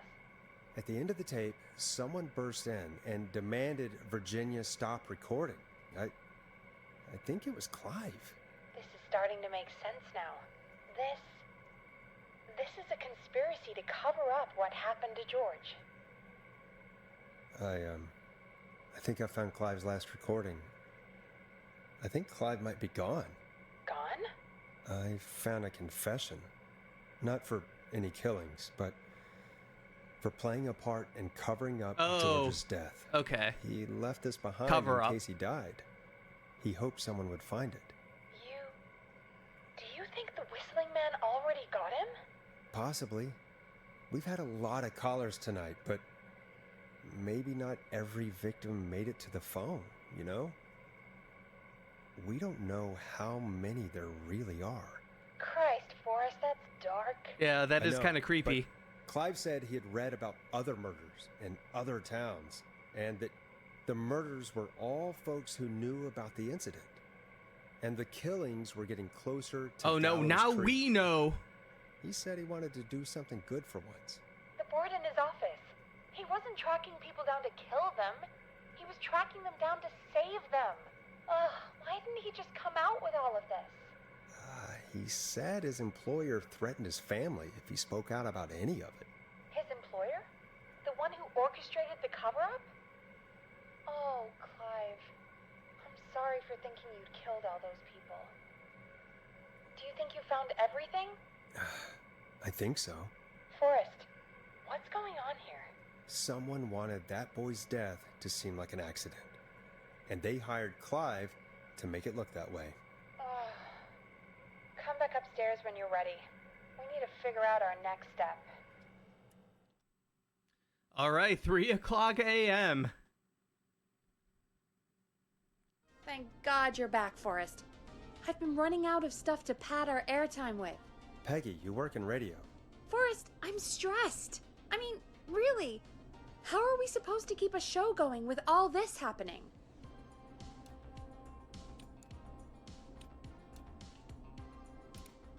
Beats me. But we gotta do it and we're going to. You're right. So, what's the plan now? Well, we know Sandra was involved in George's death. Do you want to call her? I do. All right, but before we go asking questions... All right, let me catch up here.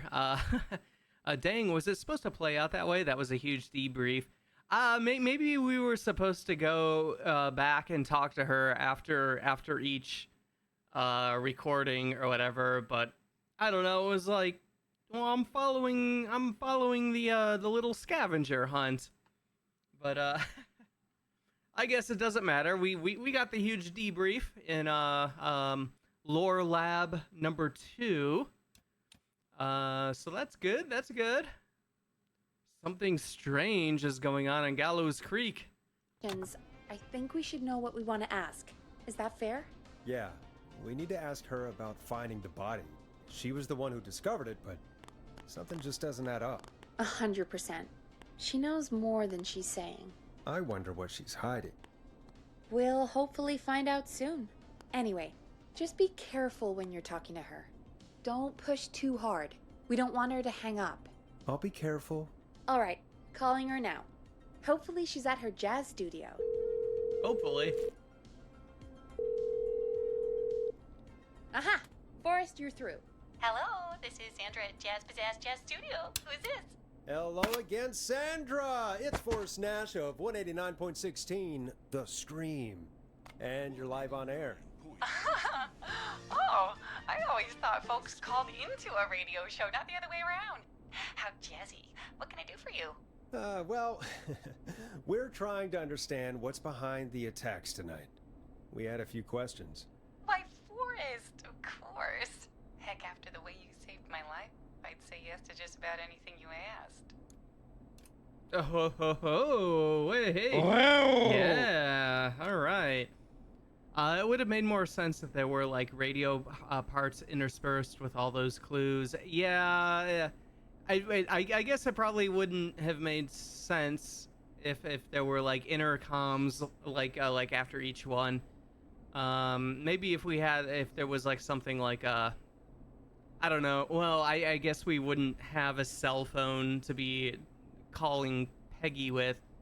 Maybe a walkie-talkie or something. I don't know how you would do that.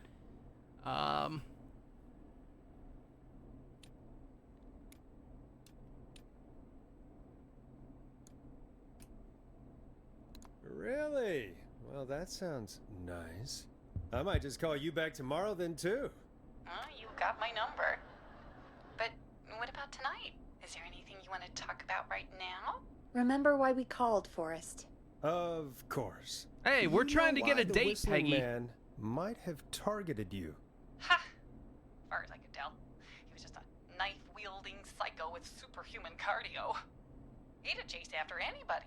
Right. Well, we think he might be chasing specific people. People who know about the death of a boy named George. Oh, I don't know anything about that. Sorry.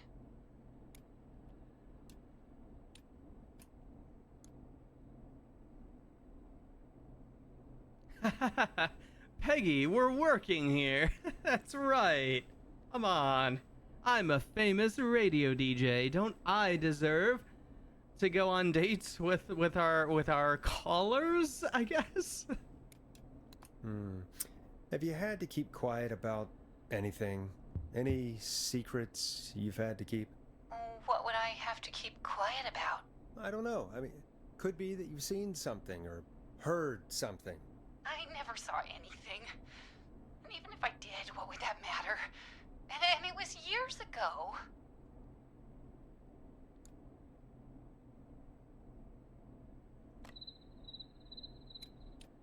Sandra, are you okay? It was years ago. We know, Sandra. You do? You know about? Yeah, I'm trying to play it cool here. Of course. This studio is my life. After I found the body in the river, I couldn't lose my studio. Do you understand? Get on with it. No, yeah. Oh, we'll keep playing it cool. I mean, being harsh is probably a great way to, get her to shut down on us. Sure. I understand.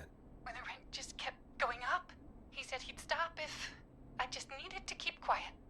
And everything would be okay.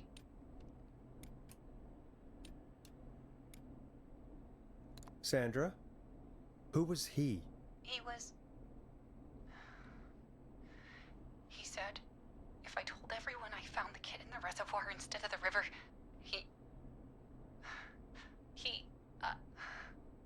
I'm sorry. I can't do this. And she's gone. I don't think that could have gone any better. You truly did great, Forrest. Well, folks, if anyone out there has any thoughts on what's going on tonight, please call in. That's good timing. We've got a call waiting just this second. Wait, no. First. Welcome to 189.16 The Scream with me, your host, Forrest Nash. Hi, Forrest. Hey! I know this is really out of the blue with everything happening tonight, but I wondered if you could send a special birthday message to my uncle.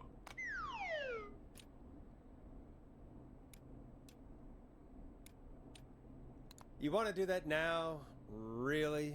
Why? Of course now. It's his birthday.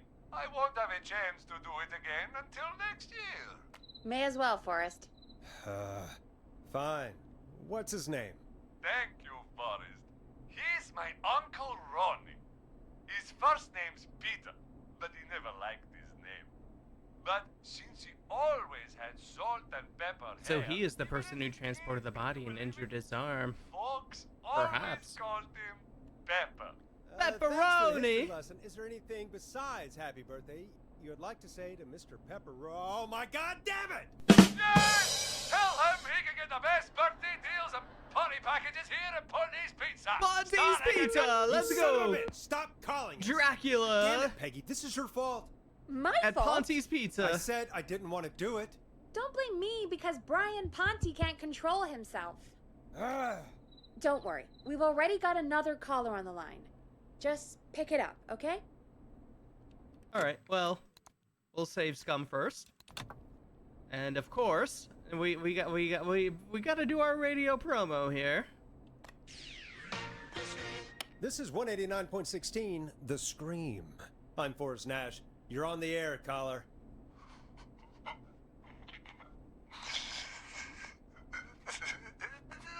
Caller.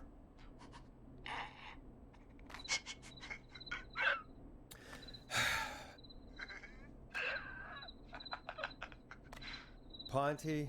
Ponty's Pizza always delivers. Come rain or sleet or whistling man, we'll be there.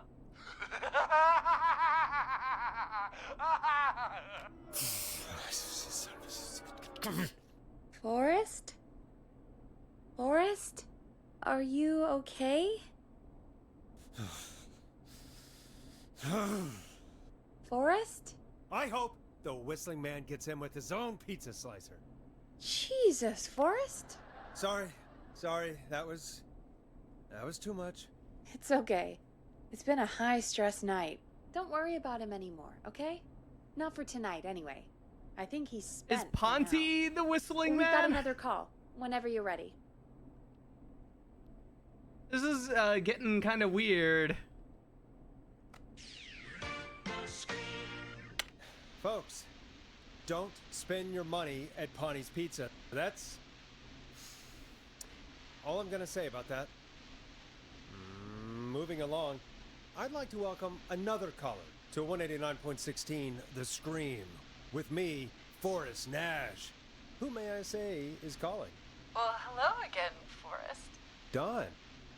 Ah, I bet I know why you're calling. I'm sorry I didn't play your song. There's a lot going on. But please? Never mind that now. First, I'm calling because I need your help. Are you in danger? I sure am.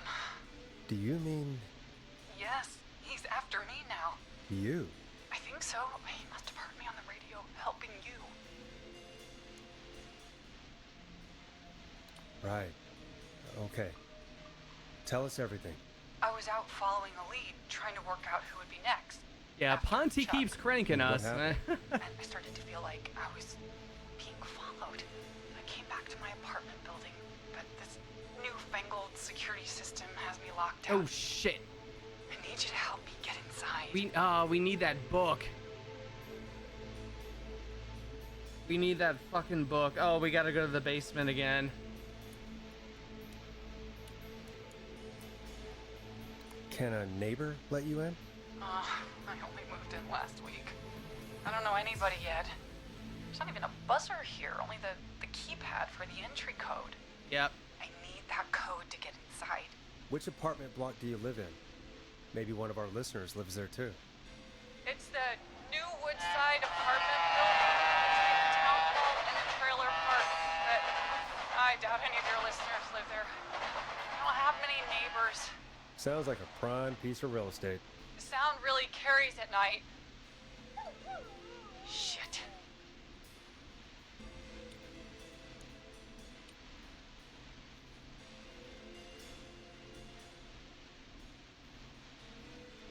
The roller rink guy had a dog. Is that a neighbor's dog? Yes, it is. Boy, I wish he'd muscle that thing in. Oh. And now he's blasting David Scopo out of his window. This night can't get any. Don't sleep there. He's coming down the street. I don't think he's seen me yet. Forrest, please. I need your help. I need the code for that security system, or I'm gonna die.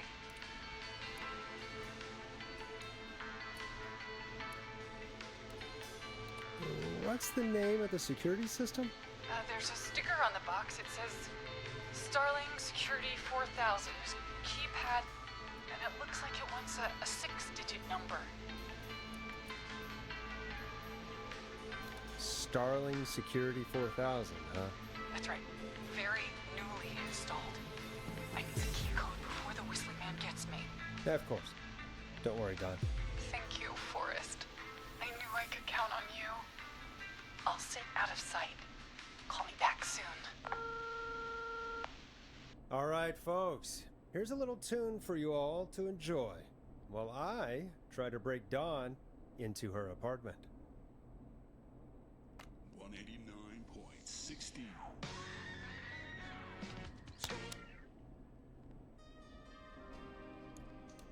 Coming up for your listening pleasure, it's Caged Tiger with their single, One Last Goodbye. You were pretty quiet there, Peggy. Yeah, Peggy. Forrest, was it just me, or was there something... Yeah, it wasn't just you. Something was weird about that. Yeah. Well, tell you what. We have a Starling 4000, or whatever, here at KFAM. Clive bought one for the station. Maybe we can find something to And help. all kinds of other buildings. Well, I'm not sure who. But to help someone. All right, let's save it, and we got to go back to the Okay, basement. so she's locked out of the Woodside Apartments, and somewhere, Clive probably has the papers for the Starling 4000.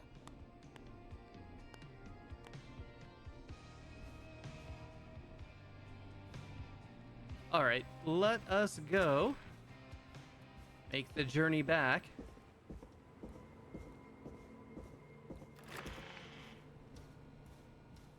I probably should have remembered to just pick it up on our way back up.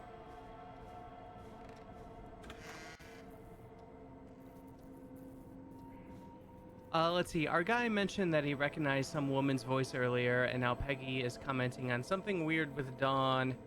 Yeah. Plus, we heard that dog, and the person put on an album that we have here, and we know that person is the roller rink guy. How's that guy connected?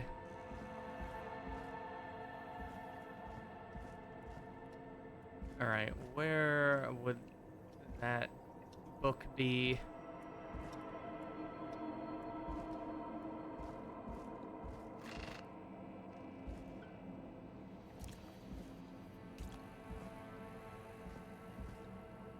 Ah, right here. Starling 4000. User manual. Ah, these codes should come in handy.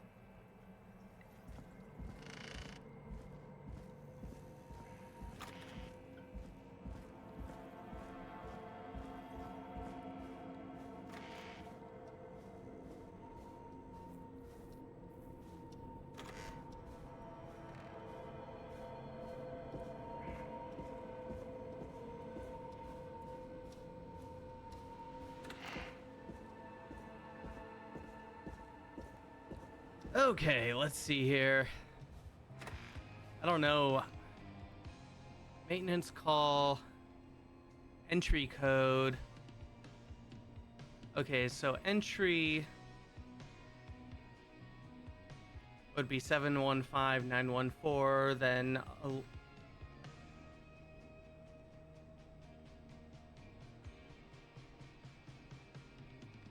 assuming it wasn't changed, of course.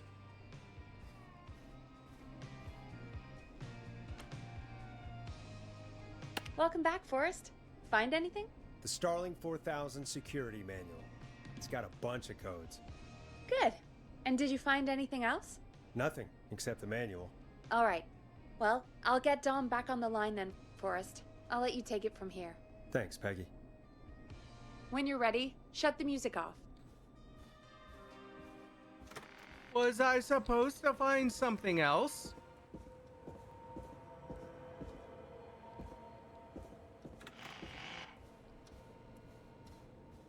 Shit. Oh no. Oh no.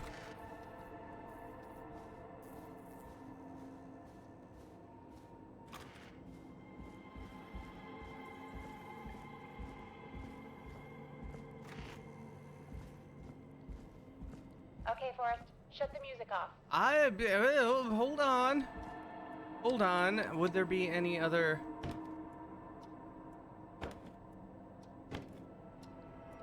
When you're ready, shut the music off. Quiet. Quiet down. Oh, we're gonna get Dawn killed. We are gonna get Dawn killed. Shut the music off.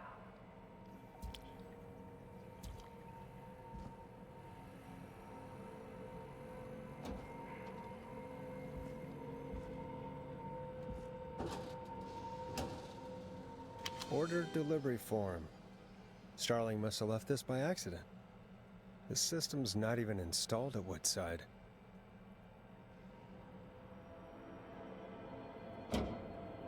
Oh, right.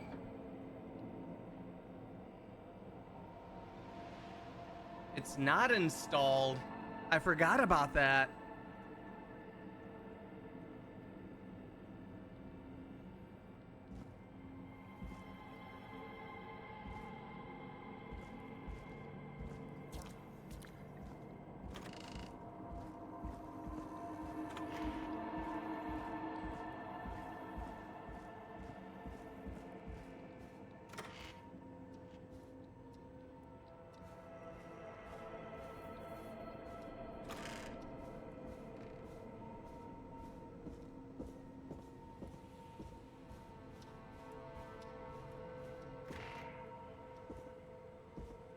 What is she lying about where she is? I'm not sure. Or like When you're ready, maybe shut they the like music set off. it up, but they hadn't activated it yet. I don't know.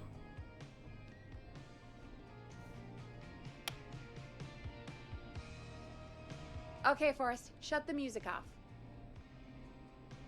Line 1, whenever you're ready. Don, are you there? This is Forrest Nash from 189.16, The Scream. Oh, thank God you're back. I'm so afraid. What's the code to the gate?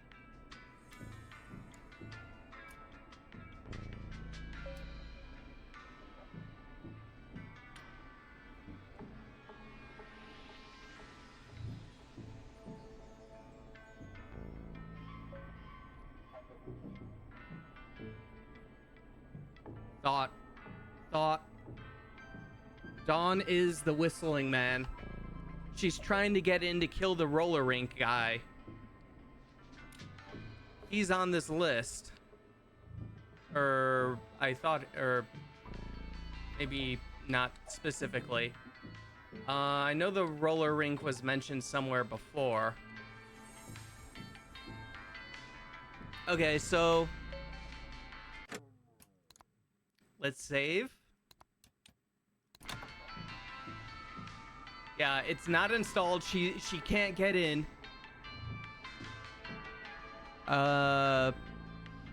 Shit.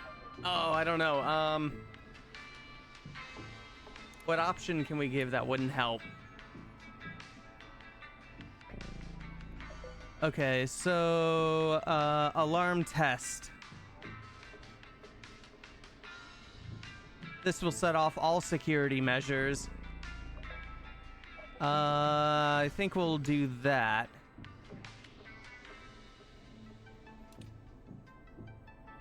The code is 191519. Thank you, Forrest.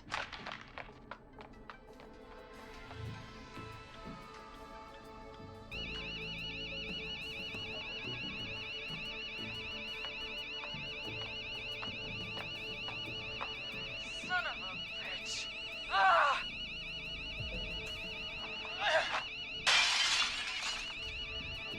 Is she? Yep, she's the fucking killer. Hell yeah! Yeah, stay out! Nobody disrespects the sanctity of the ring! Don't ever come back here again! I'm calling the cops! Thank God. Hello? Is someone there? Ricky, get back inside and turn on the radio. Whoever that was, she was trying to break into the ring. She? Forrest, man, you got no idea. That was him! That was the whistling man! The alarm gave me just enough time to get my rifle. I don't like hurting folk, but I can't let anything happen to Maxie. He's my best friend, you know? Listen, man, I'm heading back inside. Gonna barricade that window. My man, thank you. You and Peggy can skate for free whenever you want, forever. That's a done deal.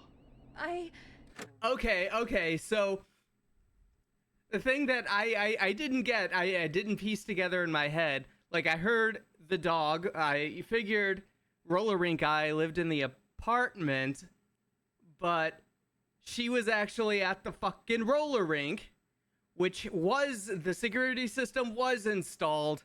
Take that, whistling lady. Thanks, Ricky. Can't wait. You got it. Talk to you soon. Okay, Gallows Creek, here's some music while we process what just happened. So, the whistling man is a woman? Let's see. I know I can't believe it. I had my suspicions the entire time. Yeah, I worked it out a while ago. What's wrong with you, Peggy? You didn't know? You didn't know it was Dawn the whole time? Or Maisie Cartwright? Perhaps?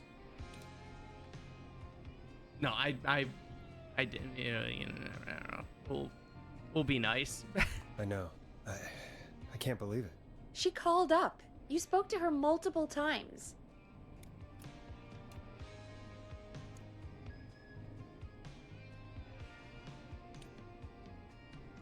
Well, she was always kind of weird. So yeah, I knew she wasn't right. She definitely didn't seem pretty normal. I knew she wasn't right. Is that right, Sherlock? Yeah. Why do you think she requested that song?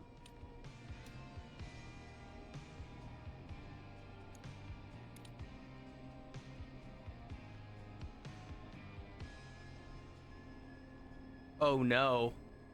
To get me outside. You know, we did a series of unlockings to get her access to the radio station.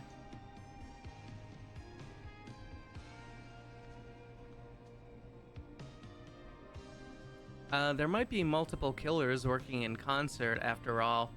If it's an attempt at a cover-up, there could be multiple people in on it. That is true. That is true.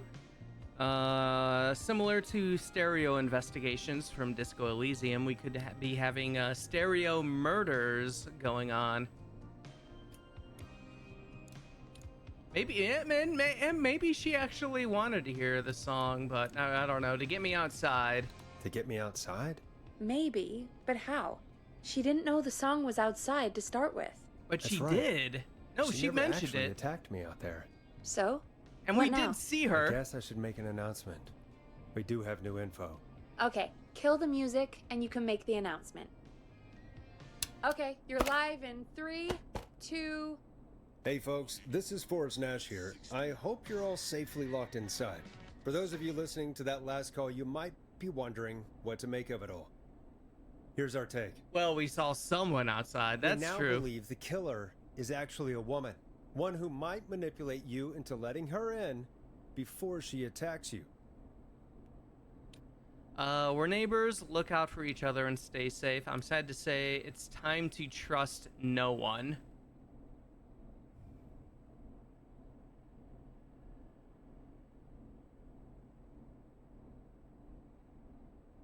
The trust no one would definitely work, or be important if it is multiple people.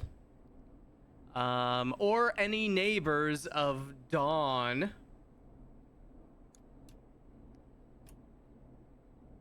But I mean, this is what you would say though. Just yeah, look out for each other and stay safe. Just kind of keep it vague, right? Yeah, I think I'll go with that. We're neighbors. Look out for each other and stay safe. The killer was calling themselves Dawn.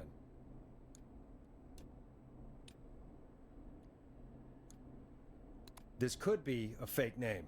If anyone needs help or you have info on the killer, please call in. You folks have my new number, right? It's 911. Hopefully, our next caller can help shed some light on our killer. Hey, we had a call come in. Okay, folks, time to take a call. All right.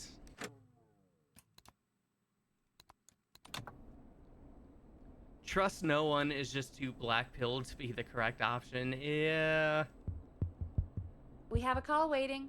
Hey, is this thing on? All right, well. 189.16. This is Forrest Nash, and you're listening. Please help me. My name is Casey Moore. I'm at 25 Nancy Drive. My best friend's been stabbed. He's bleeding everywhere. I don't know what to do. Please help me. Easy, easy. Take a breath. Relax. Okay. We'd been out at the reservoir. We were heading back to his place when we heard this whistling all of a sudden. He just started freaking out. He screamed at me, told me to hide. I'd never seen him like that, and I just panicked and ran and hid in a bush. Oh no. Forrest. Then what happened? He went up the road and talked to someone. I couldn't really hear or see anything. It sounded like he might have known the person, and they just stabbed him.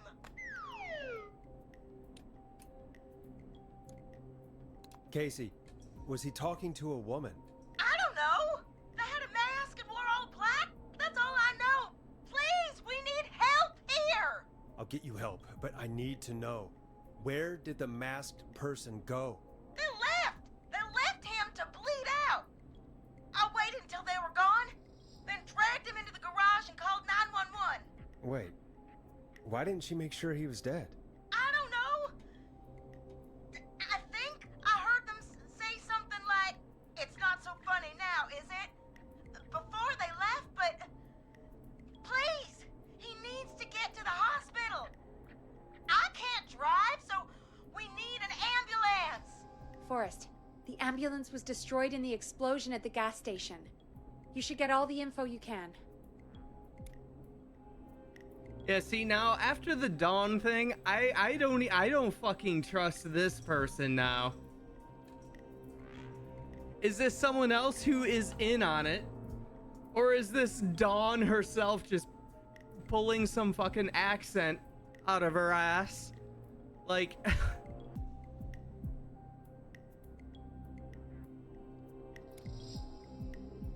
What's your friend's name, Casey? It's Jason Parker. Can you tell us where Jason was stabbed? They stabbed him in the stomach, and then stabbed him again in his leg when he was on the ground, and it's... Oh, the knife is still there in his leg! We'll be right back. Peggy, patch us through to the hospital. On it. Phoning St. Gabriel's now. it's Switch not to so line funny 2. now, is it? What did that mean?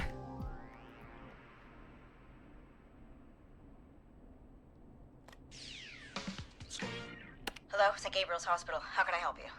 Hi, this is Forrest Nash from 189.16. The We Scream! have a stab victim at 25 Nancy Drive named Jason Parker. He's been stabbed in the stomach and the leg. He's bleeding heavily. Oh God, I'm sorry. But the ambulance is, well, you know. I know, but please, we need something, or he's going to die. Forrest, listen, you're going to have to get him here. We need to see him, and we can't get there ourselves right now. We don't have any way to drive him right now. And even if we did, he's bleeding out fast. All right, listen. We need to buy him time to get here. That means stopping the blood first, and then finding someone to stabilize him. To stabilize him, you really need someone with first aid training. Do either of you have any? No. Me neither. Damn it. I'm really sorry about this, but I have other patients who can't wait. All I can do is talk you through the procedure as quick as I can, and then leave the rest to you. You think you can handle that? All right, there's no timer on that. Let's go check our yarn board here.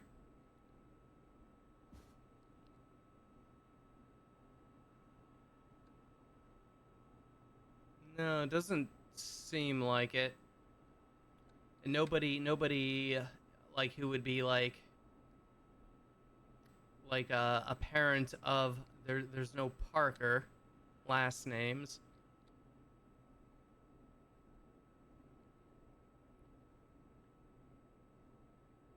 Oh, Rudd, Houghton, Stein, Mildred.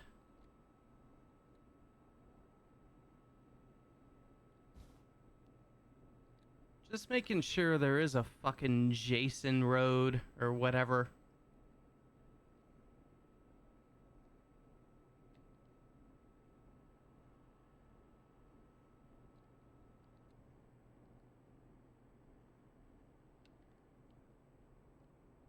Jackson, Jones, Craven.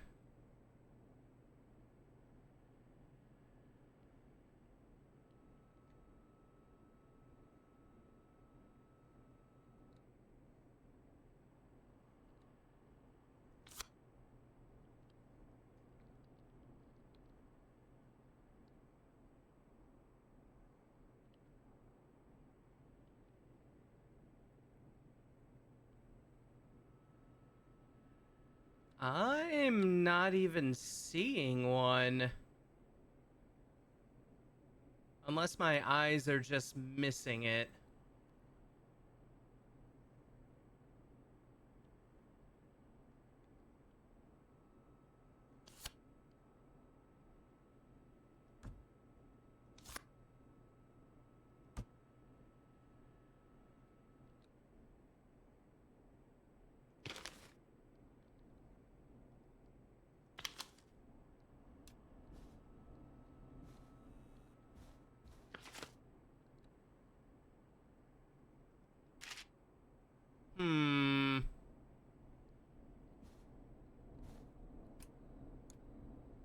We don't really have much choice.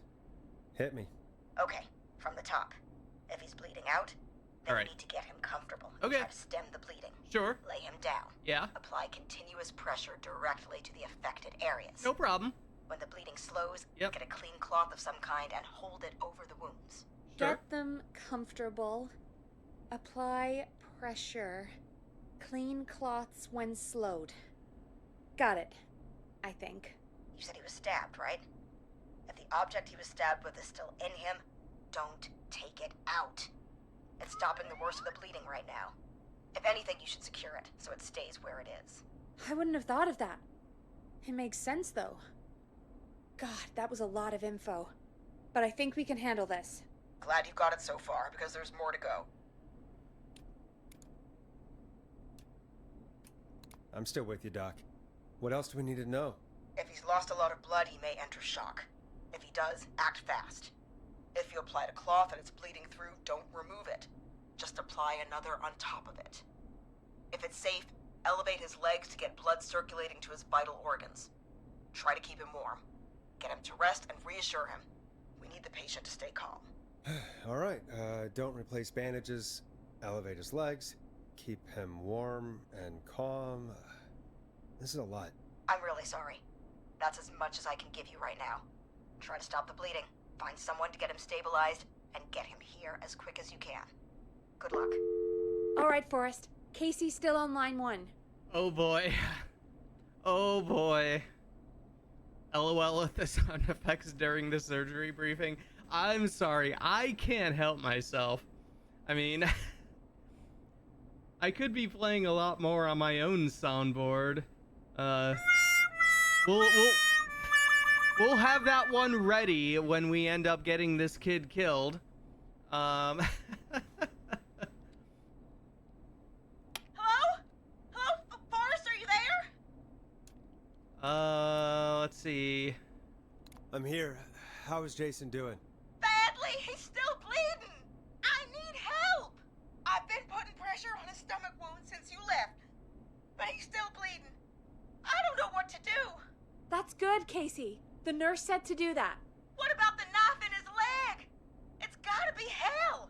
Should I pull it out? Take the knife out. Yo, Casey, we need you to chill out. Exactly. All right. Yeah, don't touch the knife. No, don't touch the knife. The bleeding will get worse if you pull it out. Are you sure? I'm sorry. I'm gonna stop making suggestions. Yeah, No, shut don't worry, up. Casey. We're a team here. No, we're not. all going to get Jason through this. Casey, is his leg wound bleeding right now? I hate looking at that knife. Yeah. It's bleeding. His stomach is worse, though.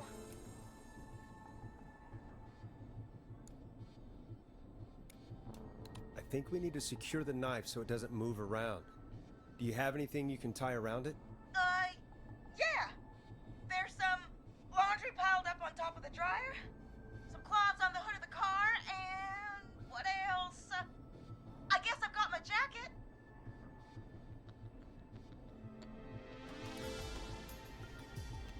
Shit. Okay, so it's like clean cloth, right? Her jacket is probably not clean. It's probably fucking sweaty as hell. Cleaning rags. Have they been used? And the laundry. Is it clean laundry or is it dirty laundry? I don't know. Oh god, this is gruesome. Why are we in charge of this 911? How could you do this to me? All right, you know what? Let's use the laundry. Look in the laundry for something like a towel or a shirt. Hold that over the wound. Okay. Looks like I'm gonna have to buy you some new whites, Jason. Here we go. I'm sorry, Jason. It's secure. I'm putting pressure on his stomach I'm starting to think we might make it. Forrest, can I have a word? Casey, I'm gonna have a quick word with Peggy. Keep putting that pressure on, and let us know when the bleeding is under control. You're doing great. But what if something happens? We'll still be here. Just shout if you need anything, and we'll be there. I promise. Okay. I'll wait. Jason, please be okay. What's up, Peggy? We can't stay on the line with her all night. Dawn is still out there. What if other people need us? You're right. Oh no. She's probably on her way to her next target right now. Exactly. And you heard the nurse. We need someone there with training who can stabilize him. He's got to get to the hospital somehow. Yeah, that is true.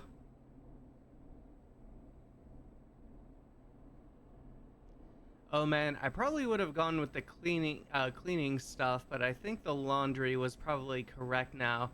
Yeah, maybe. And if like the cleaning cloths are clean, I think the hospital lady said like once the bleeding is controlled, then you use the cleaner material, I guess.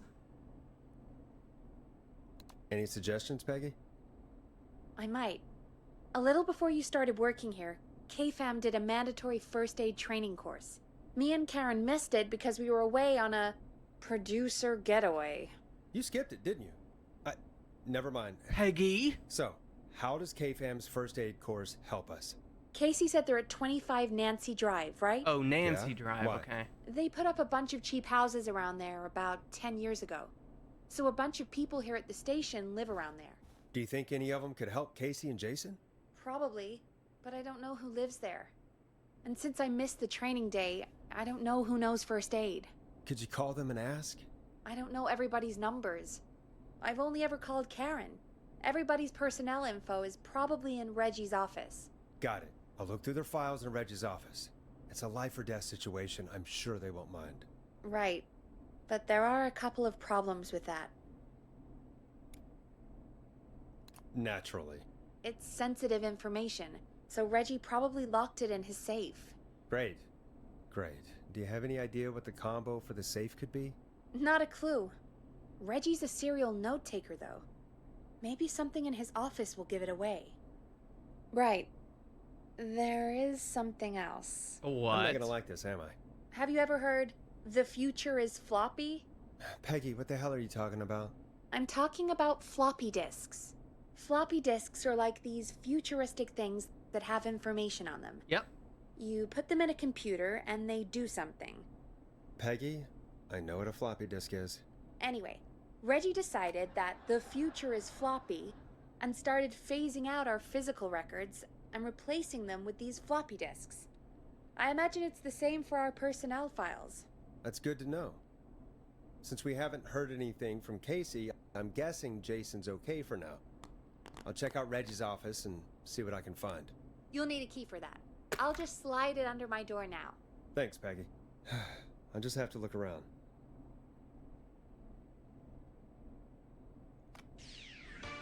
Good. I'll patch my mic down to the office, so you'll hear me over the intercom. Okay, alright, Reggie's office.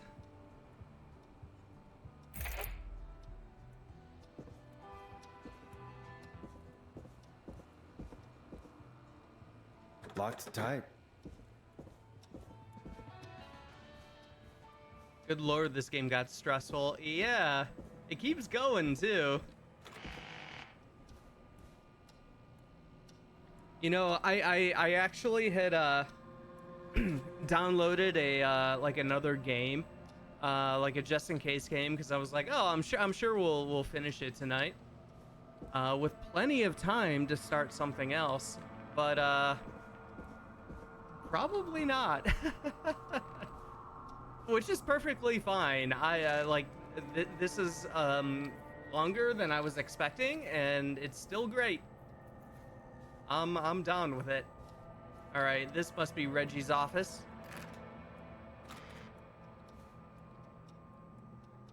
The old X-Files poster.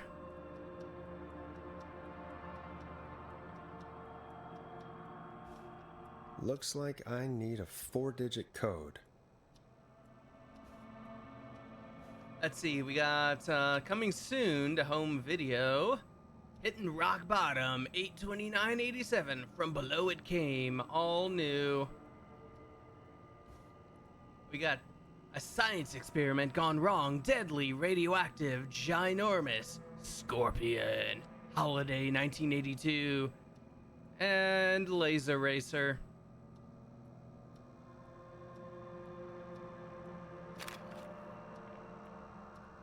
Let's see, we got alien sightings, number 75, UFO over park.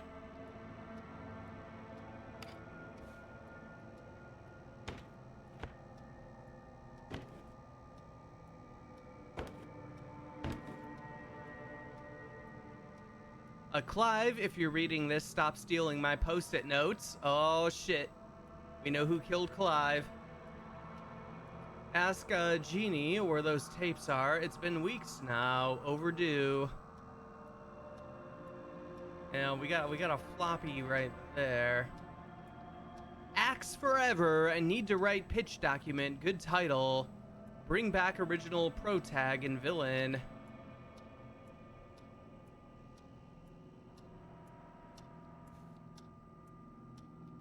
Hint, very important date. Okay. Very important date.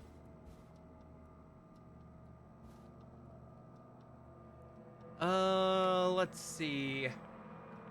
All right, Reginald Scott has successfully completed the standard course in first aid to the injured, issued by blah blah blah 13/08/87. I don't know if you consider that an important date.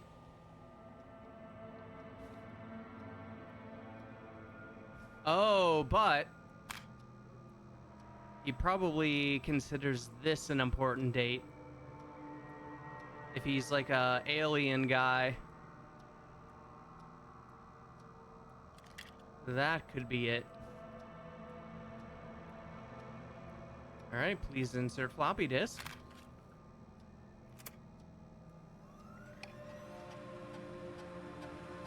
Could this be it? Let's see, deep cuts, top secret, pizza delivery killer who kills with a pizza cutter, free slice on me. Terrifyingly, there is never any pizza. What happened to the original delivery guy? Maybe write him in as a final girl's boyfriend? Protagonist is college student Megan, surname to follow. She's smart, beautiful, resourceful, and lactose intolerant. Amplifies the divide between her and the pizza killer. Takes place on 11/07. Very important date for the town. Oh. Great Goose Gathering, event where a large number of geese appear suddenly and save the town from starvation. Try to link this into the greater story. Need to kill off Megan's support network throughout the movie, like Acts 3, but even scarier. Maybe partner with Ponte's Pizza for the launch. One out of 10 orders just receive a pizza cutter and tickets to the movie. Well, the boss guy has an X-Files poster. Can't be all bad, right? Yeah, great television show. Classic for sure. All right, so maybe 11/07.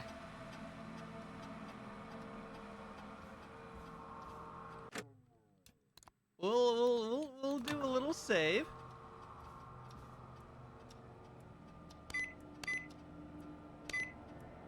Nice.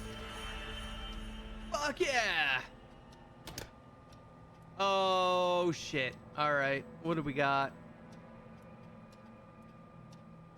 We have our personnel file.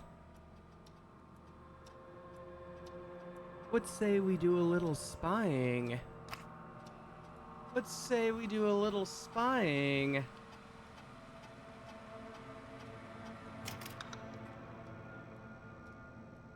Oh, in a second. Bye. What does the personnel file say about us? Get a load of this, Peggy. Apparently, I'm a lone wolf type. Forrest, what are you doing? We don't have time for this. We have a man You're right, I'm sorry. I need to focus on possible candidates. I can read the rest of this later. All right, come on in. We're apparently staying at an inn on Romero Street. Notes about us. I can't believe we actually got the Forrest Nash here in Gallows Creek. His motivation may be low, his demands are a bit beyond our means, and he's currently blacklisted from any reputable station, but honestly, we don't have a reputation to lose. Forrest isn't really integrating with the team, seems to have this lone wolf thing going on. Heard him call Jeannie, Janie, Janine, and Brenda in his first week. Hopefully this changes when he gets settled. LOL, Peggy calling us out. I know. I've paired Forrest with Peggy for his show. They seem to have developed a relationship of sorts pretty quickly, which is good because we sure don't have the show budget to pair him with Karen.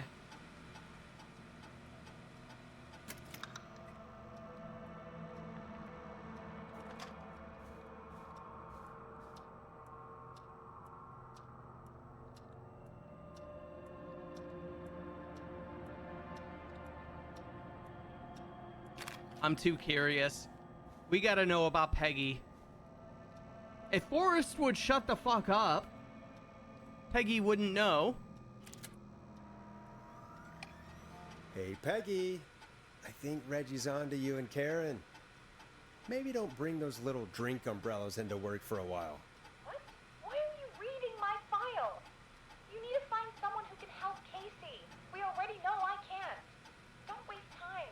You're right. I'm sorry. I need to focus on possible candidates. I really shouldn't have read both. We're in a hurry. All right. I've never seen somebody gel with everybody as quickly as Peggy has. Her, Karen, and Barbara have really become a little family already. Maybe we need to run the station on girl power. Hopefully it's cheaper than electric. Sometimes I wonder if Peggy secretly wants her own show. She does. She hasn't been shy about getting involved in the calls on the Scream. Sometimes it feels as though Forrest could just leave for a coffee mid-call and nobody would know.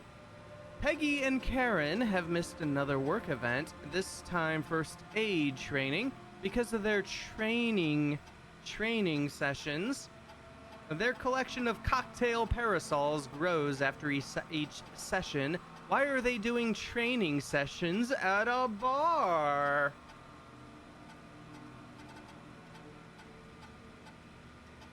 Yeah, some umbrella cocktails on the job. That's just about the least suspicious dirt we could have dug up. Yeah.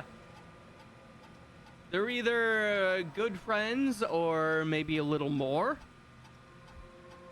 That is the least suspicious and like who cares slash good for them that we could have found.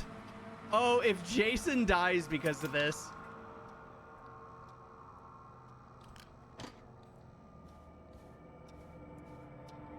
All right, John something. Oh, yeah, and John Hedges. Bradley Carter. Barbara. Were we originally looking for Karen? I don't remember.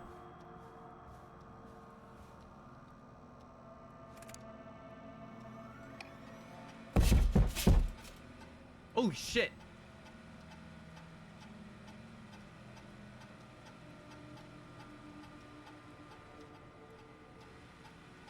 What was that?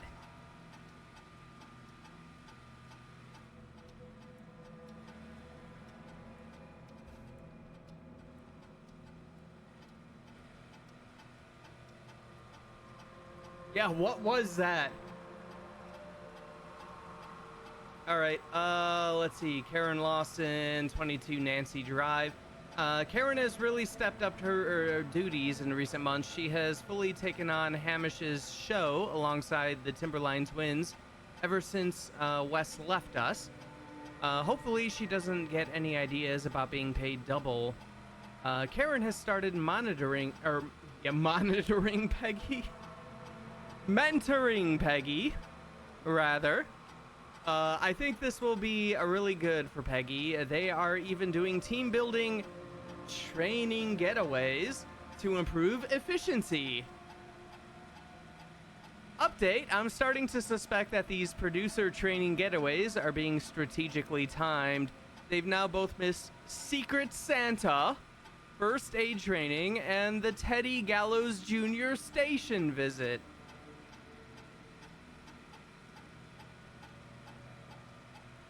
I mean, if these producer training getaways are just going out to get drinks and fucking, sounds like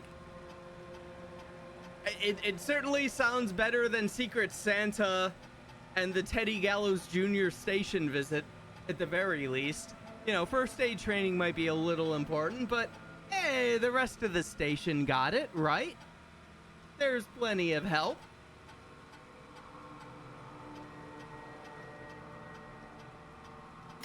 Okay, I guess it wasn't that. Oh boy. Oh boy.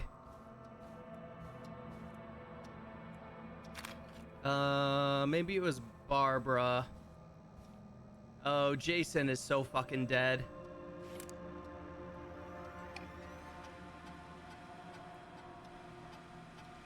Uh, 14 Craven Street. Barbara is really getting on well with all the staff here.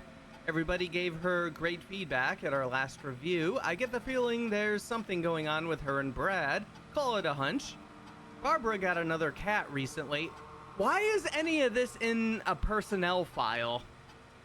This is more like a spy file, which I guess makes sense because he's like a conspiracy guy.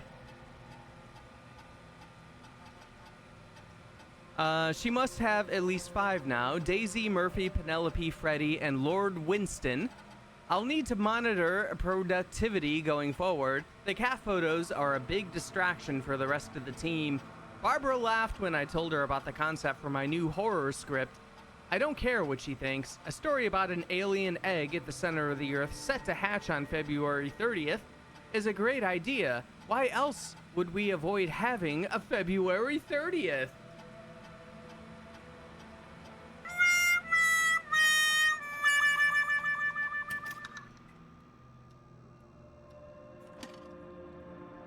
Jason's a trooper. He's gonna hang in there. Oh, we'll see about that.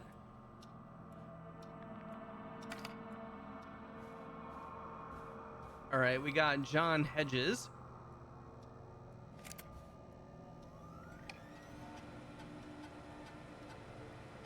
Okay, John is at Nancy Drive. Okay, so John is probably the guy. John refused to engage with the first aid trainer during his course. I know he was a war medic, but it was station policy to send everybody regardless.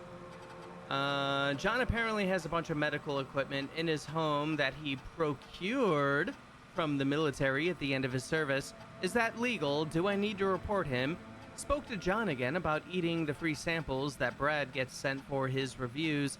He said he'd stop, but he said that the last 3 times too. Is it un-American to reprimand a war vet? Okay, so John is clearly the guy, but we've read them all except this one. We can't leave Brad behind. No man left behind, right?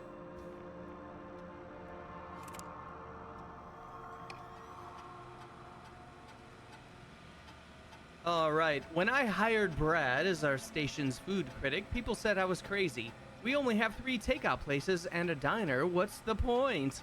To them I say, you can't be afraid to explore the darkest reaches of the unknown. Or Henderson.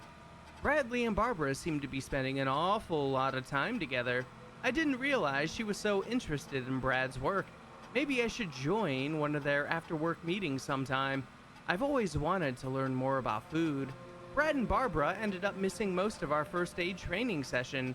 Brad made a joke about practicing mouth to mouth, and Barbara got really upset and stormed off. The joke wasn't that bad.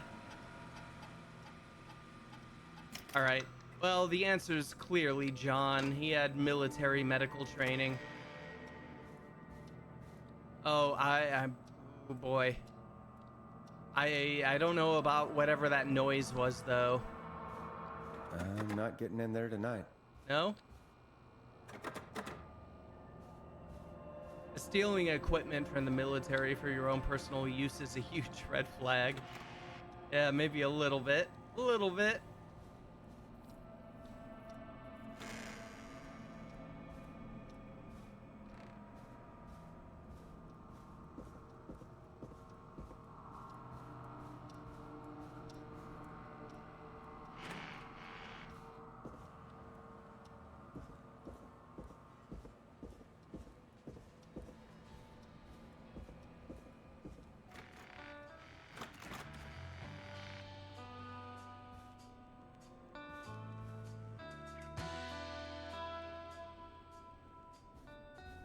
All right, everything's okay. Right?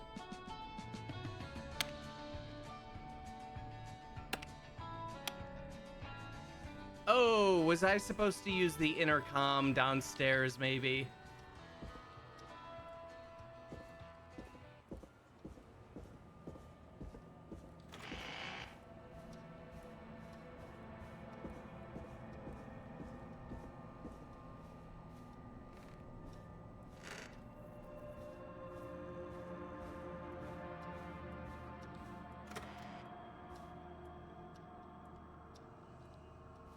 Ah, here it is.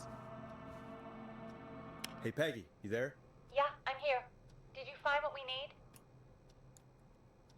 I think I know who our best bet is to help Casey and Jason. All right, good work. Who should I... Hello? Is anybody there? Please pick up. Casey, I'm here. What's wrong? Jason started going pale. I tried to get him to rest, but he just threw up everywhere. What's happening? What do I do?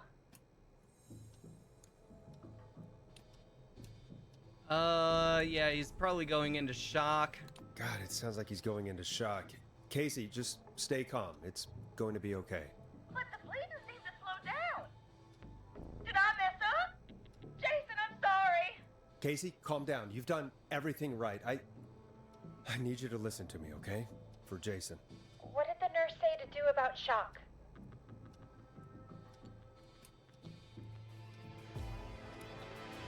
Okay, it was the legs, right? So it goes to the vital organs. Right? Shit.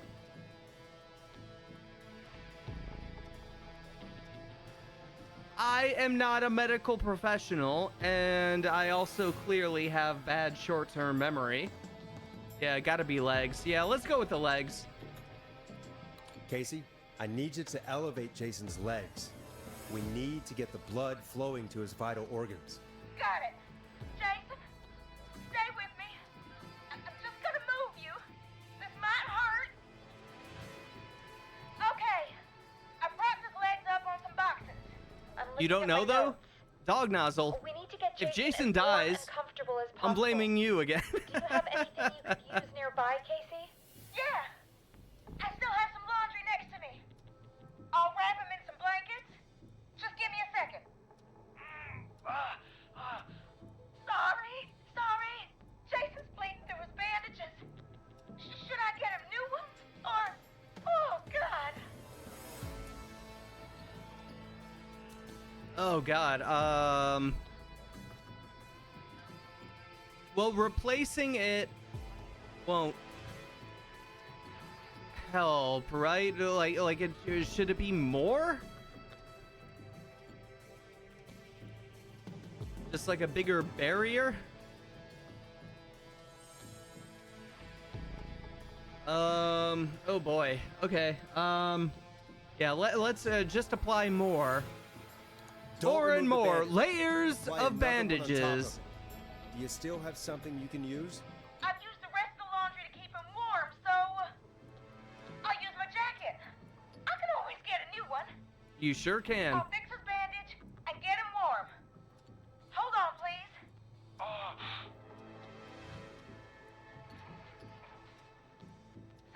Sorry. I'm done. You're gonna be okay, Jason. Just relax now.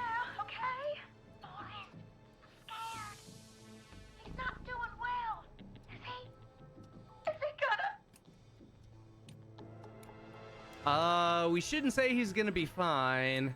We should also say it's not. We should also not say it's not looking good. Be strong for Jason, I think, is the best option here. Casey, I need you to be strong for Jason. Sit with him and reassure him that everything's gonna be okay. Okay? Okay. Yeah. Please. That way the blame is on you, Casey, when he dies. Please, help. I can't lose him. All right, Forrest, we need to hurry. Jason doesn't sound like he's doing too well. You said you knew who to call earlier? Yep. Who was it? Yep. Good old John Hedges. We need to call John Hedges. He lives on Nancy Drive. He didn't really participate in the first aid training, but he's a former war medic. He's probably the most trained person we have. Really? I never really spoke to him before. A war medic, huh? Yeah. LOL, and according it's to not Reggie's notes, looking good. John keeps all of his old equipment at his house. He's something of a hoarder. All right. What's his number? 54. I mean, it might be fun to do a like a replay of just being like the shittiest fucking DJ. Who the hell is this calling me at? What time is it? John, it's Forrest Nash here at KFAM. The We have an emergency and we need your help. Forrest? If this is a work emergency, then it can wait until the goddamn morning. Just leave me a note like everybody else.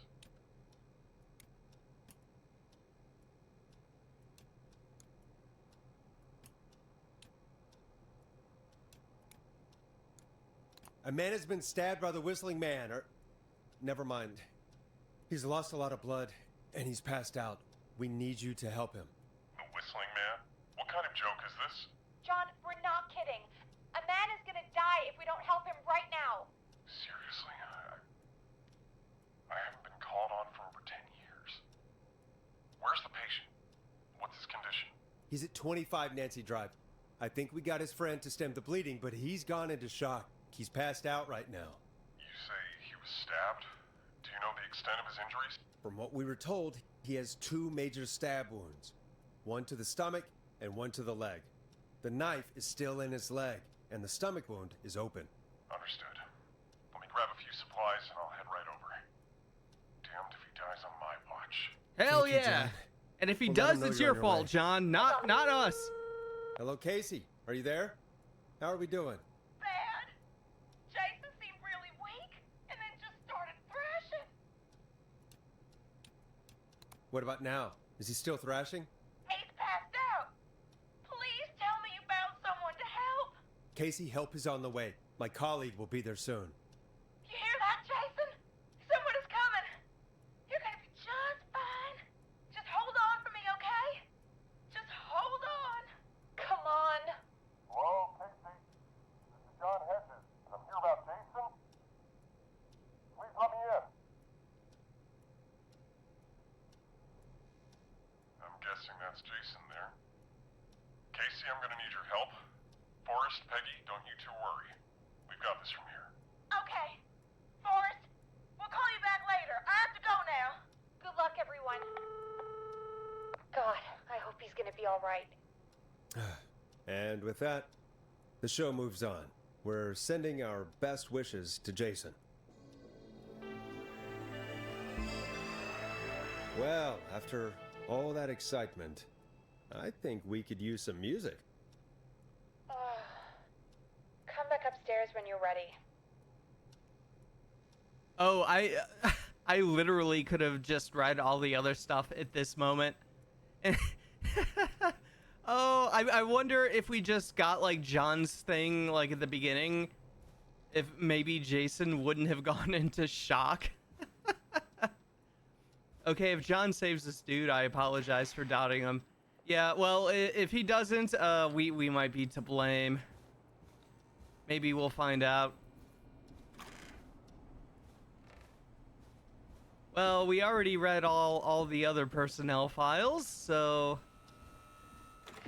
we'll head back on up.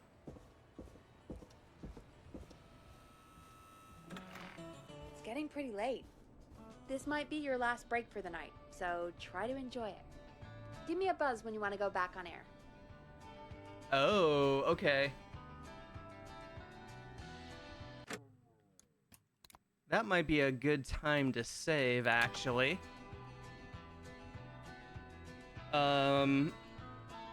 That kind of almost sounds like a point of no return, more or less, which I think we might save for next time. Keep everybody in suspense, especially since I've been on for four and a half hours plus. Drag it out a little longer. Yeah. This game continues to fucking rock. I love this game. Like so far, like just this year in general, I think top 3 in a row, no particular order: Formake, Amnesia the Bunker, and fucking this game, Killer Frequency. This game is so good and surprisingly very tense at parts. It kind of gets really into it with some of this choose your own adventure stuff. With the callers. Yeah, it makes sense. Let me know when the final stream is gonna be. I don't want to miss it. It's really fun. Yeah, absolutely. It'll probably be in a couple to like 2 to 3 days again. I'm thinking my work schedule. Monday, Tuesday, Wednesday, probably Thursday night will probably be the next stream. That is my guess, but I'll keep you updated. Yeah. Oh my God, this game is so good. I do wonder how much is left. Like part of me just wants to be like, hey, let's do it to the end, but I don't know if there's gonna be like another hour plus or what. Let me see here. Blah blah blah.